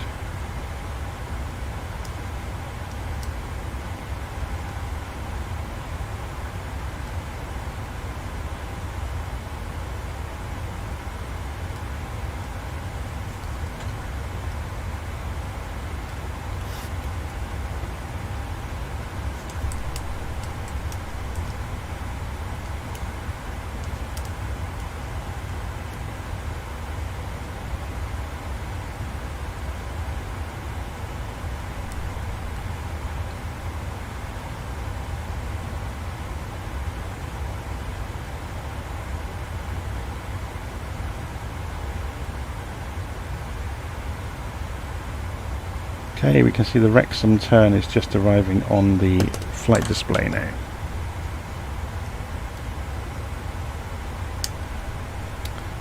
So getting towards the business end of the flight at last.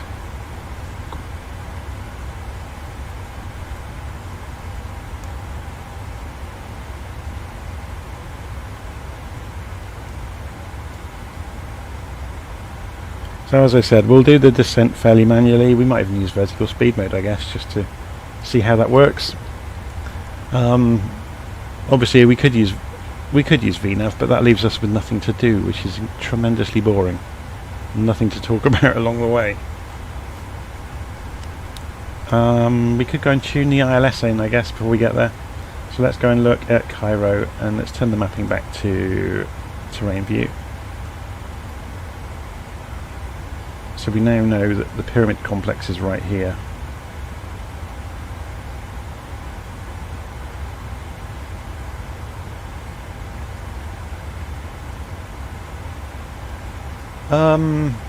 Okay, so ILS, sorry, 108.90. Runway direction is 44 degrees magnetic.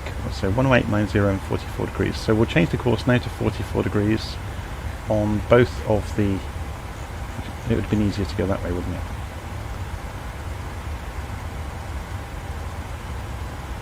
I've gone too far.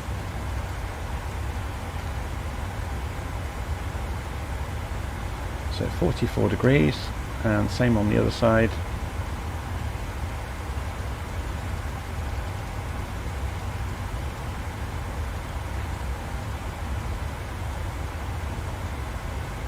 (108.90) on the nav radios. So 108.90 and switch, and on the other nav radio 108.90, switch it over. So we've got both nav radios tuned to the ILS frequency for Cairo for runway 05 right.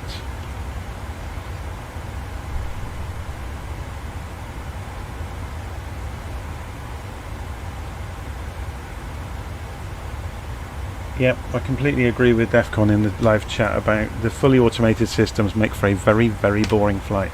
And I don't know why people use them. I know a lot of people that do group flights, and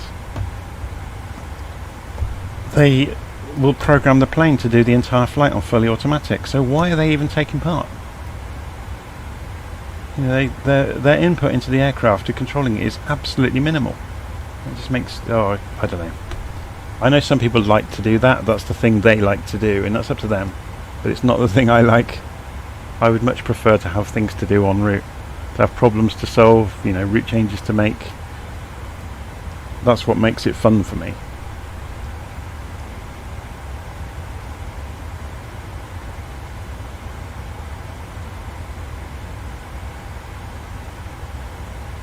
Right, 80 miles to go to top of descent. We're getting there slowly.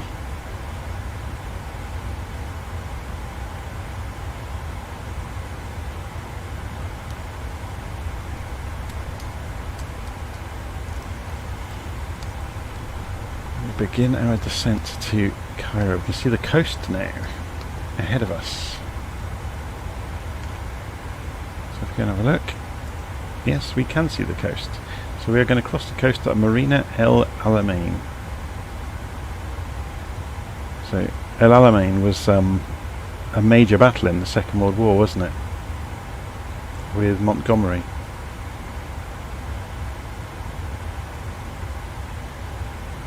I guess it was because the fighting was all along this coast because of the port of Alexandria.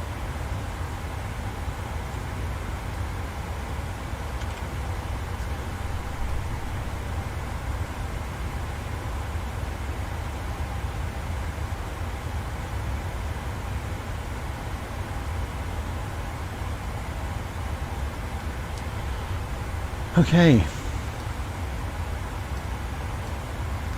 Getting there slowly. Right, I'm going to go and make a quick coffee before we get to descent, and I'll be back fairly soon. So I'll leave the screen showing that. We'll put the nav map on, open window layout, on a minimal layout, and zoom that out so we can see where we are. And I'll be back in a few minutes. I'll just put myself on mute quickly.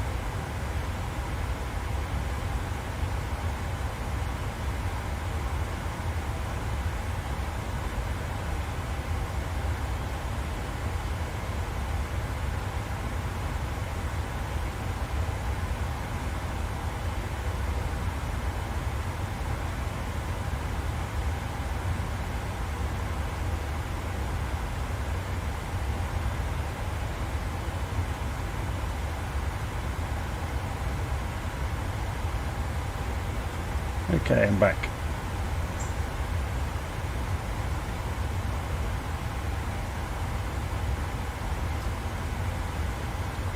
Defcon 001's asking if El Alamein was the area where the one-day war was fought. I'm not sure that it was called that. I don't know.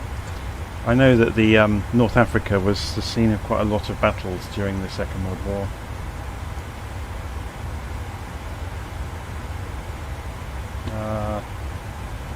It very possibly, I don't know. I'm not sure about modern history of that region. Maybe somebody else in the chat room knows. Also in the live chat, I should say.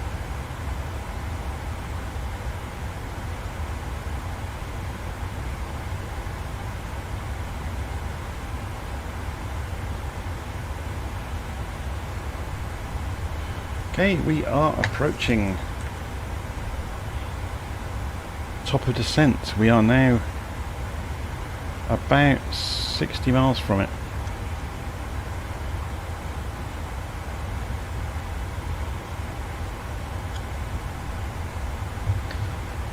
Going to be making landfall over Cairo very soon. Sorry, not over Cairo, over Egypt. Don't talk to me, I'm just full of rubbish today. So let's get the normal view up because it's got some handy references to the limits along the way for the approach.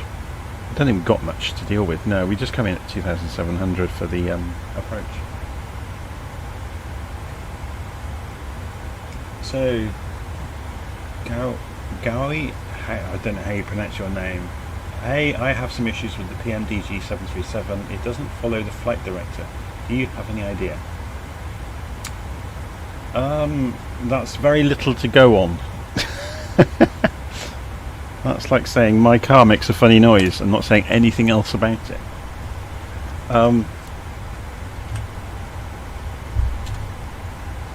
It depends if you have fully programmed the flight management computer, I guess. If you're expecting it to follow the flight director blindly. And there's two systems in play on a modern airliner. There's the flight director, which is the computer figuring out what to do in terms of the flight plan and in terms of moving the airframe to make it follow the flight plan. And then there's the autopilot, which follows the instructions of the flight director. And only the autopilot can't work wonders. So it can only move things slowly, and it can only move things very methodically. So you can't expect it to work wonders with flipping the plane to turn opposite directions or anything like that. You have to have it in the ballpark of where it should be to begin with. Is it about 2 minutes for every 1,000 foot of descent? What people tend to say about most of the big planes to figure out your descent rate is 3 miles for every 1,000 foot. So if you've got 30,000 foot to get rid of, you're going to need 90 miles.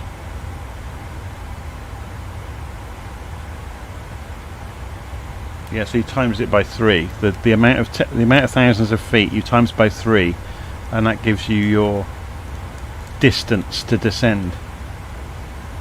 But that's very much a rule of thumb, and there are all sorts of ways of descending faster. One of the really nice ways is just to chuck the air brakes out, and the aircraft will descend a lot more steeply, because the real game you're playing is for the aircraft not to accelerate as you go downhill. And I think with throttles on idle, the 737 will descend at about 1,800 foot, 2,000 foot a minute. But if you chuck the air brakes out, you can get 3,500, 4,000 foot a minute. And if you chuck the flaps out as well, you can even get more than that.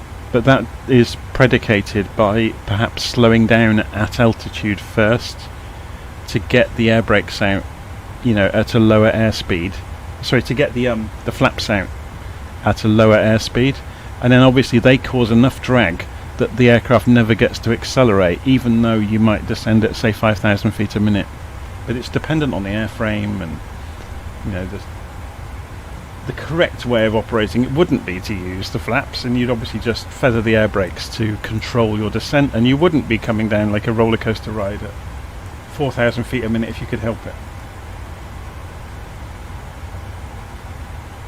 But yeah, the general rule of thumb a lot of people tend to work to is 3 miles per 1,000 feet.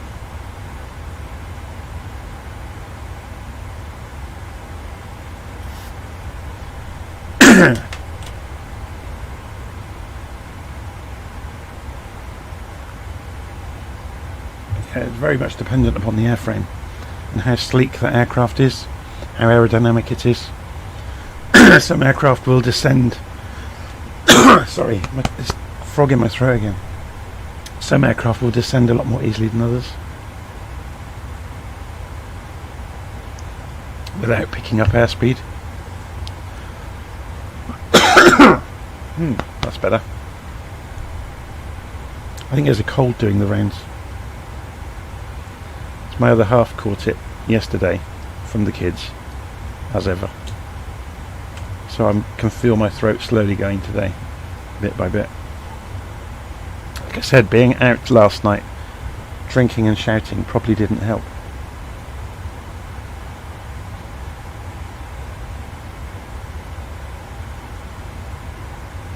So we'll begin descending a little bit early on purpose. You can see we're just coming up to the top of the descent in a minute. So we've got no rush to do it. So we'll come down to 10,000 feet and then we can slow down when we get to 10,000 feet. It'll give us some leeway for that to happen.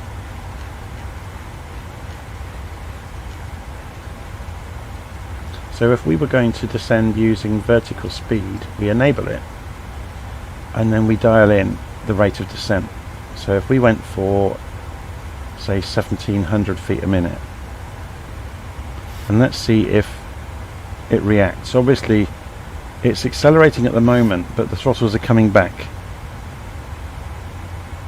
so they'll fall back towards idle, and let's see if it can do it or if it's going to continue accelerating. So the throttles are continuing to retract, and you're seeing now that we're not coming in quite steeply enough, look, because if you think about in terms of where that is in terms of our track on the ground down there, or maybe it might be okay. So what we might do, are we on, oh, the throttles are still wide open, that's fine. So we could actually go steeper. So we're looking for where the estimated point is where we get to our target altitude, which is this curved line.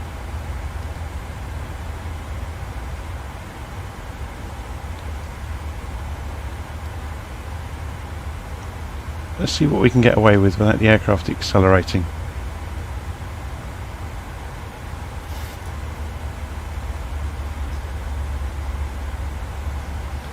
This will switch back at about 25,000 feet possibly to knots from the indicated airspeed instead of Mach number.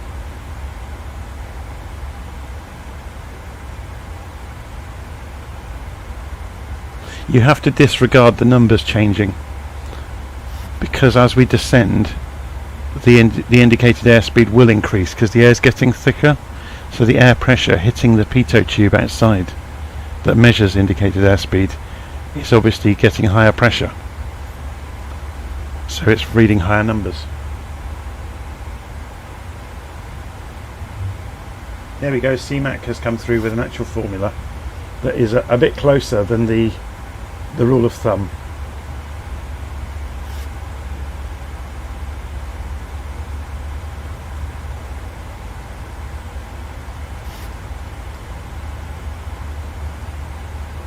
But generally speaking, you can do the 3 nautical miles per 1,000 feet, which comes out obviously in the ballpark of that formula.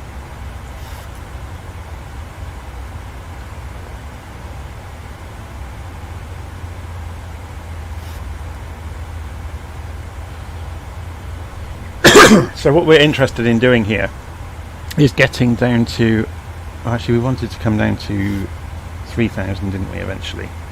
So let's do that.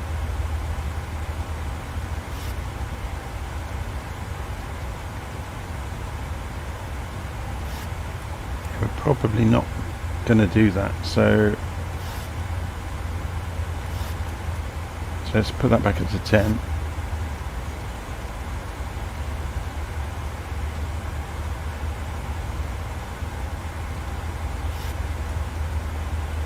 The reason for putting this up to 10,000 feet is we want to get to 10,000 feet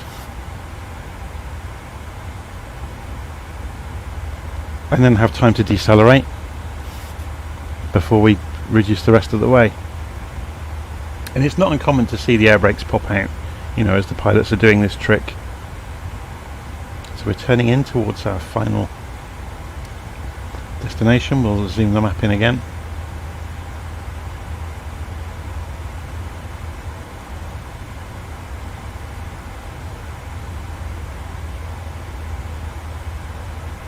Yeah, that formula is a very good one. It's reading CMAC on the live stream chat.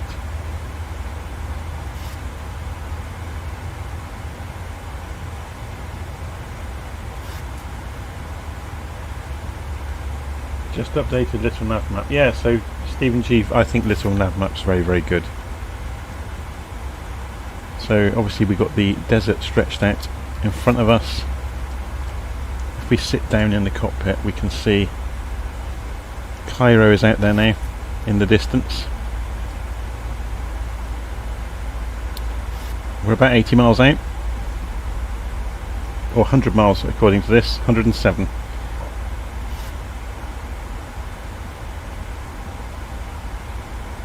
So we don't need to come in quite this sharply. So let's come back to 2,500 feet a minute descent rate. Remembering we have to drop to 250 knots at 10,000 feet, so we need to give ourselves some room to do that.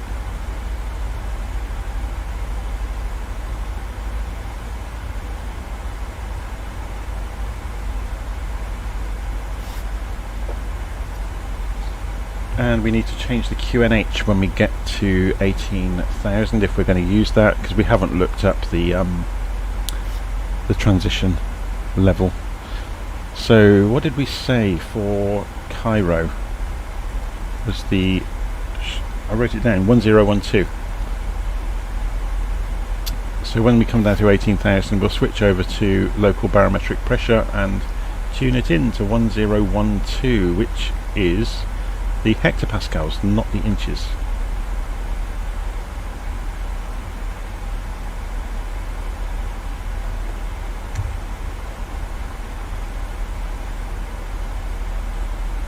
We're still on centre tanks. So we filled this thing right to the top. And it could have flown double the distance we've flown. With ease.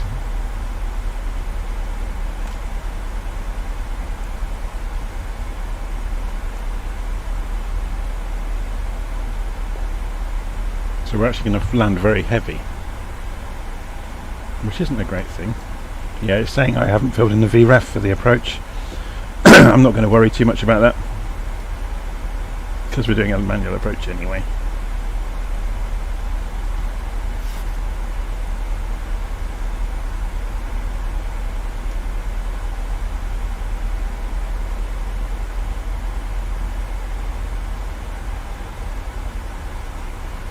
"18,000 feet, so we're just about to come through it.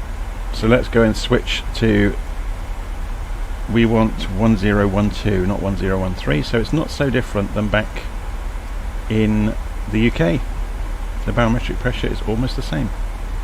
There we go, 1012 will give us an accurate reading now over the ground in Cairo. Does the PMDG have auto land? Yes, it does. And I'm not going to use it, because otherwise I've got nothing to do. So to use auto land, you tune both ILSs to the, both nav radios to the ILS frequency, which I've already done, just as a backup really. You then, once you have captured the ILS, you obviously can go into approach mode, and you switch on both autopilots, both A and B systems, and then the symbology will change at the top of here, and when you get close to the airfield it will actually say flare mode, which means, you know, it's going to auto land completely. And obviously you can go and play games then with turning on the auto brakes and all the rest of it. So yeah, the plane can land itself, it can stop itself. It's quite firm, an auto land landing. A bit firmer in the Boeing it seems than the Airbus. I don't know how accurate that is. I let the MD-82, I'm bearing in mind that MD-82 is a lot older than the 737s that we're flying in the sim. I let it do an auto land the other day. Oh my word, it thumped itself into the runway. It must have been 700 feet a minute it came in. It really walloped it.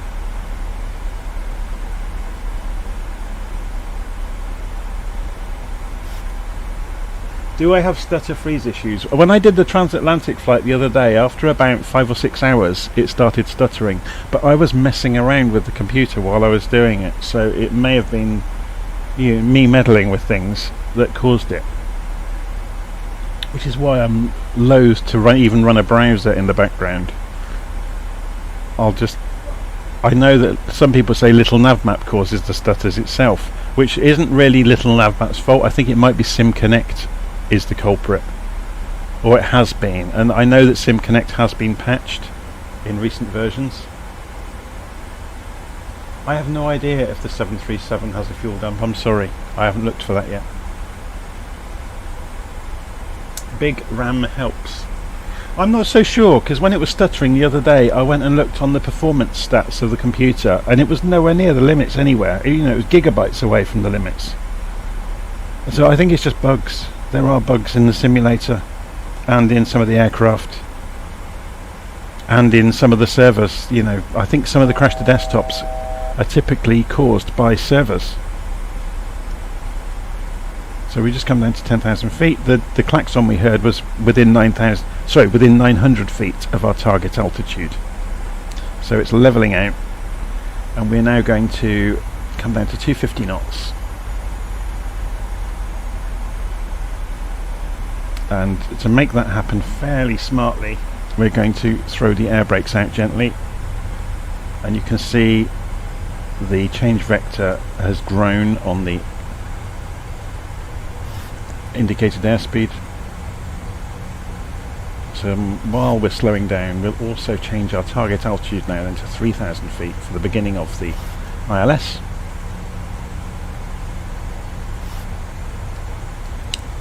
And then we'll go to vertical speed again to get down there. We're just getting rid of some speed. We have how many miles to run? 61 miles to go.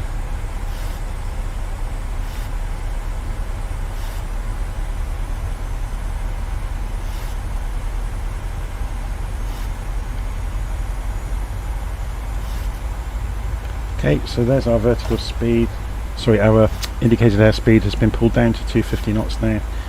So then we begin descending again. So we'll go vertical speed mode again. The only reason for doing it on vertical speed mode is we get to actually judge it by hand. This gives us something to do, really. I mean, we could do a flight level change and the aircraft will descend as rapidly as it can. Or we could use VNav and it will follow the parameters of the flight plan.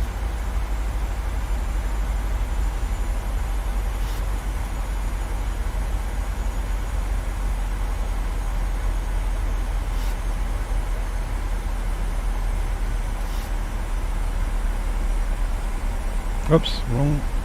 Oh, was that a stutter? Have we got some stuttering? No. I'm not sure what that stutter was then.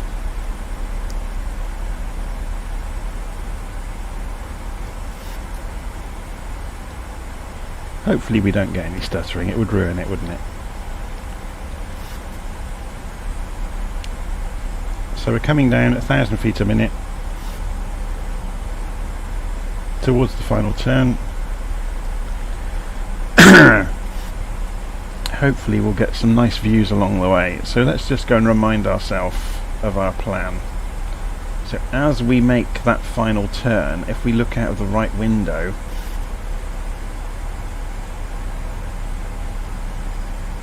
we should see... I thought the pyramids were here. Are they further out?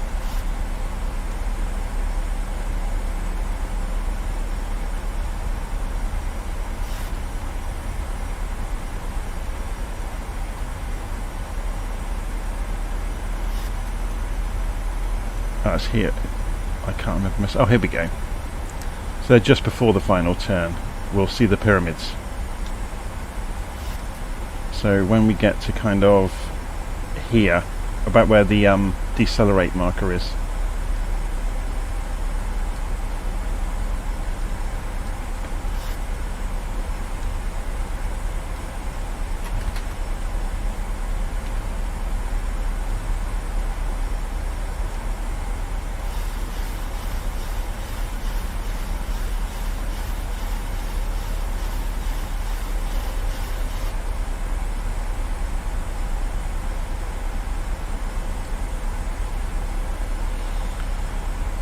okay, so let's change the zoom on this screen over here.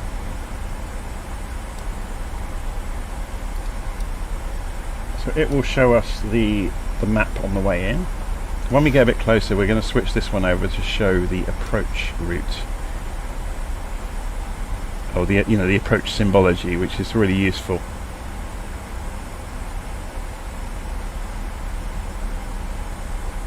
So let's slow down a bit further. Let it coast down to 220 knots.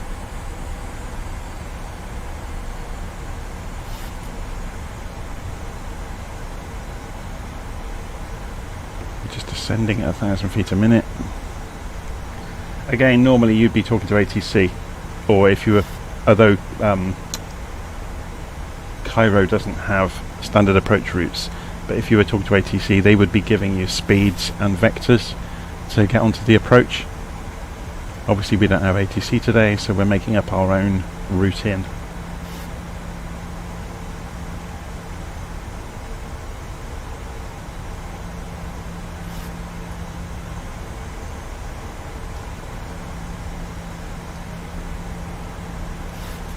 So somewhere out in front of us, we're going to see some pyramids soon.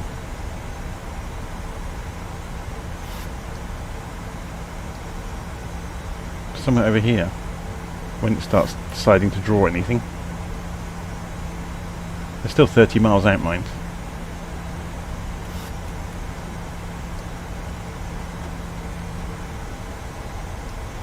Coming down to 6,000 feet. Still slowing.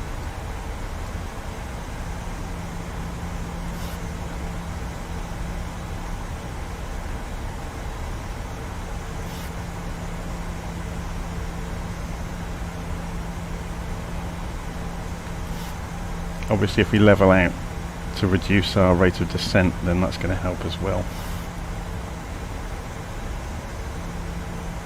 We should see the pyramids sometime very soon.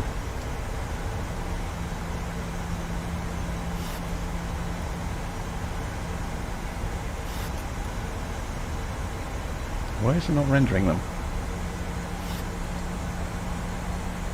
Well, I suppose they're still 20 miles away.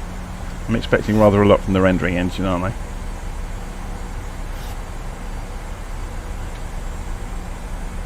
So there's this patch of built up area and it's halfway across it. So it's going to be over here somewhere. We'll suddenly see pyramids being drawn very soon.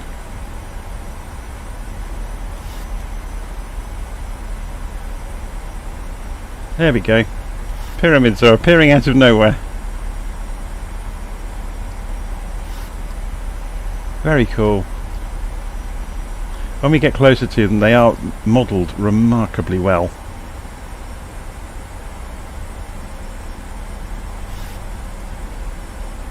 So we're down to 220 knots now.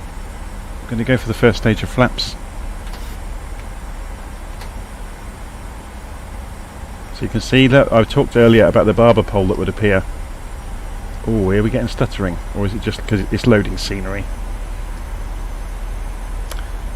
The barber pole has appeared, so it's showing obviously a 250 knot limit for the flap selection we've got. And we get the markers now to show the level of flap, you know, as an advisory. So we could come now down to 180 knots maybe.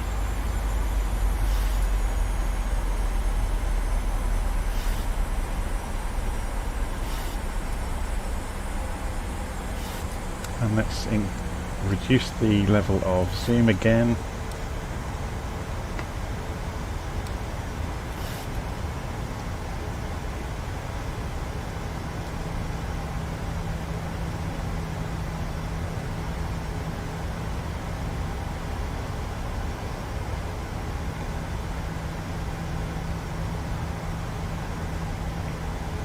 So speed is coming down.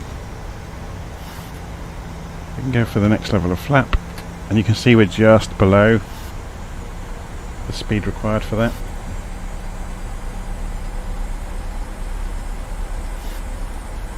Go for 160 knots, we're slowing right down. So what flaps have we got? We've got 10 degrees of flap already, so we're a little bit ahead of the game with the flaps. So let's get the gear down now. Let's get the landing lights on.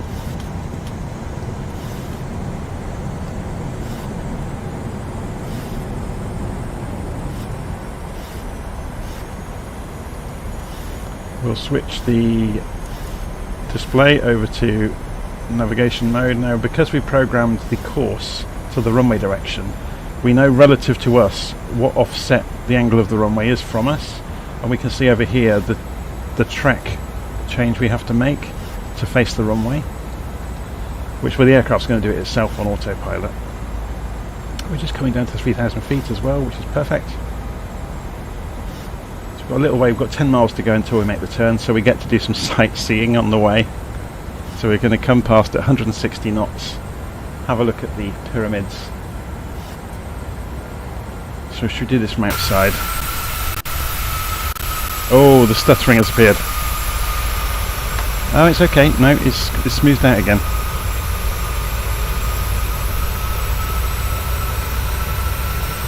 That's going to be Screenshot City, isn't it, for the next few minutes?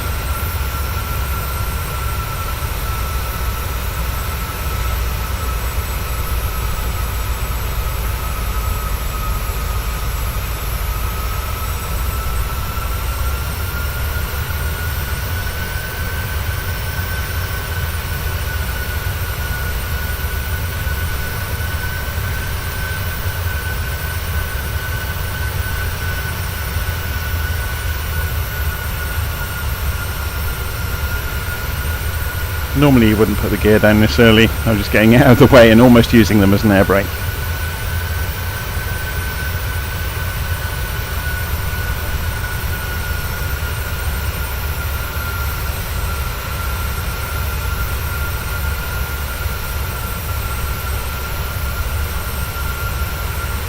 Can you see what I mean though about the edge of Cairo encroaching on the pyramids?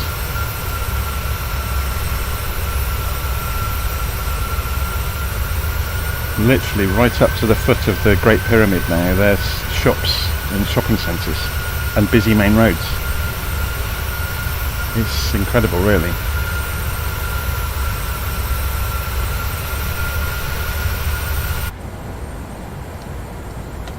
Let's go look out the window.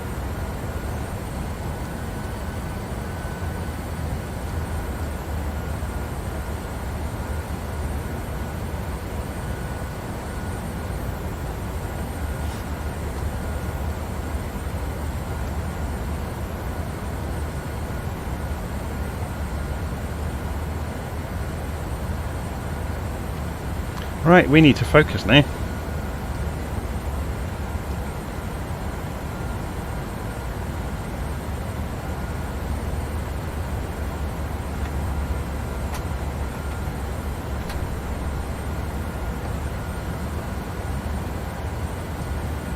We are coming up to the turn.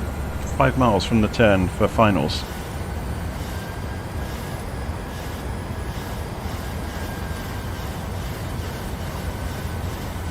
So you can hear the aircraft trimming itself crazily, and you can see the buildings of Cairo stretching out across the mist. Is it smog or mist? Who knows?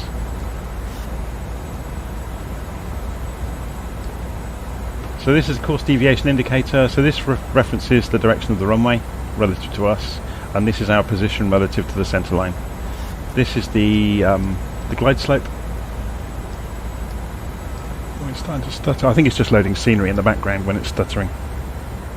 So obviously it's loading an enormous amount of scenery. So you've got the glide slope. This will fill in solid when it has been acquired, as will a diamond across the bottom of the attitude indicator when we've acquired it there, but it won't happen until we've made the turn, which is going to happen very soon. So should we zoom that in further? So we've got a 10-mile range now on the second flight display.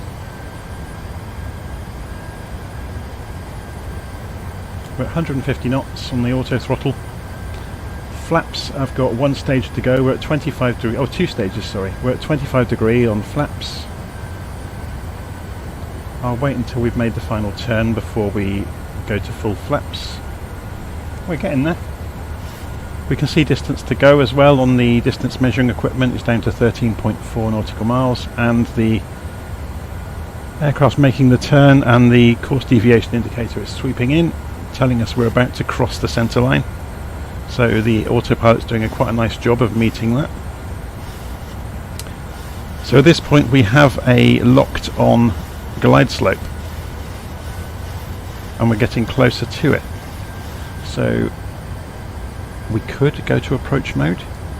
So if we sit up, so what I'm going to do at this point is turn all the automatic stuff off, and I'll fly it, because otherwise I've got nothing to do. So, autopilot off, auto throttle off, turn that noise off, and let's fly the aeroplane. Whoa, look at the stuttering. Oh, please don't say it's going to stutter now, after all of this. Right.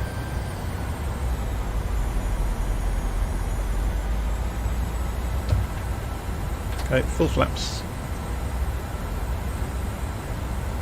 2,500. So we're just looking at the vertical position on the glide slope. We're looking at the course deviation indicator, and we're flying in. I'm wondering why we haven't got a diamond at the bottom of the attitude indicator. We're off to the right of the glide slope at the moment. We're a little bit high, so we're just turning back.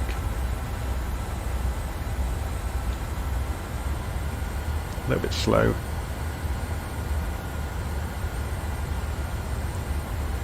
So we should see an airfield fairly soon. We're watching at the corner of our eye on the second screen. We can see the map. So about 4 miles to go. Well, no, 9 miles to go, sorry. It's showing 10 miles, isn't it? Of course it is.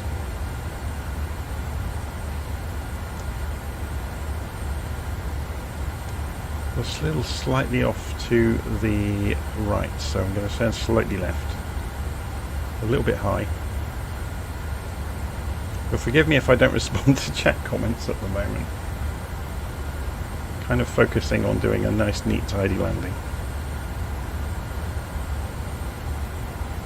So we're using the course deviation indicator and the glide slope indicator on the EFIS display, and we're looking at the indicated airspeed and just flying in nice and methodically, following the plans, and hopefully from the mist in front of us we should see an airfield before too long.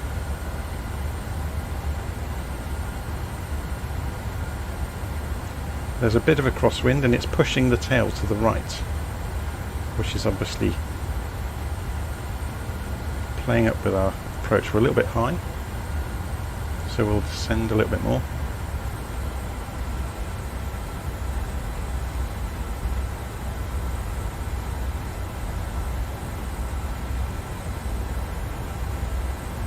Remember, I'm sitting up in the seat as well, which isn't helping.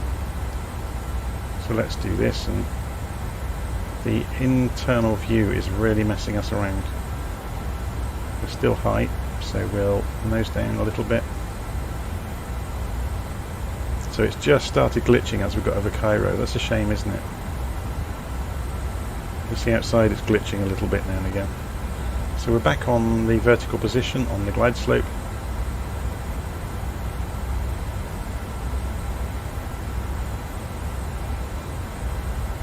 And we're off to the right.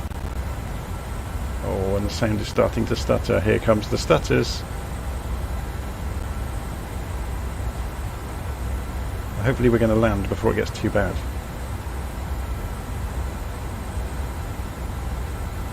A bit high, so let's trim ourselves a little bit, but you're not supposed to fly the plane on the trim. It's a really bad idea. 1,000. The reason that the nose is lifting is because I've increased by 10 knots in speed from what wasn't. Yeah, we're going high as well, so let's get the nose down. Get back on there's the runway right in front of us. It's just emerging from the mist.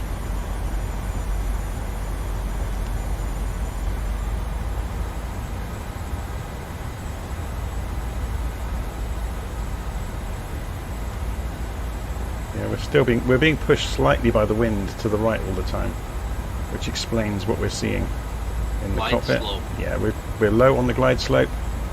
Glide So I'm just correcting that. Glide slope. In fact, that's interesting. Look, the glide slope is gone. Glide slope. Glide slope. Very odd.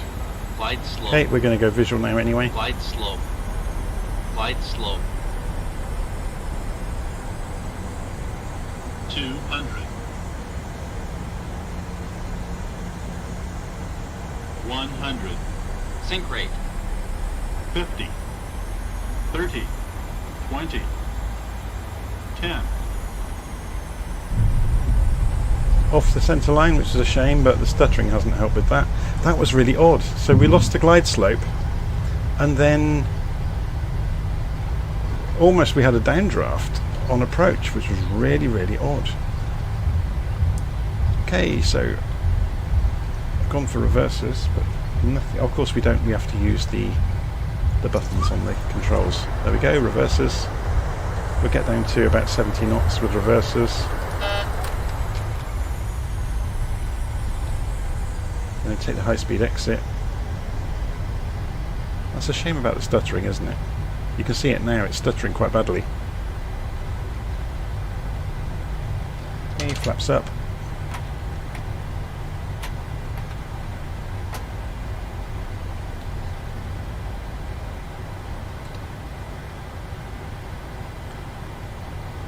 That was really, really odd on landing, though. You probably saw it. We lost all lift in the final moments. I think we turn right. I haven't actually looked yet. Let's have a look before we go. No, we don't turn right. Where on earth is the airfield? Where are the buildings?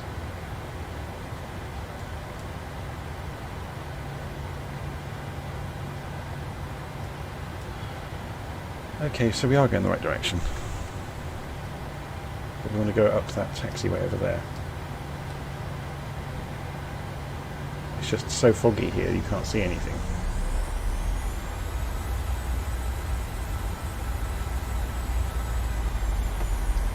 Okay, so landing lights off. Taxi lights on, and we can switch the APU on as we travel back. So then it will be ready for us when we park up to switch the engines off without losing power.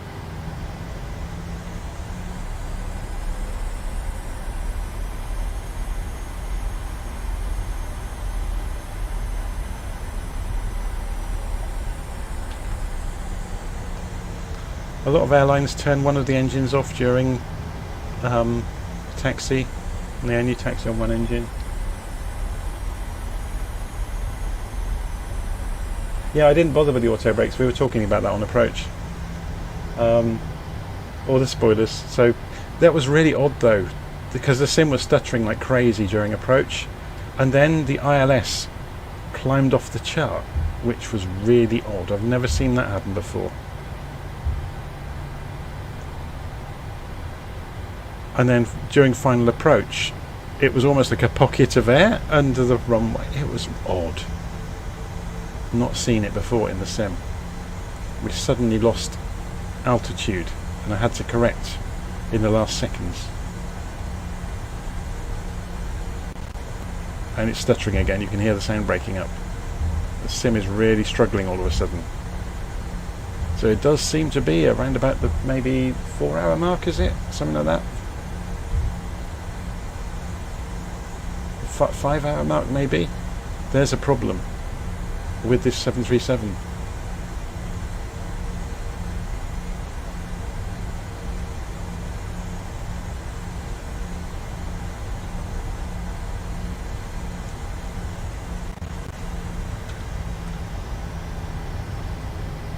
So obviously we're crossing a runway here. We can see the terminals over in the mist now. And it's stuttering again like mad. And starting to weave enormously on steering.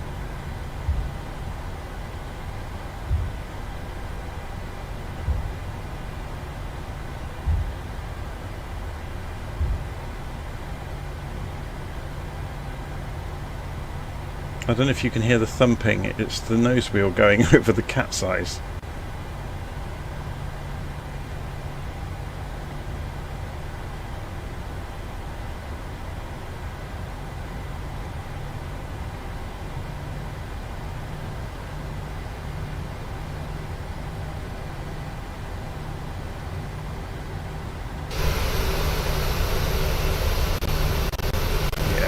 Really struggling, isn't it?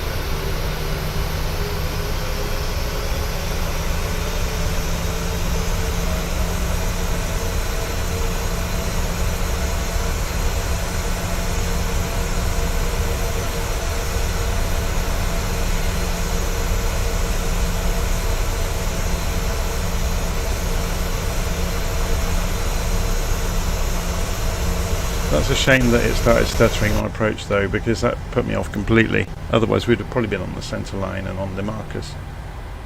It's a shame. Oh well.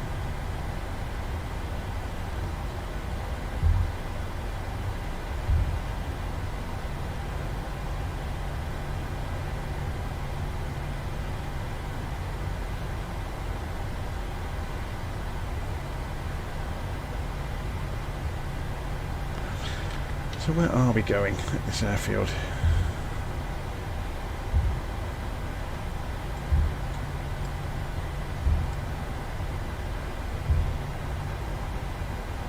I guess we carry on straight up and then into the parking at the terminal.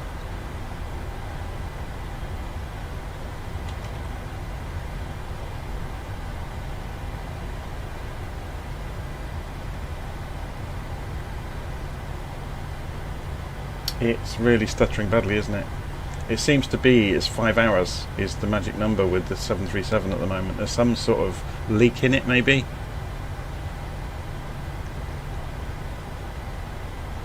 Something somewhere in its makeup doesn't survive long flights. It was absolutely fine until just while we were on approach.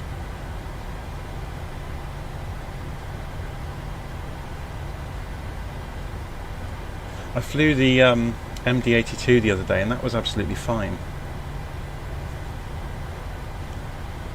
It's a good point. I'm going to be doing some videos this weekend that people have asked me for, doing ILS in the 146 and the MD-82. So we'll be getting round to those at some point over the weekend. Just showing examples of functionally how the systems work. I won't be following, you know, ultra correct procedures. I'll just be functionally showing the mechanics of the systems and how you read the symbology. Yeah, this is getting ready to crash, isn't it?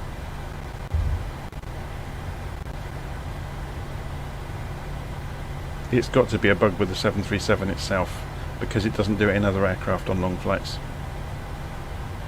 Although saying that, I haven't done a long flight since the last sim update. So it's not out of the... Oh my word, look at that. It's just recycled the USB ports as well. And we've got a terminal building missing.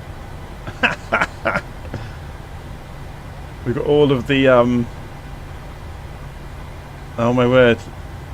The jetways are all there, but there's no building. Yeah, the scenery is... Well, the simulator's falling apart at the seams. Oh, that's a shame. It's quite amusing at the same time. I just got visions of the passengers like lemmings walking out of the tunnel onto a pile of people on the tarmac. Okay, so we have no airport buildings. Oh, we have got this side though. Obviously that's not the terminal. Where's the terminal building gone? They turned the cloaking device on. Yeah, did you hear that clunk through the cockpit? That was the USB ports being recycled. So it reconnected all the devices and through all the switch gear and everything.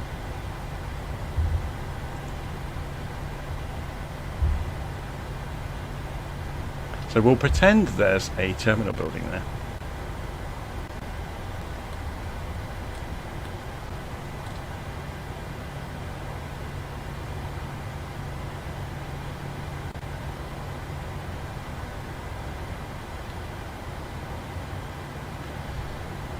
Okay, parking brake on. Oops, is it going to let us do it? No. Oh, it's because I'm holding the wheel brake, idiot. Holding the brakes on, and then I tried to engage the parking brake, and it won't let you do that. Okay, so we can shut the engines down. We have to cross-feed across to the APU first, obviously. So, done. We're not using the generators from the engines anymore, so we can just go and pull the start levers. And the engines die. Turn off the fuel pumps, everything except the rear left one, because that's being used. Turn off the taxi lights. We can turn off the anti-collision lights. And we can turn off the strobes. We can go and turn the packs off and let the passengers cook now. We can turn off the... I'm just trying to think, looking around the cockpit.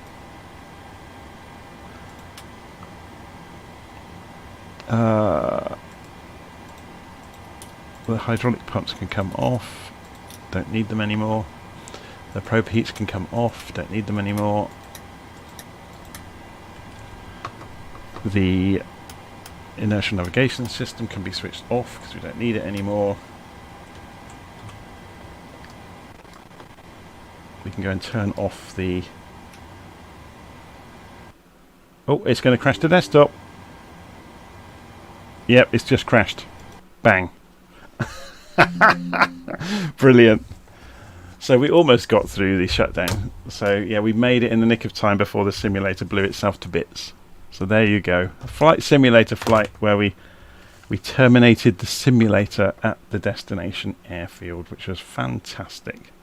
But we made it in one piece. And yes, the simulator was falling to bits in those final moments, but there we go. And I'll see you all again soon. So thank you very much for watching if you've been tagging along. Do visit Virtual Flight Online and please subscribe to the channel, like the video and click the bell icon which will tell you when I've got anything new out. As I said, this weekend I will be looking at some demonstrations of ILS in the 146 and the MD-82. So those should be interesting, and I'll just be flying manual ILS to illustrate the symbology on the displays to people who've never done it before. We won't be following, you know, ultra correct procedures where you end up with an hour sat on the ground flicking switches and tuning things in. And we'll see you soon. Minimalist architecture at Cairo, good one. Yeah, that was interesting, wasn't it? I've seen that once or twice before in the sim when it's, you know, had a bit of a meltdown. So obviously it was there's some sort of leak, I think, in the 737 that causes it to consume resources and destroy the simulator slowly. So if we go and look in Event Viewer, I wonder if it will tell us anything specific. So if we look in the Windows logs, in the applications, will we see the crash event? So if we scroll back in time, no, there's nothing even in the event log. So as far as Windows is concerned, nothing happened, which is a shame. Oh well. Anyway, thank you for watching if you watched, and I'll see you all again soon. I'm going to stop the live stream there. Okay, see you soon, bye.